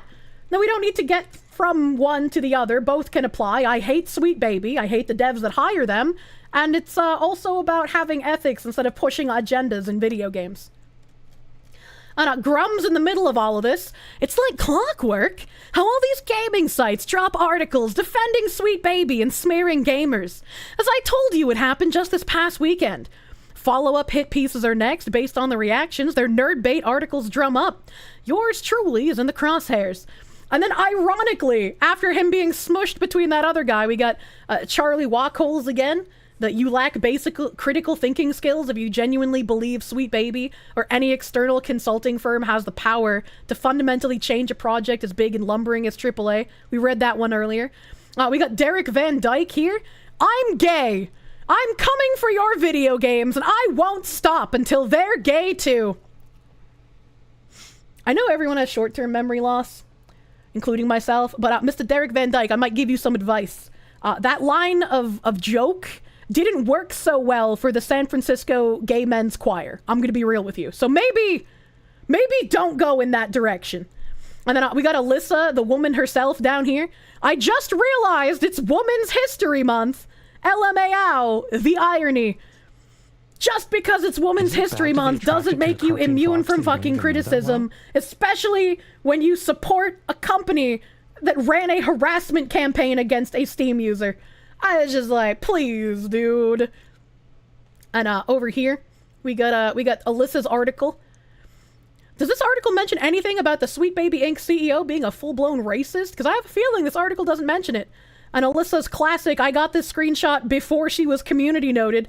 Hi, you can't be racist against white people. Thanks for tuning in. And then, of course, we have some of the usual subjects in here. We got Chandana Ekanyake. I can't pronounce his name, I'm sorry. Thanking her. He is a developer on a game. I can't remember the name of it off the top of my head, but we've talked about it twice already on stream that Sweet Baby consulted on. Rebecca Valentine, who wrote that article about why people in the industry are getting fired and why we should have compassion for them, and even admitting in that article how DEI is part of the reason. Thank you for writing this. Know the people yelling about Sweet Baby have largely closed their ears to the truth of it, but I think it matters to acknowledge the hate on record like this. And Alyssa responds, thank you, Rebs. I am really grateful the team was willing to chat with me considering how bad it's been. And this is Chandaya's profile. It's Thirsty Suitors, Outer Loop Games. Thirsty Suitors was the game. Co-founder and creative director at Outer Loop Games. What a circle jerk. It's Rebecca, the multi-award winning senior reporter at IGN. Down here, the layoff article that we read on stream. We got more people sucking up in here. We got a D. Launders, just finished reading. Thank you so much for your service. And she responded, haha, I got kicked from the Discord and said, quick, I have to bite down on the cyanide pill. I've been made. You literally introduced yourself with your name, which was attached to your Discord account, and said you wrote for Kotaku. What do you mean you've been made? And then I pointed this out on Twitter as well. But Meghna Gianth, this is a woman that we covered a few days ago when we were talking about the insidious nature of how DEI has encroached everywhere, when I was connecting things with Bridge as well. Meghna has done chats with Kim, the CEO of Sweet Baby, and I have all of these resources in a thread in my Discord. And Meghna comes in and says, thanks for writing this, Alyssa. And sorry for the avalanche of shit that will inevitably come your way from some truly miserable bigots. If you do not know who Meghna is, I would suggest checking out the thread in my Discord, because, like, goddamn, dude, these people are all interconnected, and it's kind of fucking nuts. We got who we got here. We got unable to view this post. Okay, they went private. I don't have an archive at the moment, but I'll have to go search for one another time. We got Alex here pointing out that the tactics are happening on 4chan again. V is moving threads about Sweet Baby to poll. It's happening again. Quick check, no Sweet Baby Inc. threads on V, 3 Sweet Baby threads on poll, including the Gamergate general thread. So it looks like it's being run off V, but not off of 4chan entirely. Meghna D's nuts! The 4grams are attacking! Exactly like last time. Yeah, they can't have you who play games actually understanding what's going on. You can't see that. And then Nathan, I keep calling him Nathan Grayson himself posting on Twitter his article that he wrote defending Sweet Baby. A small video game narrative studio has found itself at the heart of a massive anti-woke conspiracy theory, a wild one involving BlackRock. It's obviously untrue, but on the modern internet, that barely matters. Obviously untrue. Don't worry about it. Nathan Grathison! Actman said, I started looking into the Sweet Baby Inc. stuff and I cannot fathom why game studios would hire a narrative consultant group. Isn't that what lead writers are for? Why not just hire a better writing team and keep it in-house? You gotta look good on your ESG score. Companies like BlackRock and Vanguard, who have $15 trillion, give ratings to each company in existence based on environmental, social, and governance factors. Put a lot of DEI, or as the kids say, woke, which is basically just a label for neo-Marxism, stuff in your game, you get a good rating with good loan conditions. Don't have a good rating, you either get a loan with terrible interest rates or no loan at all. Many people or companies with little capital find no choice but to comply. Otherwise, they wouldn't get the funds they need for their projects. Sweet Baby Inc. is used as a consulting firm to help boost and make viable the S, or social, in ESG in developers' games. By painting the game and its narrative in woke, neo-Marxist elements, the company will get a better ESG score, thereby getting better access to capital. It's social engineering done by the worst people in the Western Hemisphere, the fat cat trillionaire class. This is why backlash towards so-called wokeism is potent. We don't want our media stained by the socio-political beliefs. This is why we also have the class of people who are just the useful idiots after all. Act ma'am getting clowned on for days now. I find it crazy. Like, you can be someone as, like, large as this guy and just have zero fucking idea what any of the ESG or DEI or Marxist infiltration nonsense is. Hey, fellow chatters, I got some pizza and RC Cola. And down this rabbit hole, I still have so many tabs I'm not going to be able to go over because I want to watch Daddy Weatherman. I want to watch my dad on the Weather Channel. But, Baby Ghosts was a company that was mentioned in regards to Sweet Baby, introducing Cohort 3. We're excited to announce that thanks to funding from Clever Endeavor and Weird Ghost / Infinite Ammo is another fucking Gamergate throwback, we were able to accept 7 studios to our new Grant and Accelerator cohort.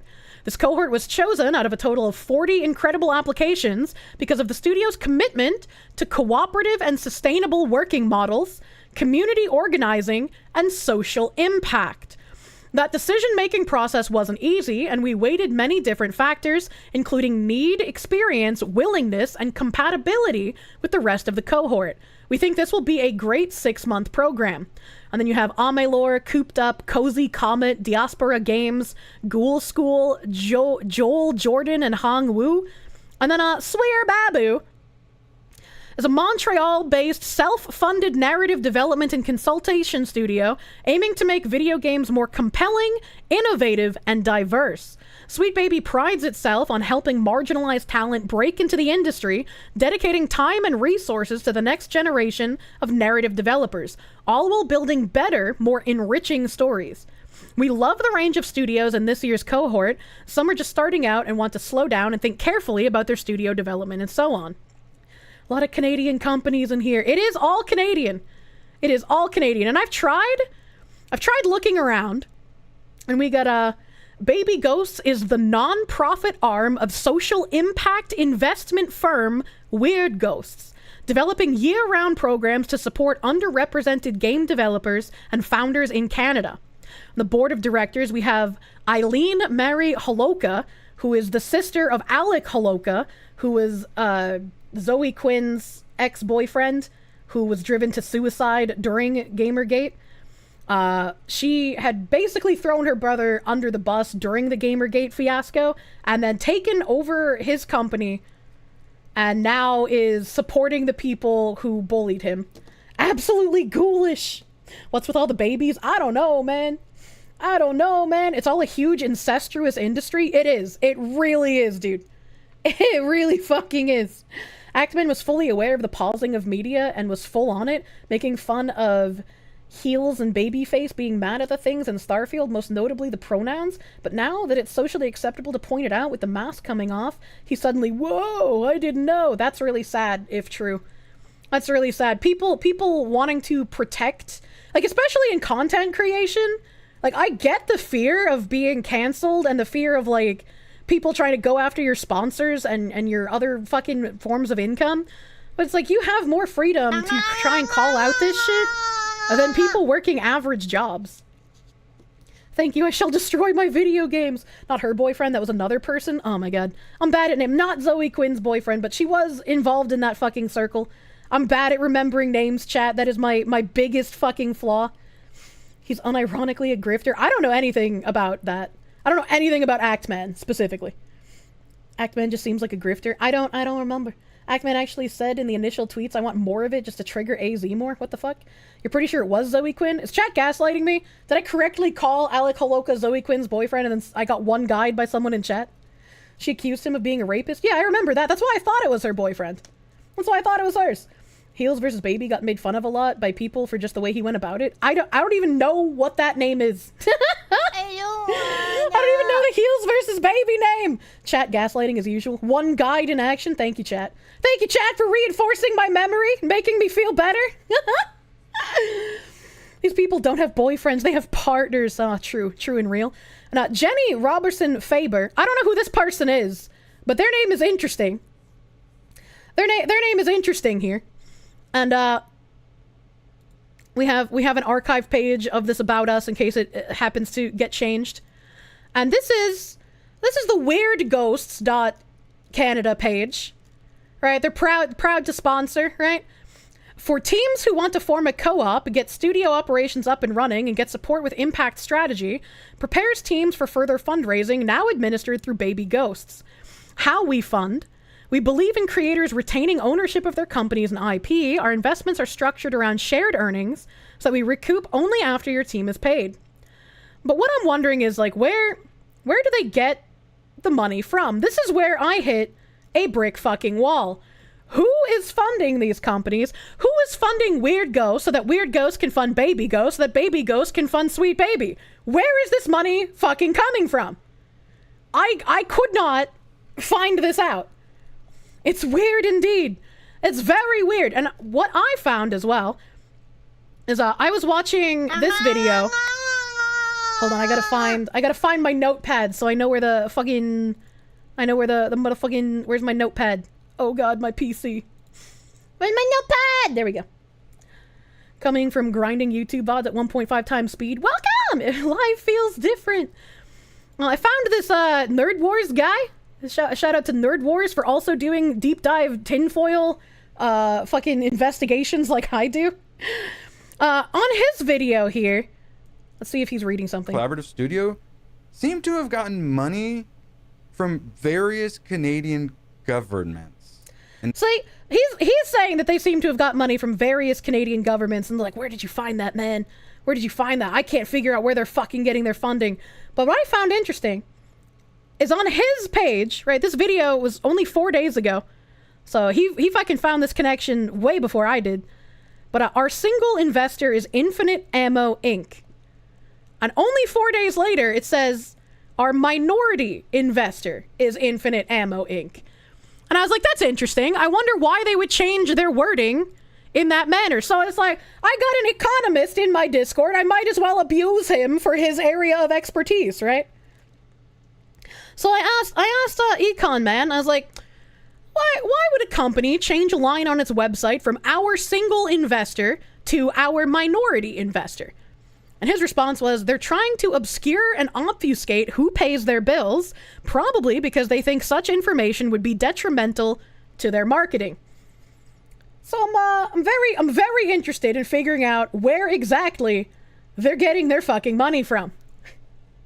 You can't just call someone a minority. It's 2024. Canada's done saying sorry. I fucking guess so. And I had another timestamp on this guy's video that I thought was relevant. It's at 7:07. This might be my fault. Thankfully, I screenshotted this. Nothing like seizing the means of production. First gaming and then the world. We can put everyone into camps. And so, unfortunately, since they privated, like he said after this, you can't see this now. So thankfully, it's in his fucking video. But unironically, Weird Ghosts making commie memes, and then trying to say we're the conspiracy theorists when we call out the DEI nonsense. Please. Canada's funding Sweet Baby Inc. SBI equals suicide booth. Yeah, I looked around on like LinkedIn. You know, they got the similar pages, Cozy Comet, Gamma Space. Those are other names that were listed. And like they talk about really grateful to Nicole Carpenter for bringing attention to the funding gaps in the video game industry, especially for marginalized devs. What did they mean by this? We're currently seeking additional steering committee members for our newest summit, the Indigeneity and Diaspora in Game Summit. Never even heard of that. And they got a blog here, news and articles from the Ghosties, tools for accountability in your impact-oriented studio. Impact Fund Weird Ghost is announcing their first round of investments in Canadian studios led by underrepresented founders. The post captures the values of Weird Ghost founder Jenny and Eileen, but also that of our extended community, including many of our investees as well as our collaborators at Gamma Space. Applications are always daunting. That's how to apply 1 year of Weird Ghosts, breaking down barriers to funding for Canadian game studios. As a brief intro to making your indie game studio impactful. What do you mean? What do you mean by this? Can't wait for SBI whistleblower mega doc. The mega doc. On Eileen Haloka's personal website, you've got a October 30th, 2021 post launching Weird Ghosts. And what I find interesting, all right, like little tinfoil hat here. What I find interesting about this is they launched Weird Ghosts in October 30th, 2021. The original Bridge initiative was also created in 2021 as a DEI monitoring scheme. It's like, that's interesting that they just both happened around the same time. And she said, launching Weird Ghosts Inc. Today, Jenny Robinson Faber and I officially launched Weird Ghosts, a brand new impact fund for underrepresented game studio founders across Canada. This is a huge deal for the both of us. Today is October 30th, which means not only is it spooky season, and what better time for ghosts, but it's what would have been my brother Alex's 38th birthday. He died just over 2 years ago, and I've been working ever since on how to keep his love of games and community alive. I've also spent this time thinking about how we can make our indie game dev community safer and more accessible. Weird Ghosts is one answer to that question. We want to change how games funding and studio structures work. We want to encourage healthier futures for game devs. Weird Ghosts supports video game studios with grants, catalytic investments, and community in order to build strong, impactful teams of underrepresented makers who are shaping the future of games. Genuinely evil, yeah. Yeah, that was jarring to read, to say the least. He didn't die, he was driven to suicide by ideologues. Yeah, but she can't say that since she's now supporting those ideologues, you know? And then, again, she said, Jean Robinson Faber, the ones who set up Weird Ghosts. Hello, I'm Henry Faber. Community development, project management, business development, design, marketing, and mentorship for people who make games and digital media. As a founder of award-winning agency Bento Box Projects, Faber has over 20 years of experience in design and product execution for clients in the film, TV, and entertainment industries.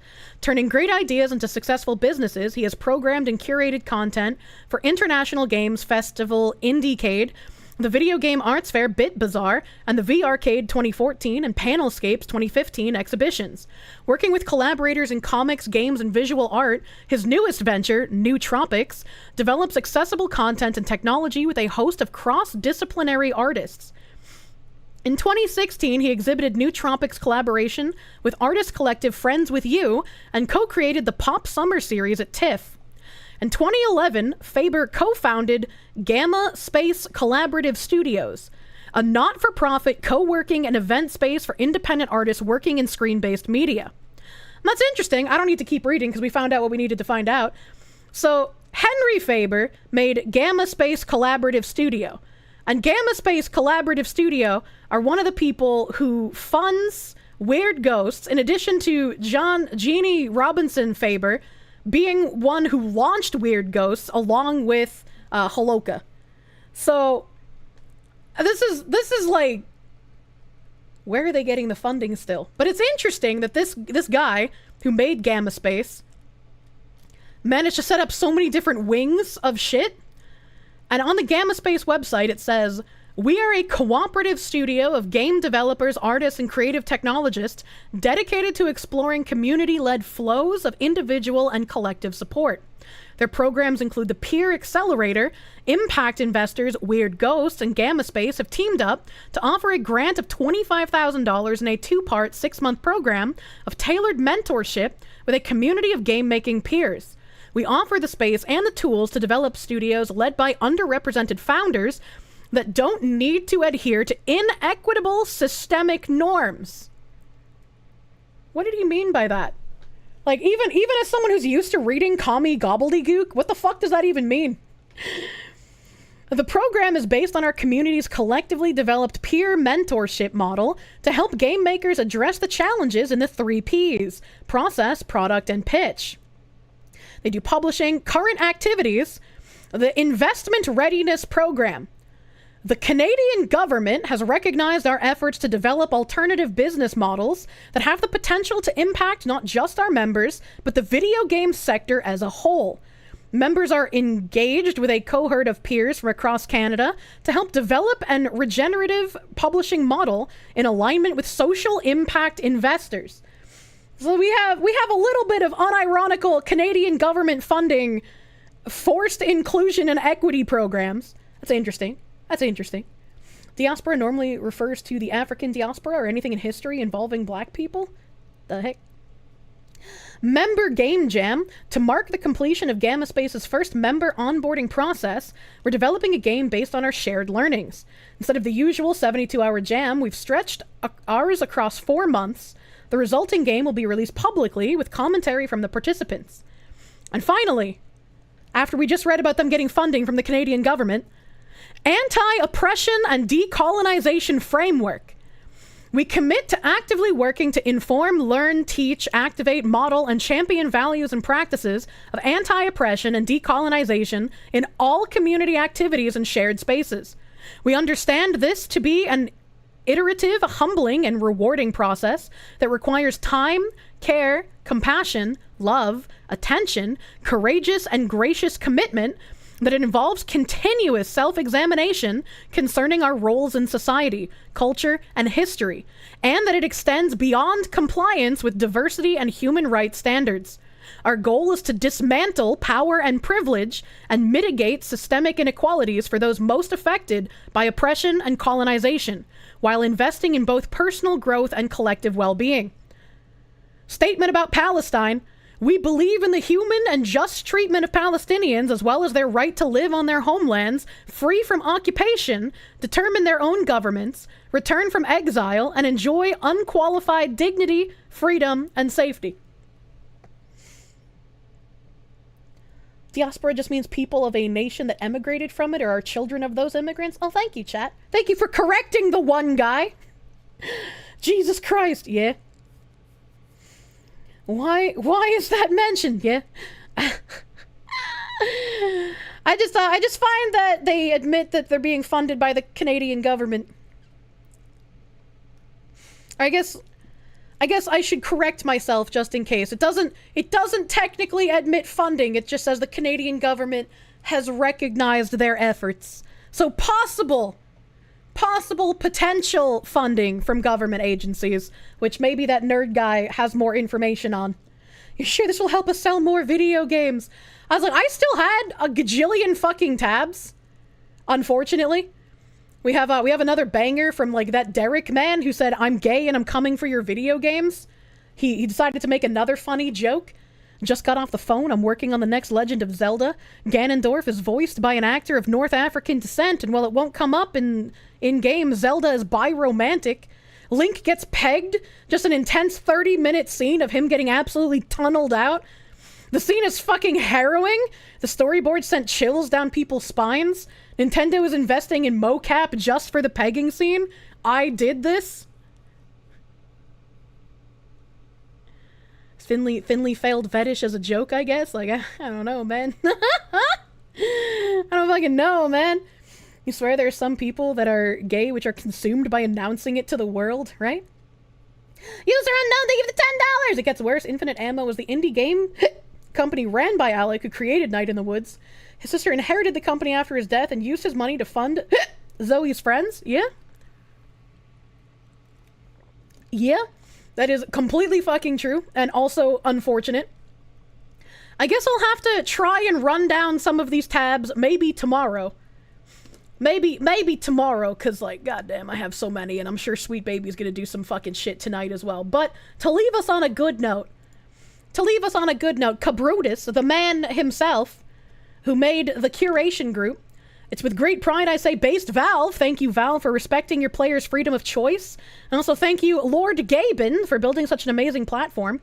Steam told him, no worries, we'll be glad to assist you. We have provided all the information we have for your issue. I'm closing the help request. If you have an unrelated issue, please open a new help request and we'll be happy to help.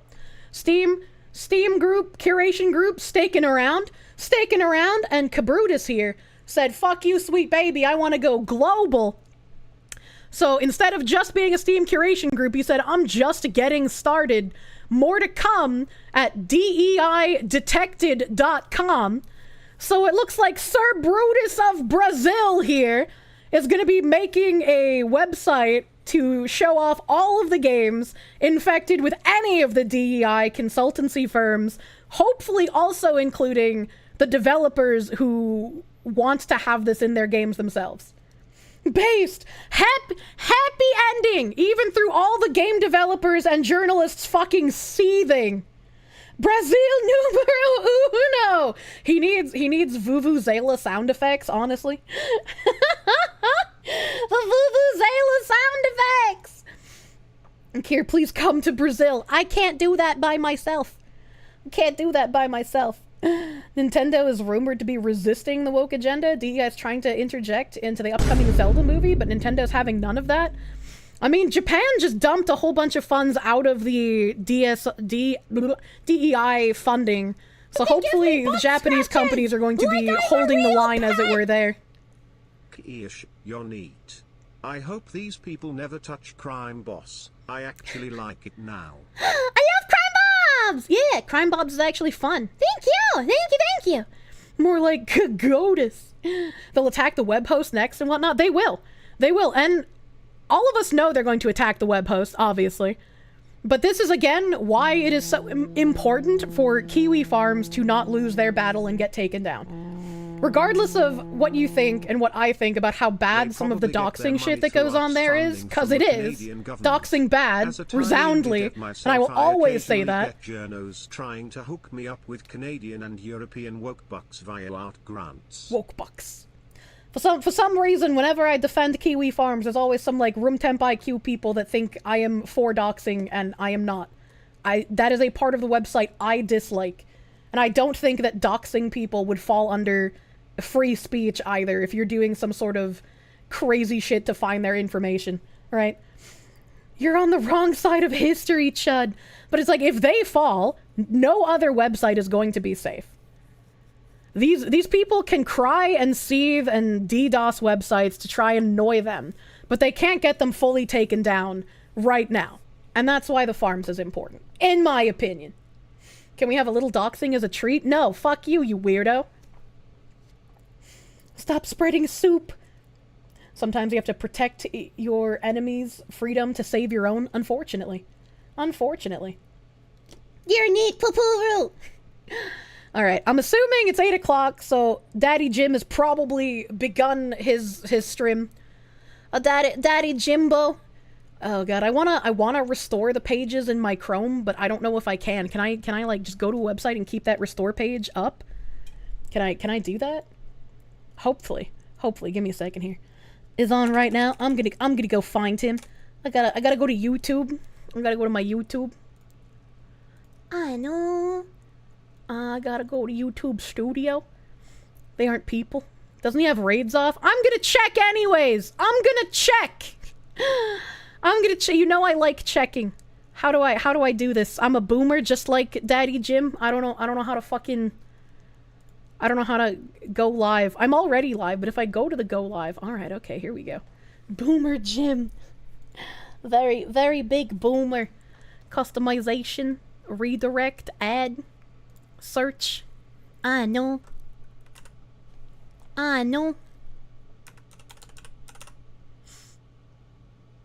Yeah, unfortunately, only Sparky's Restream is available. Unfortunately. A walk down memory lane. Yeah, he definitely still has raids off. Definitely still has raids off. But I'm gonna encourage everyone to go there. We'll just have to manually raid, I guess. We'll manually raid Boomer Jim with his raids off. You don't mean to give false info with the diaspora. The only place you'd heard it used was in reference to the African diaspora. You're fucking dumb sometimes. We all are. Don't worry about it. We're all dumb sometimes. I'm gonna have to say thank you guys for hanging the fuck out tonight on this Fandom Friday. I fucking went over. I wasn't able to get through all of my tabs, but I tried my best. Hopefully you learned something. You had some laughs. We know what's happening. I'm gonna have to catch up. My catch-up list grows ever larger for thanking you guys for donoing and suping and subbing and resubbing, and you're all so fucking cute, and I'm so sorry that I can't get to all of the messages in one stream. I'm sorry! I'm sorry! And please go give weird anime emotes to Daddy Jim. My mods are gonna be posting his stream in chat. Thank you! I'm gonna eat food and watch Jimbo and go to the gym. I'm gonna die tonight. Thank you, everyone! I hope you have a great rest of your night. Bye-bye!